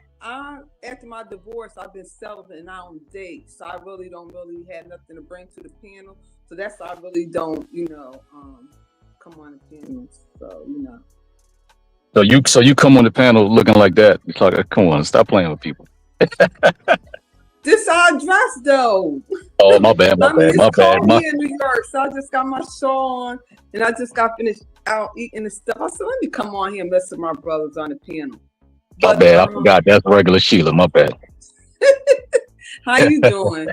What's up, How Sheila? you doing? Yes, Yeah, we're gonna have to talk about this later because I got a few more minutes up here. But yeah, what you got to add to it, Sheila? Because I'm Clay chose not to choose at all. Why you say that? Because I was going to be engaged to a basketball player when I was in high school, but I backed out because it was a lot of stuff. A lot of girls liked him, and I didn't want to go through all that hassle. So I wind up marrying my husband, which is y'all call a nerd, educated, and But the end of the day it's up to the individual, because y'all choose us, we don't choose y'all. And we're gonna be honest. The men choose us. In my generation, they put in our heads that we're supposed to be married before we're 25 years old.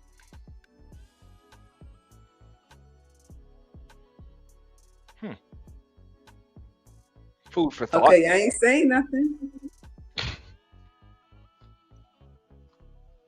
No.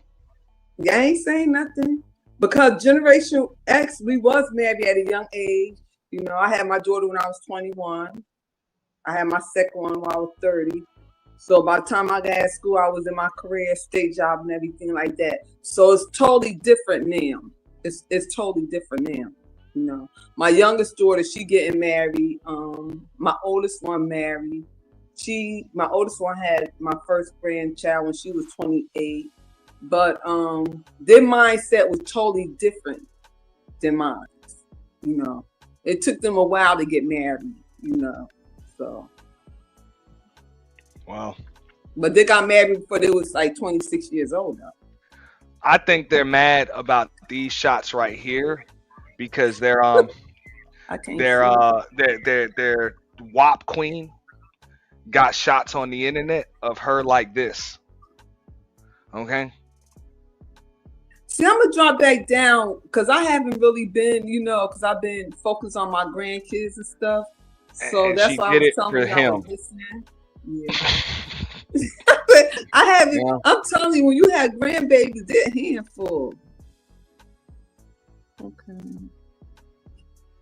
I'm learning a lot. They don't like the fact that nigga got meals and all of that other shit, you know, for their hot girl WAP queen, you know.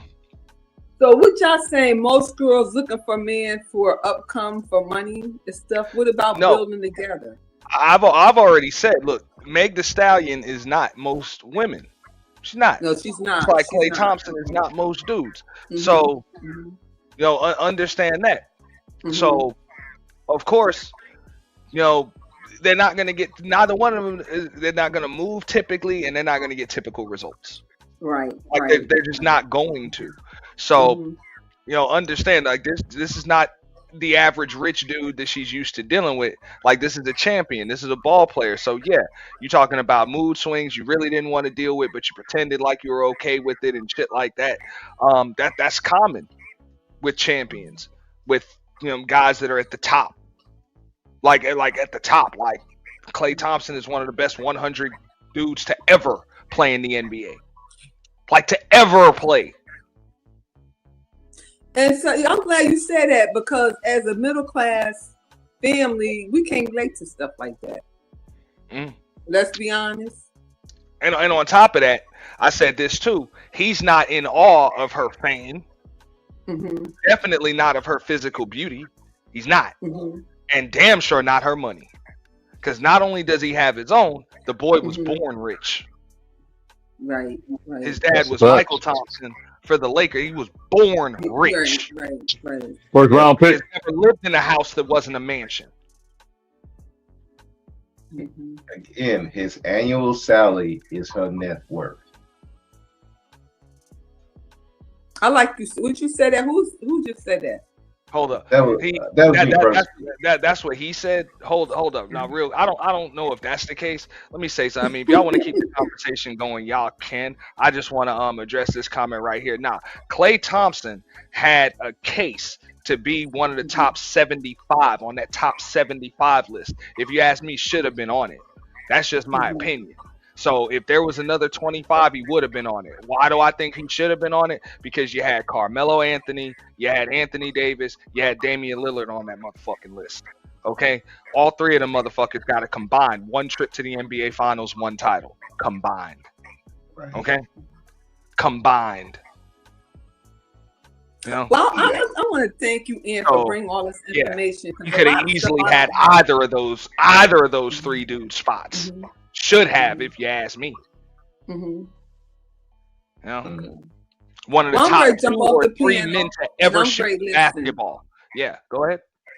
I'm a listen, because a lot of things you bring to YouTube, and I'm naive to. I don't be watching. So with this right here, I said, okay, I'm not, because when you caught up in everyday life is life, and I'm here in New York with my family stuff, and then when I come here, I'm just peeking in or whatever like that. So I'm gonna listen, and maybe somebody else to talk about. I can put my input in, but really, I don't really talk about relationships and stuff like that. Being an older woman, I think majority of the younger ladies should come on the piano, because I don't date or nothing like that. Well, we keeping it too real over here, so that's kind of. I'm keeping it real. Right. Hey, Sheila, all those things that Ant just mentioned, right? Mm-hmm. Like his childhood, the way he grew up, who his father was. Actually, his brothers are in the pro sports too, right? So you got to imagine, he grew up in money, he grew up in attention, he grew up around women, he grew up in all this stuff, right?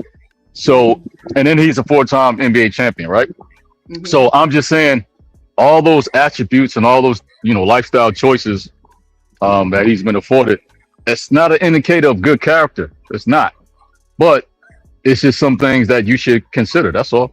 That's all I'm saying. It's just some things you should consider. Doesn't mean you don't have good character. Didn't really want him to be with her, right? Hey, listen, that's even another conversation, because a lot of women are saying you brought him around your mom, and I keep telling them, some women want to meet these women, and it's not the conversation that you have in person, because they're probably going to be nice and polite. It's the real conversation they have when you leave, when they say, no, she not it. She not it. Right. And even in that, I brought female friends around my mother. I didn't marry them. The only person I married was my wife. And I didn't bring her around until we was in an actual relationship. I'm trying to, so that's even that, it's. But don't you think your mother knew that? She knew you just wanted a wham bam thank you man. But Sheila, it don't. Believe me, mothers know. But Sheila, you can't say that, right? You can't say that because why should you feel that way? Why do you have to judge people, right? Doesn't matter. You know your son. How many women have he brought you home to his mom? I know. I'm just being facetious, right? I know. But think about it, right? Why you got to say that about her? Why you got to judge her? Just because of social media. Hold on. I'm just having a conversation. Just because, so what on her social media?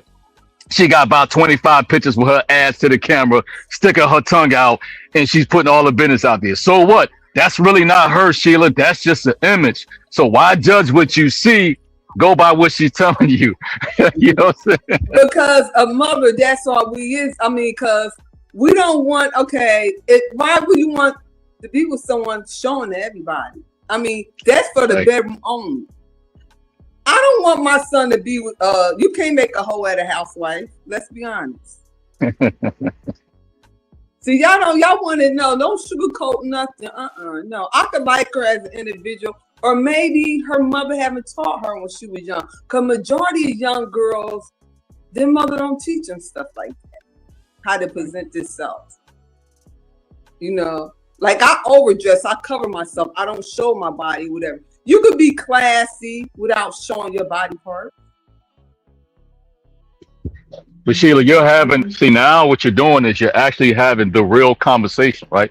That's what I'm saying. It depends on what viewpoint of these conversations you're having. What side you're having is the side that we rarely see, that we need to add in the conversation.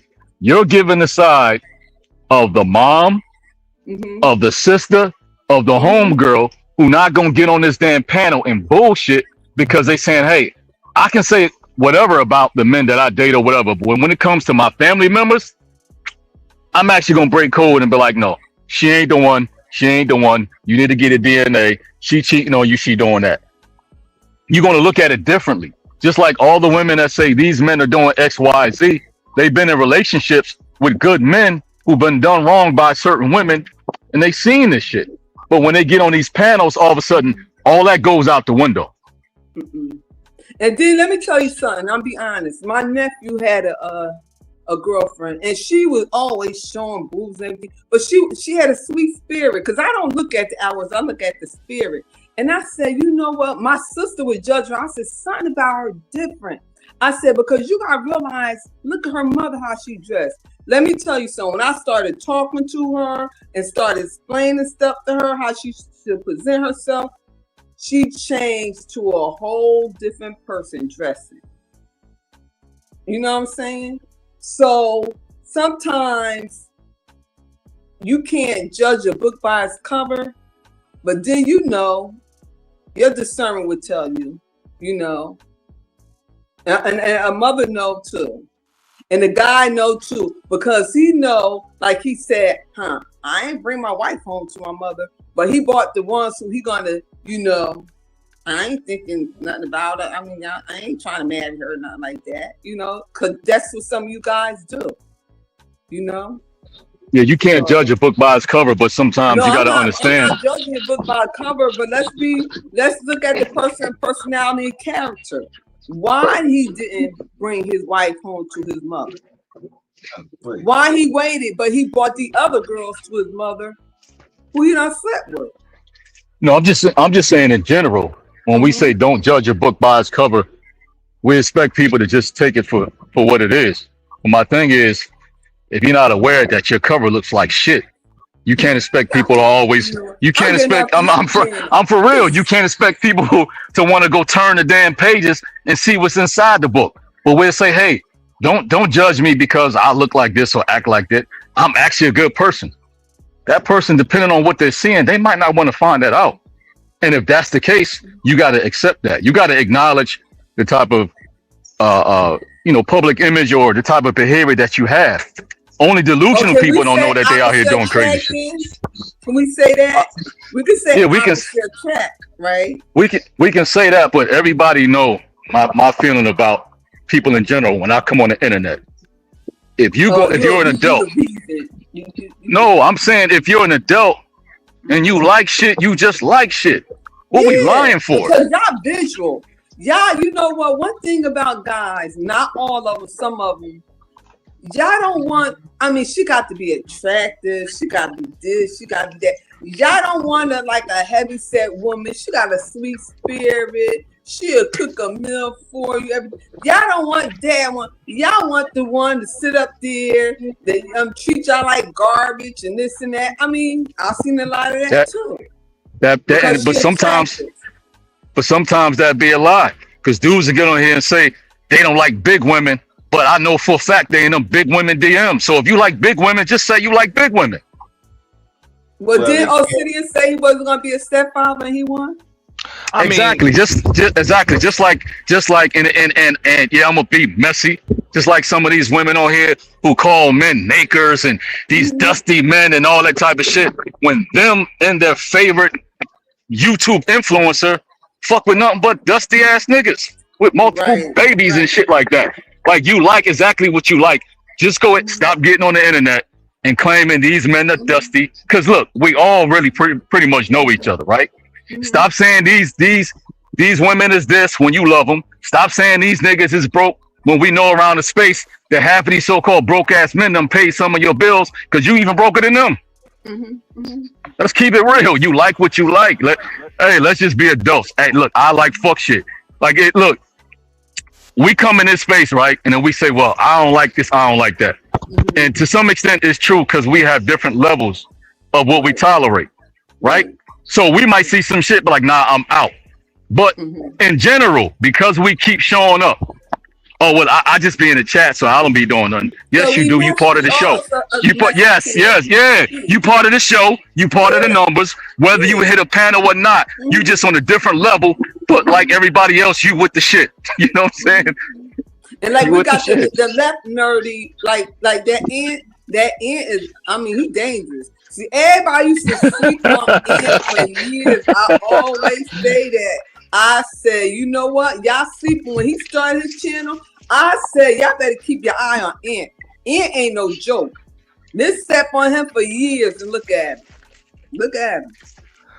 Well, they can't step on, so they just step around now, and that's what the fuck they should do. They know what's good for them.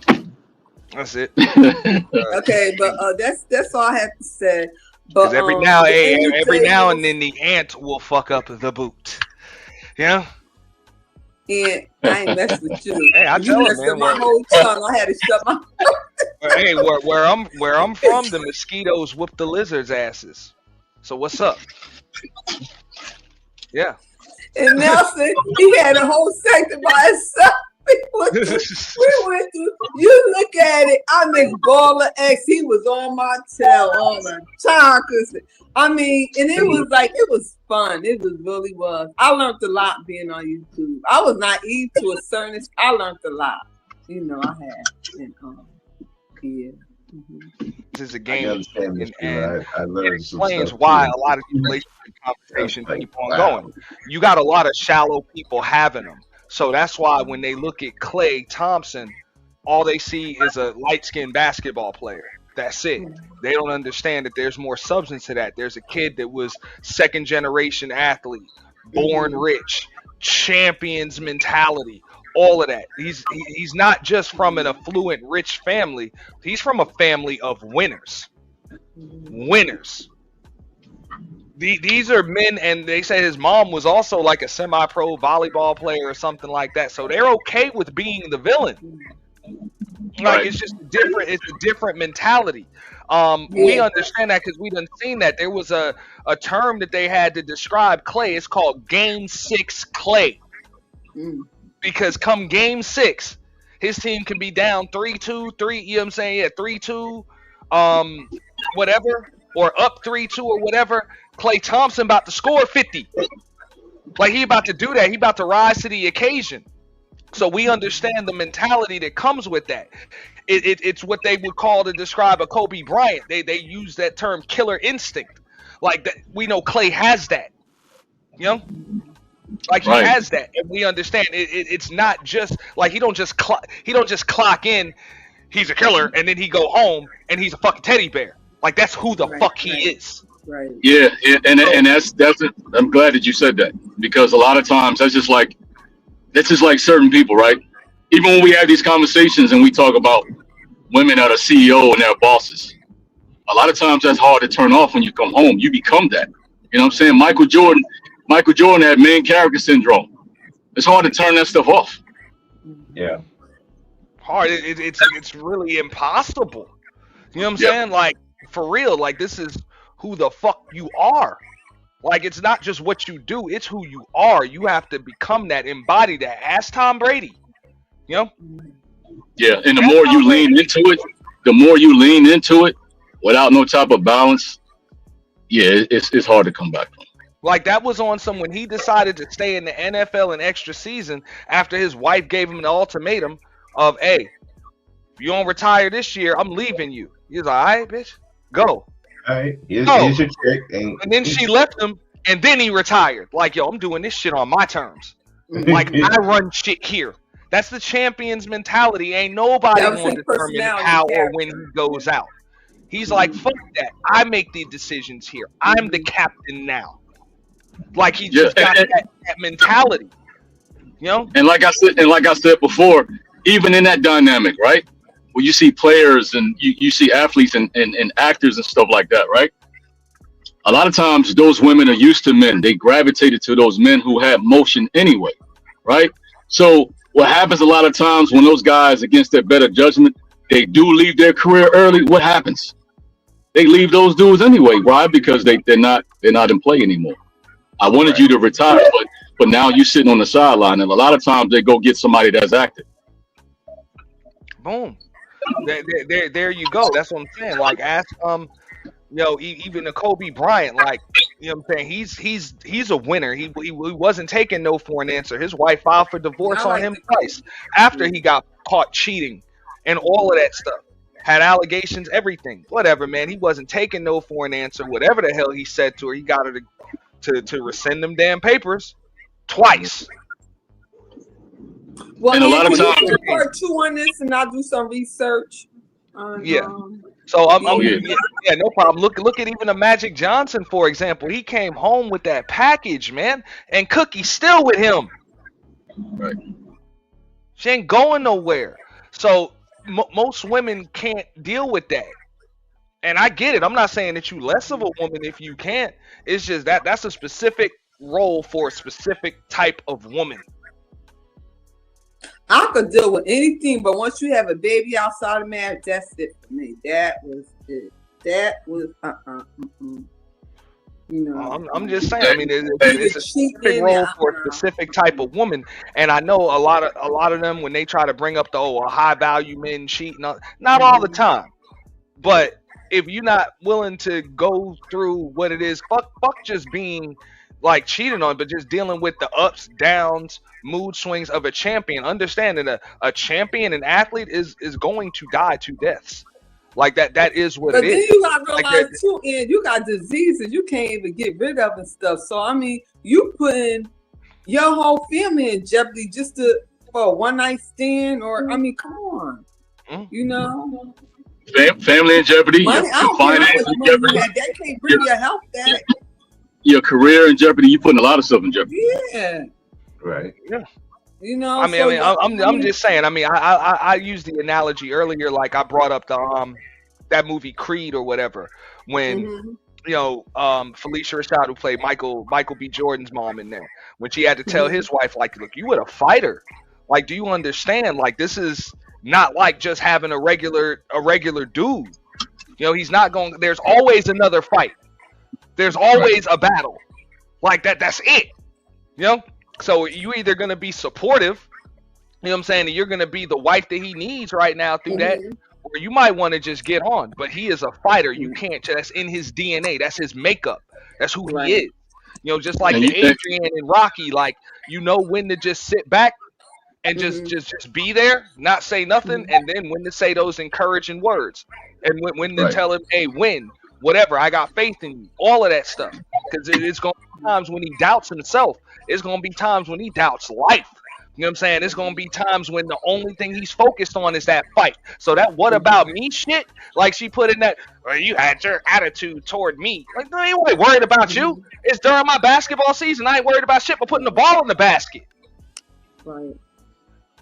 Like, I'm worried about my team camaraderie. We trying to win 50, 45, 50 games. Like, for real. I'm and worried you know about what? that And, battle I got to deal with. And you telling me to worry about you? Nigga ain't got time for this shit. Like, I'm a champion. and I can relate that to another thing, right? Let's say, right? All right, let's talk about a military family, right? When the military tell you to go, you got to go, right? There's a lot of times where, hey, they may tell you you need to go to Japan, right? Not only are they pushing you to go, it's actually good for your career where you can advance and make more money for your family. And that's pretty much what you want to do. You're trying to get to that retirement anyway. So at a certain rank, if you don't make it, there is no retirement. You just got to get out. So now you're thinking about all these aspects, right?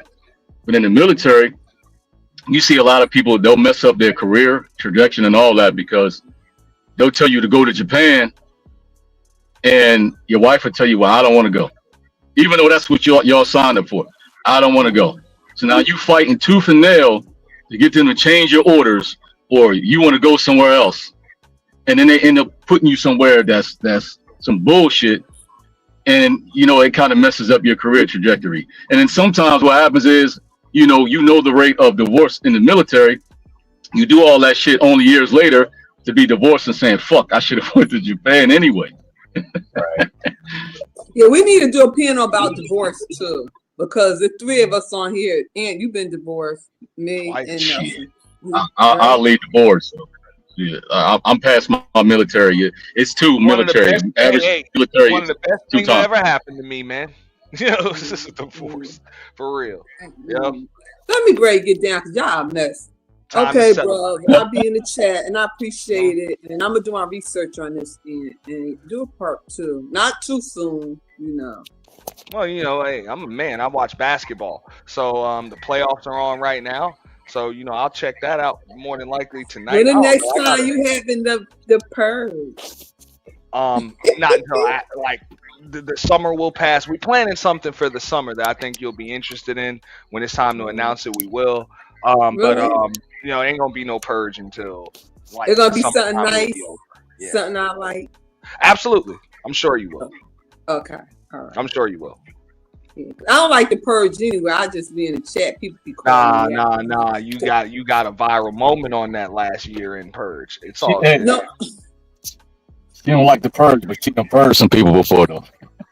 okay, bye, y'all. Y'all, you Now know Sheila what? got her damn drag on that motherfucker. Yeah. Mm-hmm. Look, Sheila you don't was say, you minding don't her die, business. Y'all, see, that's why they call me the quiet storm. 'Cause when that storm come, I'm tearing everything up. All right, I'll be in. Yeah, Sheila came through with a monsoon. Fuck a storm. Hurricane. You know, when I like you, I like you, but when I don't, that's it. I'm cutting your head off. I'm Right. killing you for dead. Like Kendrick said, you gotta pop up and show people. You have to. All right. Nah, Hey, but look, hey, she'll be up here killing you in a fur coat and a glass of wine.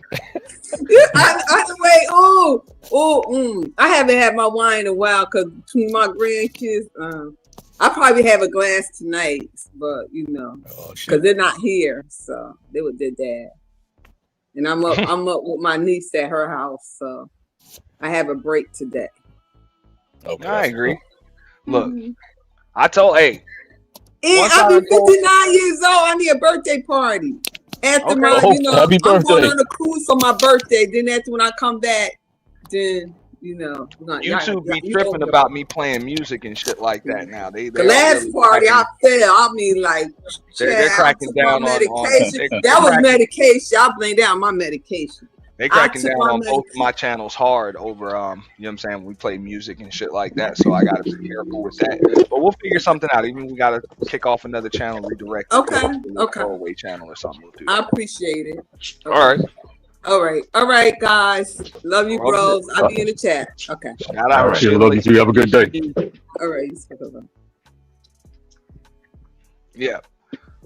But hey, I'm just like, understand that. I'm not saying every woman should deal with cheating or, you know what I'm saying, mood swings or being emotionally neglected or whatever. But, you know, everything that glitters ain't gold. So just because a motherfucker can buy all the Gucci and the Prada and your credit cards don't never decline and he rich as fuck and, you know what I'm saying, tall and shit like that, everything that you want don't mean it's good for you. Facts. You know? The same way we would say that shit about like a Megan Thee Stallion type chick the other way around. Every dude can't deal with a chick like her. They got a damn Google verifiable whole facts report, and it's gonna be in different cities here and there, and in industry parties and all of this other shit. And you hearing these stories and that story and everything. And even if she is willing to settle down, like that shit can activate a motherfucking insecurities.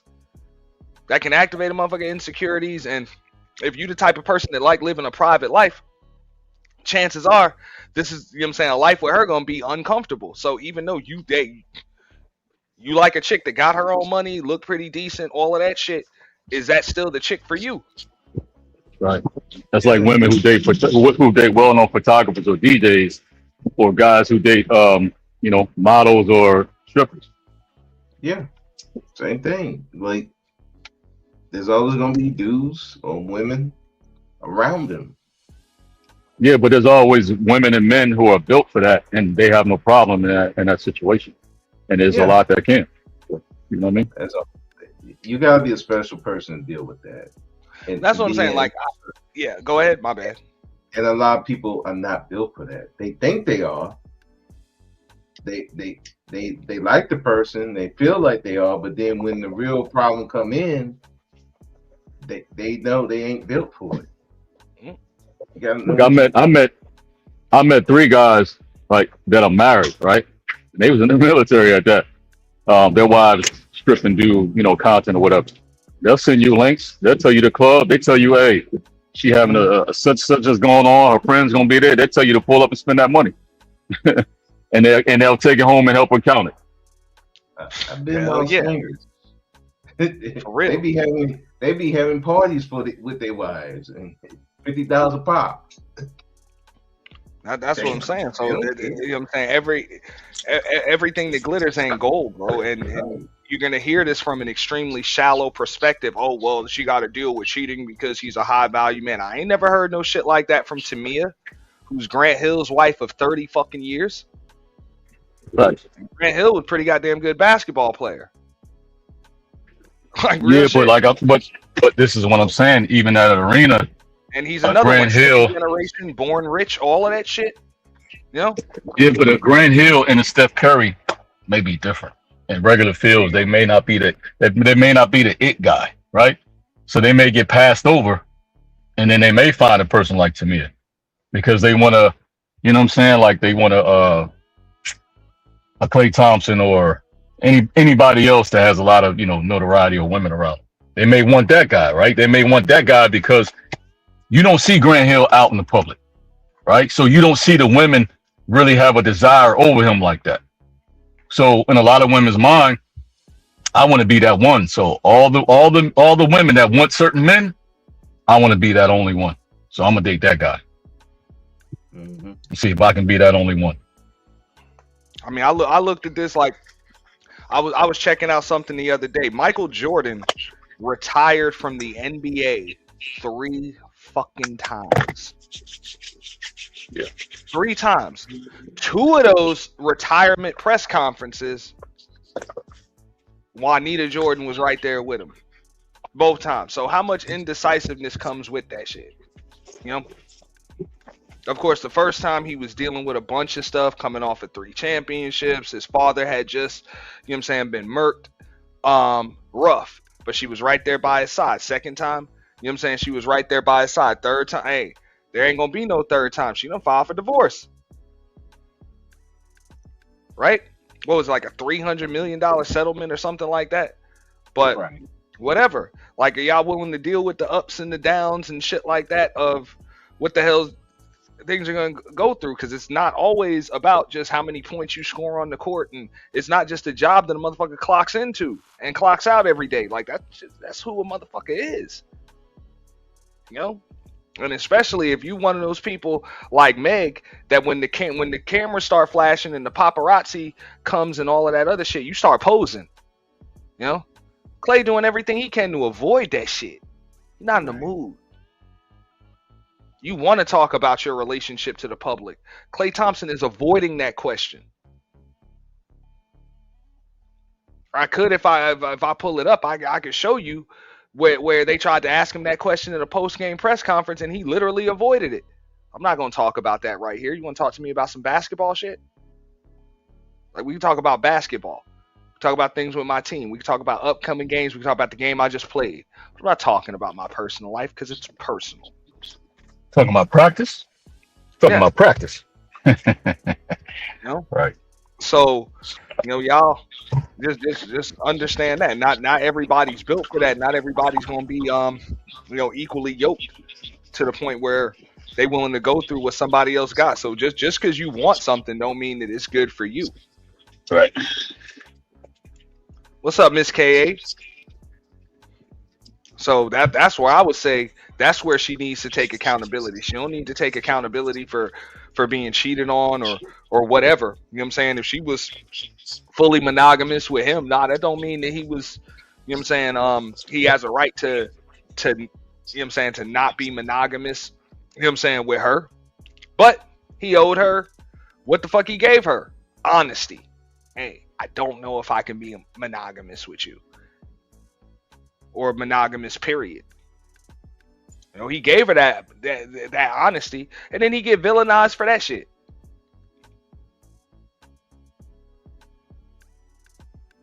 So damn that, man. I stand with Klay. Fuck that. You know? Keep it real.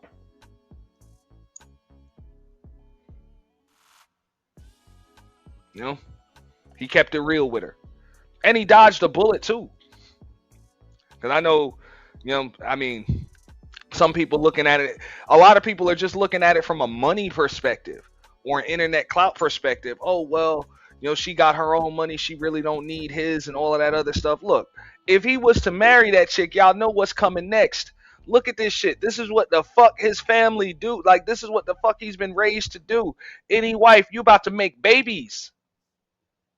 It's about to be a new generation. That's the legacy. The family name. So is this woman the last one? And is she going to be the only mother of your children? You got to ask yourself that question. Is she about to be the last woman that you with? And is she going to be the mother of your children? Or are you trying to fit a square peg into a round hole?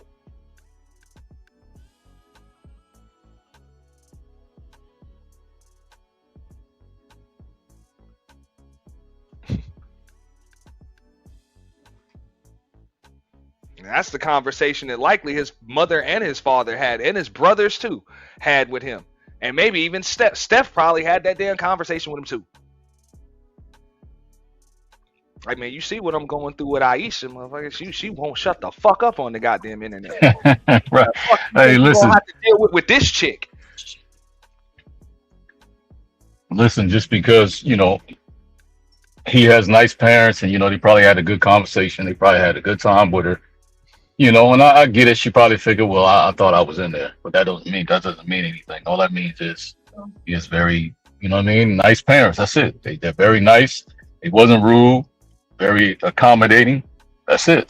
You know, that don't mean that they think you're a bad person. You just may not be good, in their opinion, for their son. That's it. Ain't no wrong with that. That happens all the time. That's what they pissed off about, bro. They pissed off about these screenshots, about these shots right here that they got of their of their hot girl queen, their city girl queen. Man, I don't You give know a what I'm fuck saying? about them. She I over don't get. here, Listen, listen. they got her I don't ass give. up here clanking pots and Listen, fucking, and the only thing listen. she's working is that poultry T- seasoning. Hey, to them, I would say, so what? Nobody give a fuck about them pictures. If we had pictures of Klay Thompson, opening the car door, or cutting the grass, or doing some gentleman shit to her, it'd be just what it is, because that's who he is. So if she up there cooking and doing all that, you don't get no points for that shit. Either you like to cook or you just did it to impress some man. I ain't impressed by that shit. Okay, so what you cook? There's regular women cooking every fucking day. Like, so what? You know what I mean? Like, you don't get no bonus points for that shit. Yeah, I'm like, is so y'all don't cook for yourselves or something? You know what I'm saying? That is insane. She cooking. Oh, okay. She cooked. Great. She better cook. Hey, look what Cooking with Kai said. If you don't cook for your man, look, I'm gonna get, I'm gonna get him. I'm gonna cook for him. Now, I mean, let's keep it real. Let's keep it real. You doing stuff that, listen, I'm gonna be honest, right? Some women have main chick energy. What I mean by that, now all of a sudden you act like you don't know what to do, or you act like you don't have to do X, Y, and Z to maintain a man or whatever. And I'm just saying, and I'm not speaking to every woman, but all I would say is do the same shit you was doing when you was trying to take somebody else, man. He didn't have to tell you what to do. You know, to cook, to clean, to do all that shit because you want somebody else, man. Like, so let's stop with that shit, man. Let's stop with that. You know what I mean? Let's stop. Hey, there go Pops, dog, tearing that shit up. Yo. Yeah, he was tearing that shit up because it was good. That shit was good. That's why he was tearing it up. It was good. And he said, "Hey, that's me and them pots, dog." Yeah. That's what's up. Hey, that's what's up. And this is my thing, right? If you're a woman and you doing all around good things or wifely things, and you're doing everything that you're supposed to maintain that, and the nigga fuck up, that's him. That's his loss. But you don't go half-ass for the possibility that he may fuck up. Then that means you're half-assing all your relationships. So you're helping the contribution of manifesting whatever happens to the failure of that relationship. You're either going to do it 100% or 110%, or you're going to half-ass it. If you do it 110%, people will regret not being with you, or people will regret, losing you or fumbling you. If you go and you half-ass it, nobody give a fuck about nothing. You get no sympathy. No.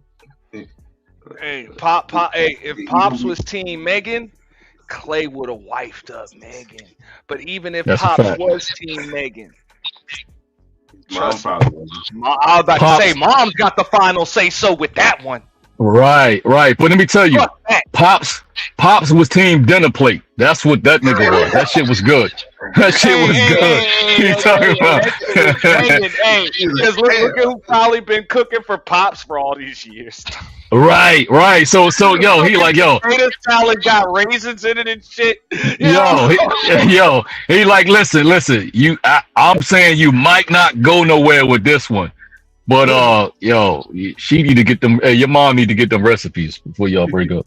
For real. And they showed that too, like, you know what I'm saying? Like, she was showing up to the games and probably having to go shopping with mom and all of that shit, man. Yeah.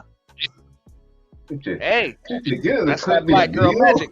But even when they talking about, okay, you know what I'm saying, the big girls or the not so pretty girls or the single moms and all of that other shit, look, none of that shit matter when it's time for a dude to wife you up. I'm gonna keep it 100. These niggas ain't gonna keep it real with you, and that's because a lot of these niggas are just extremely shallow. It's really just like El was talking about. It's that energy, it's that energy. Yeah. Motherfucker, get that energy. Like, look, this is the last one. That's what it's gonna be. Right. That's what's gonna be. He'll take you. He'll take your kids. He'll take your whole facts report. All of that shit. And throw that shit out the motherfucking window. but you gotta have that energy where it's like, you know what? Hey, when I come home, I don't like coming home and she ain't there. What's up, Tiff? You know? But yeah, I don't like it. It's just not the same, and not in a good way. You know, it's just not the same at all. They gonna tell you like it's gonna be like that. So don't let these niggas on here tell you that bullshit, man. You know what I'm saying? That's very shallow shit. You know, it depends on who you are. And like I said, you know, it sounds like some men are bashing women shit, but let's once again let's keep it real, right?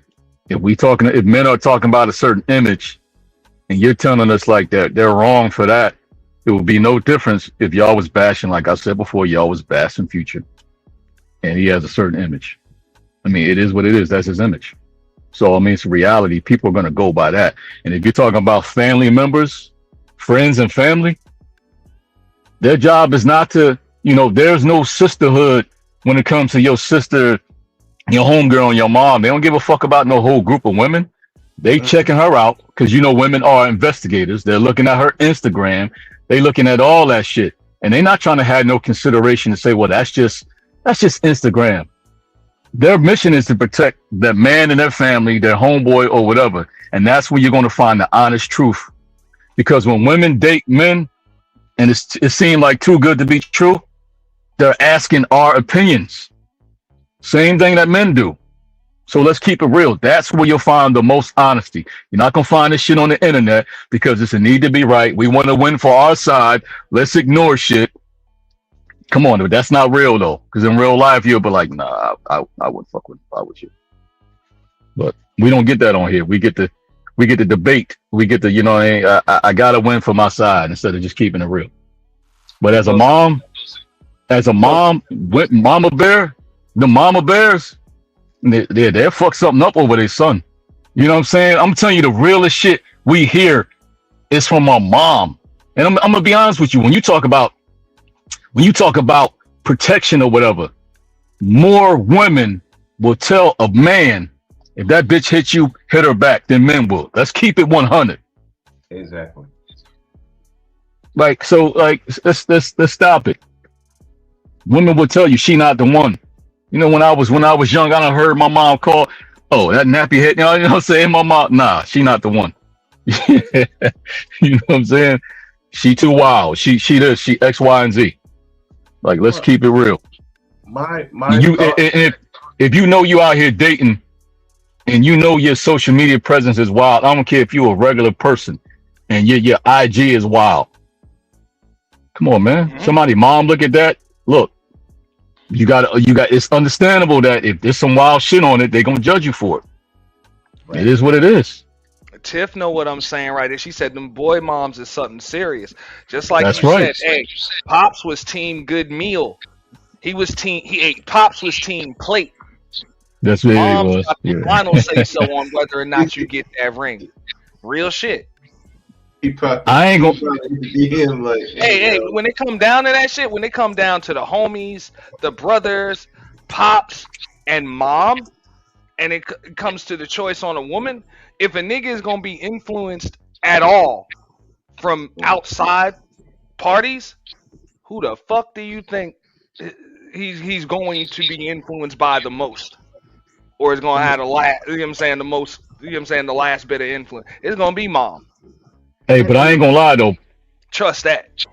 Pops could have been a little selfish though. He like, yo, can you extend this at least another 6 months? Because nigga, I'm eating good. Your mom, bro, your mom, she can't season like. Hey, and he did that. If I'm not mistaken, this is Thanksgiving, right? Yeah. Yeah, he did that. Gave it 6 months. He gave it 5-6 months. That I got about hey, you think you could extend this past Easter? the most information I got about women came from my mother. It didn't come from my brothers. It didn't come from my father. Now, I learned what not to do from my brothers and my father because I was watching it and then see how much that failed for them. So I was like, but the information about how these women really act, especially towards each other, that came from my mom. So the opinions I have about women, that came from my mother. They didn't come from my father. That came from my mother, my great aunt, my aunt, the women of my family. And they ain't accept no bullshit from these women at all. My great aunt, you couldn't even joke with her wrong. She would tell you, we don't do that here. Mm-hmm. That's just how it is. And you just don't want to accept me. No, I don't, and I don't have to, because my mother wouldn't accept you. If my mother wouldn't accept you, I'm not accepting. And for real, and you made it. Go ahead. You made a great point though. Even when it comes to family dynamics, you and Brother Speaks. Even if Pop is like, you know what, she all right, I kind of like her. Mom does have the final say. Let's keep it honest, ladies. I mean, like switch your position in this whole situation, right? You're the mom, it's your son. When you do that, it's a different dynamic. Mom does have the final say, and she know what she's looking at. Real shit, man. I'm telling you, she know what she looking at, and most important, she knows what's best for her baby boy. That's right. Okay. Sometimes we don't follow it, but right. And she know if you just being a man and you playing, and she may advise you against it, but she's still gonna say, don't get too serious, don't have no kid. You know what I'm saying? She gonna give you the speech. I know you're doing what you're doing. I ain't advising, but don't you have no kids? Protect yourself. You know what I'm saying? She not expecting that to go any longer than that. Still don't mean when she see you, she's not gonna be cordial or respectful. You know what I'm saying? So you can't don't confuse. I done heard some of all of that shit. Even to this day, mom like, yeah, you fucked that one up. You should have married that one. Right. And mom just said that shit to me yesterday. Or you'll hear, hey, listen, or you're gonna hear, Mom, that was 20 years ago. Damn. Or you're gonna hear, I told you not to fuck with her. Yeah. I told you not to fuck with her. I heard that too. You didn't listen. I heard that shit too, just yesterday. You know? You didn't listen. You know? That's what it is, man. I mean, you're gonna hear all of that. So and think about it, right? When it comes to women's intuition, sometimes it's clouded because you really want that guy. So sometimes you can ignore it. But when it comes to a situation where you got nothing to gain or nothing to lose, and you're not biased, that intuition be like, hey, I don't know about her. But this was Pops right here. Fuck it. Pops was on. Pops is team plate. Whatever. Who's cooking? Right. You don't give a fuck about shit. Right. And she got the hot sauce out. You know what I'm saying? Mm-hmm. You know? Nigga tired of eating that nasty ass potato salad. I need some real. I gotta agree with Tiff to a degree. I like the way she says. She right though. Like some of them boy moms, but right. Most just boy men. You know what I'm saying? Once you become a man, then you gotta deal with the I told you so's and shit from mom. You know, but you know what though? Like but you know, just said, I told you not to fuck with her. I told you not to fuck with that one. You know. But look, I'm glad Tiff did say that, because that is. Yeah, I'm glad she did say that, because we can't leave that out. Because some women actually do help raise some of the problems that women have to deal with. Oh yeah, exactly. You know what I'm saying? So sometimes the men that women are complaining about be the same women that you help raise for other women to deal with. You know what I'm saying? Man, look, I can remember coming up. You know, you doing your teenage shit and shit like that. Mom used to always, they understand, because my mother had two older brothers, so she understood. Like, you can do what the fuck you do, but they're gonna say things that kind of sit with you. She's like, always remember, you know, everybody is somebody's daughter, somebody's sister. You know, right. So be careful. You know. Like, don't just be careful and protect yourself. Be careful what the fuck you do to people. You know? Because some people don't play about their family members. Sister, you know? Right.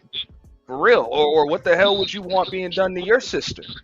Or if you had a daughter, your daughter, or your cousin, or whatever, you know? See, that's the cycle of life and growth, and a lot of us don't even consider that, right? We only consider the part where we've been a victim, but not understand you've been hurt, you've hurt somebody, hurt people. We've been different parts of this cycle. You know what I'm saying? And a lot of times we wanted people to consider our family members or our, or our feelings or whatever, but at sometimes when we wanted what we want, we didn't consider other people's feelings. That was your daughter or that was your, you know what I'm saying? We wanted what we wanted at that time, whether it was to fill a void or hurt. We've been different parts of this cycle. Mm-hmm. Yeah. So, it's not perfect, but at the end of the day, when y'all be wondering why these dudes get, just like Megan said, cold feet, is usually the advice coming from a woman. It ain't pressure from his homies, because a nigga will ignore his homies in a fucking heartbeat, man. Not a chick. Like, real shit. Like, you can say, hey, don't save her, she don't want to be saved, and all. He ain't trying to hear that shit from no niggas. Nope. But from his mom or from the other chick, it's likely to go a little further. Yeah. So more often than not, when you over here clanking them pots and twerking that poultry seasoning, and that motherfucker getting cold feet, yeah, that's another woman,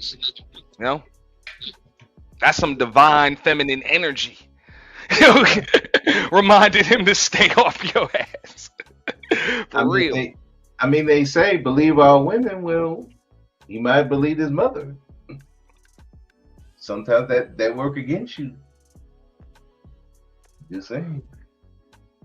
Sometimes you got to ask people, hey, and you got to ask them to be honest. Would you want your child to date somebody like you?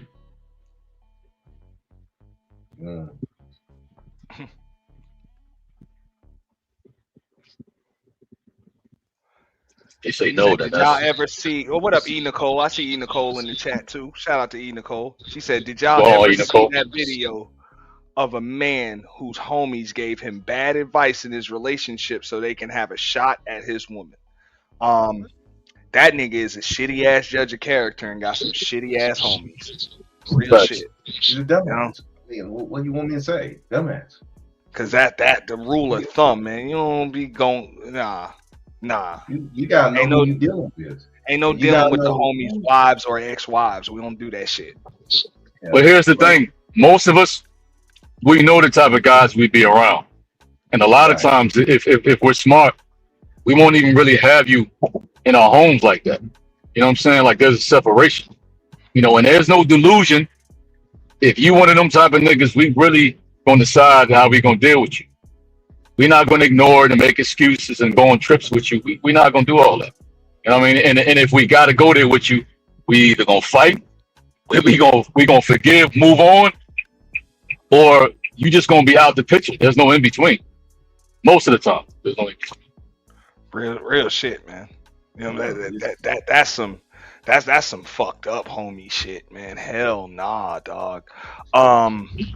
Just so they can have a shot at his woman. Nah, that's bullshit. That's like, yeah. And a lot of times you're gonna get hands or worse put on you. Like men we don't normally play that.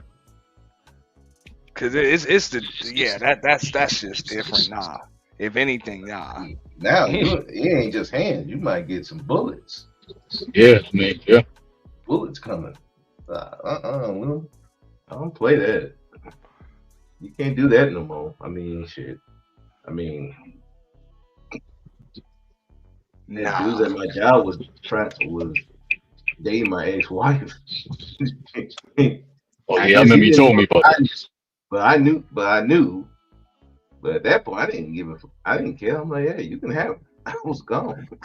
Yeah, but you gone totally though. Like, hey, him and her. Like, y'all do what the hell you want, but fuck both of y'all, man. Fuck up out of here, man. That's what I'm saying. I was like this. That's some weird shit. And here's the funny part: the other guy that she dated, she tried to blame me. I'm like, You could have came to me. I would have told you that man was a piece of shit. You wanted the damn thing. My fault.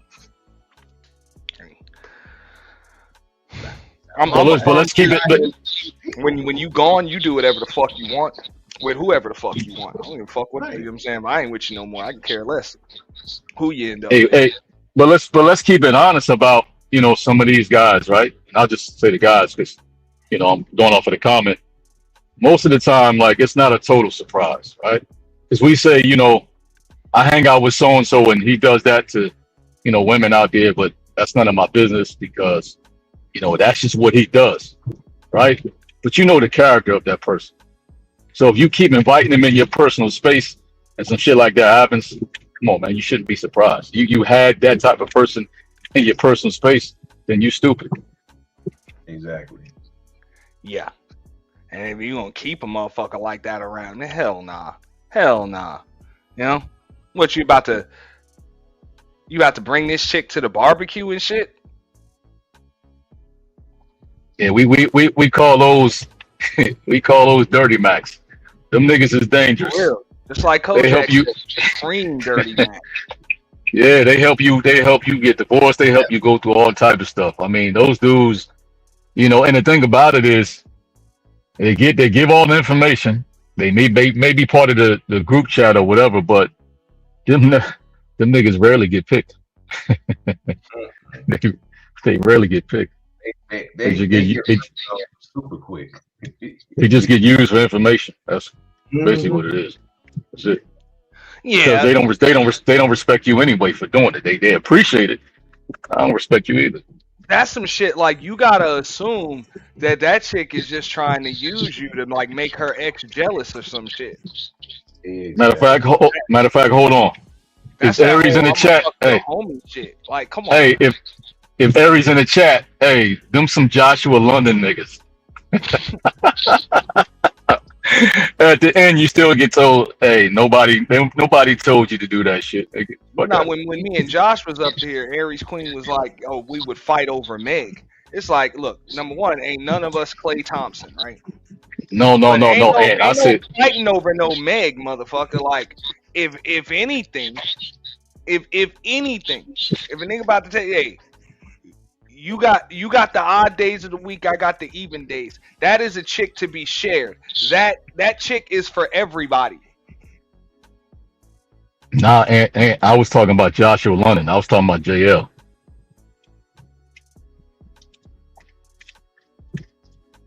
I wasn't talking about that, Josh. I'm talking about JL. Yeah. Dirty No, Mac. I'm saying Josh was up here earlier. He was like, we were Okay, fighting. Ain't no fighting over fucking. She said, Get up out of here. wait, what Aries said? Don't tell me. That's why it's stupid to fight over it. Like dudes that I heard Jay Prince say that when he was on the Lapeef show or whatever. He was like, "Oh, I'll fight a dude over a woman I like, bro." If you gotta fight a dude over a chick, it's because that chick likes both of you niggas. Right. And if she likes both of you, then just like Kojak just said, that's both of y'all chicks. Right. We just got to decide who gonna pay for it. But I mean, if she's only into one dude, what the fuck is y'all fighting over a woman that's into one of you for? That makes no sense. Step the fuck away, go get you a chick that just likes you. That don't make no sense to be fighting a dude for a chick. She's gonna make the choice for you. You would assume. What the fuck? That's just stupid. That with me, like she was trying to get me to fight. She was like, I was just dating him to get you jealous. I said, ma'am, I let you go. You Big didn't let me mistake. go. I let you go. And I mean, I would even say the same thing to women too. Like, if you gotta fight, like, trust me, that nigga does not give a fuck which one of y'all win the fight. So fighting is a waste. Like, who gets their ass beat is not going to be the one that doesn't get the guy. Like that's not going to be his criteria for choosing if he chooses at all. Hell, some of them are setting you up so they can tag team you. You know, he either wants both of y'all or neither of you. Trust that. and he just want to see chaos. But if he only wants one of you, there is no fighting his chick.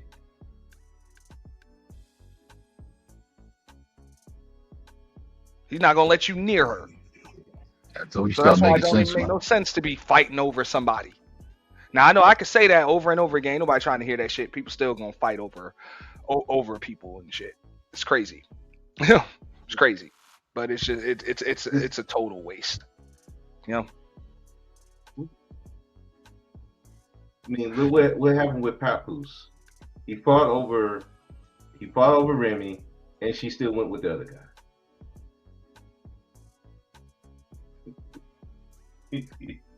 let that sink in. Now, now Kojak, I would say this much, right? Competition is different than fighting. That's different.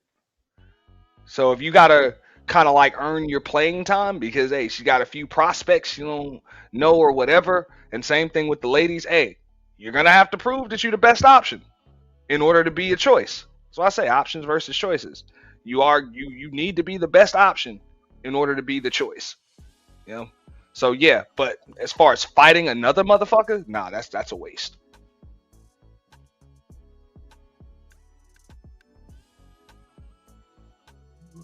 Yeah, you can have it. Go ahead. It's yours.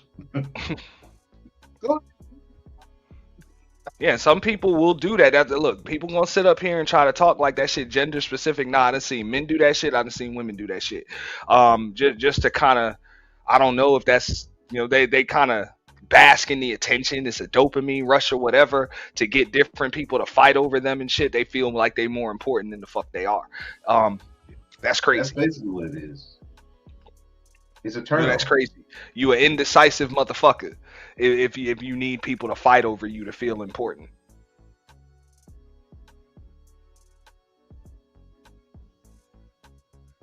Yeah. More than likely, you lack self-esteem because it's impossible. Like you're not able to self-validate. That's why you need external validation. You know what I'm saying? There is no self-validation because you need validation from the external. You need it from outside sources. So somebody like that, I would say, ain't even a whole person. You know, you're not even a whole person. Likely ain't even ready for no damn relationship. So to fight over that person to get them into a relationship, that's a waste of fucking time.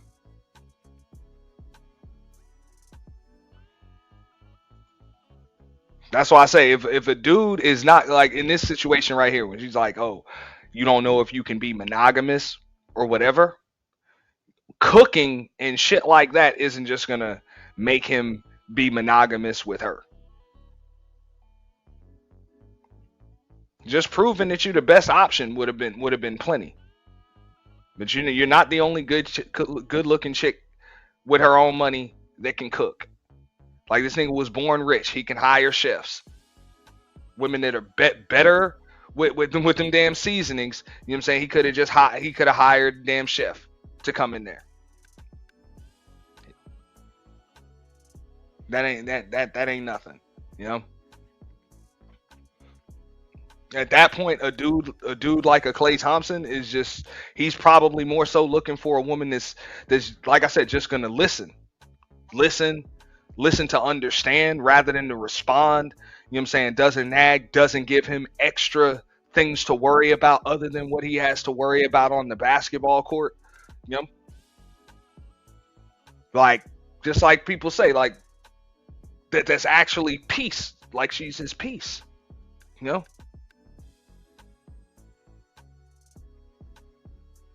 You got enough stuff to worry about that's out of your control. You got general managers, executives, and shit. You know what I'm saying? That are making decisions. You got billionaires making decisions regarding your fucking career and your legacy, and you have no, you know what I'm saying? You have no say so in who your teammates are gonna be. You have coaches making fucking decisions. You got other teammates that are getting into all types of other shit. You got agents and shit negotiating deals for you. The only thing you have control over is how you show up and you perform, and that career has a shelf life. Like you can't just be liked and extend the career an extra 10 fucking years. That's it. This shit is by 40, By age 40, it's over. So you're trying to make the most of that shit now.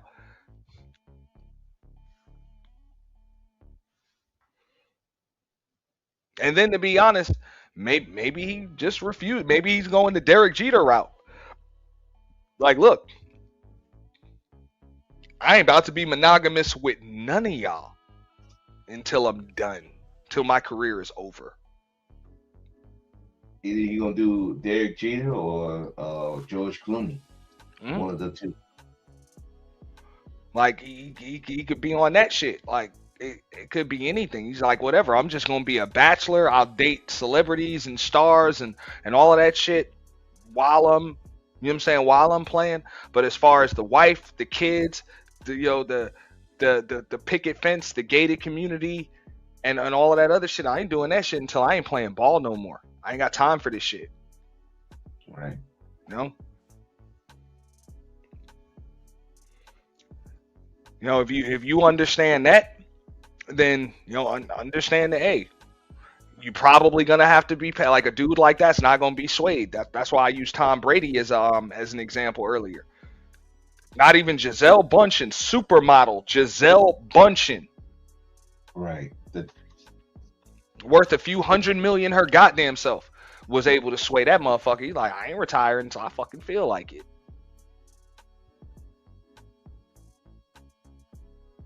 Yep. She left, he cut her a check, that was it. And then he retired. And then he retired. I'll do it when I feel like it. You know? That's it. But you don't, you're not driving this car. You know?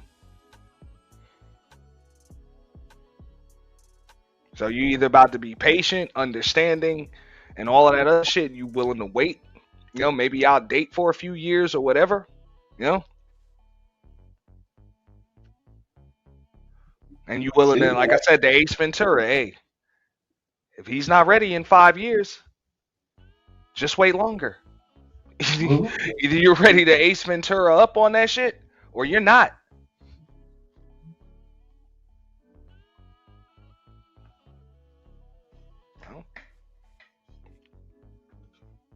What it is. I'm not saying every woman should be on that shit with every fucking dude, but just understand the type of dude that you're either with or that you want. In her case, Megan's case, she wanted a champion, a pro ball player, champion, second generation, all of that shit. Like that's the dude you want, and this is who he is. So just understand, you know, who he is, and understand what to expect. But the unrealistic expectations, yeah, you gotta take accountability for having unrealistic expectations. You expected a fish to climb a tree, and they don't do that. They just swim.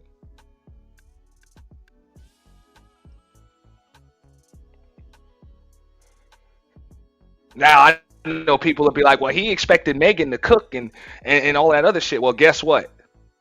I don't think that was an unrealistic expectation. He got it. You know what I'm saying? She cooked. He got it. She did it. Yeah. So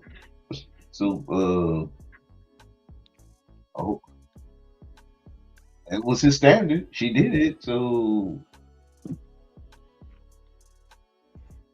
hey, there she go.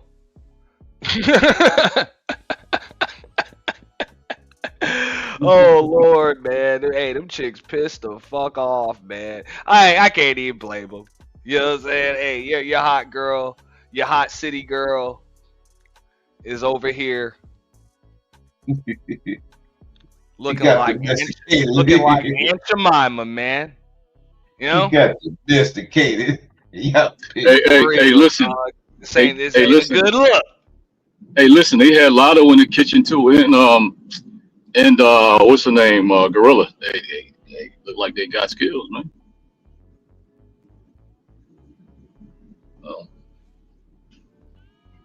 Look like they good in the kitchen. Hey, but I was tripping though. You had Pops up there for a long time, man. I had a smile on his face. Don't put his ass back up here.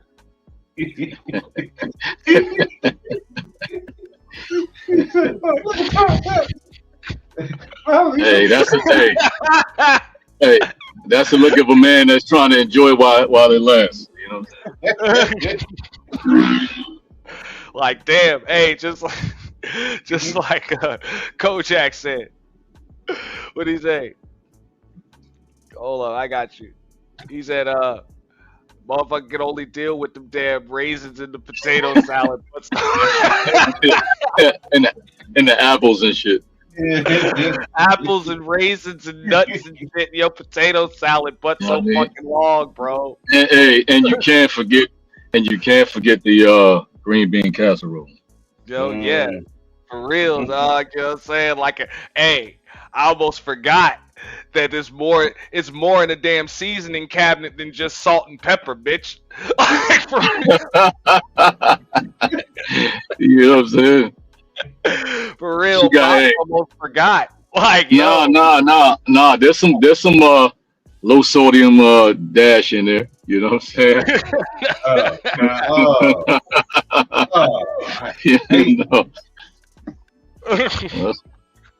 That's it. Hey, just like you said, Pops was like, "Yo, you keep this one as long as you can." Right. Hey, he looked in that cabinet. He looked in that cabinet and saw like 100 seasons, and he's like, "Oh yeah, this shit about to be good." Like, word. Hey, Pops is like, "Keep this one as long as you can," and Mom's is like, "Bullshit." Right. Hey, she was like, I can't cook worth a shit, and your dad ain't going nowhere. So trust that. This chick been able to cook for how long, and she can't keep a nigga. Let that sink in. She can't keep a man. Let that sink in. Hey, Pops back to eating duck and shit and bland ass. That's the advice that likely came from Mom. Right. She like cooking. You can hire somebody to cook. Real. Ain't an excuse. Like, she was like, maybe I can't cook, but I can ask your father. Hey, look. She like, maybe I can cook. Hey, but I can keep my ass off the internet. Not only I can keep my ass off the internet, I can keep a man, and I can raise champions. I can raise boys into champions. That's definitely a fact right there. Okay.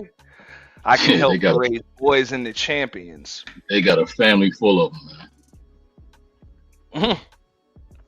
You know, for real. So, just let it all sink in. Let it all sink in. But hey, fellas, I got to get up out of here, man. I'll probably be up a little later. You know, it's the end of the month. Matter of fact, hold on. Let me gift a few before I get up out of here. Let me gift a couple. Got to gift a few memberships so we at the home of the official YT Purge. First and foremost, hold up.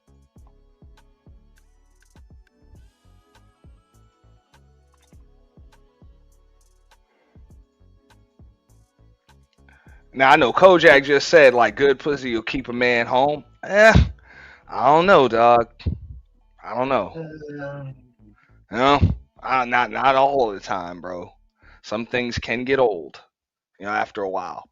You know, or maybe not old, but hey, motherfucker get complacent with that type of shit. You know, it takes a little bit more than that. It does definitely take a little bit more than that. Right. Yeah, after you get used to it for a while, yeah.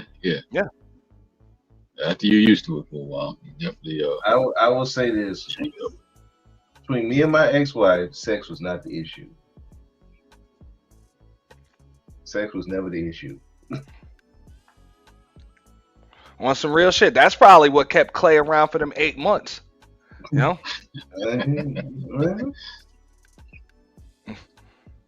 Or else motherfucker would have been gone.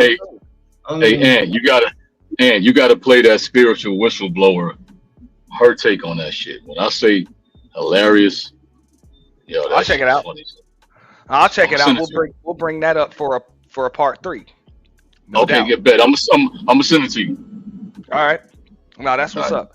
Yeah, I got the final thoughts and shout out to the new members. We just gifted 10 5 at the home of the official YT Purge, 5 on the Boiler Room. So shout out to the new members there. We had to do that.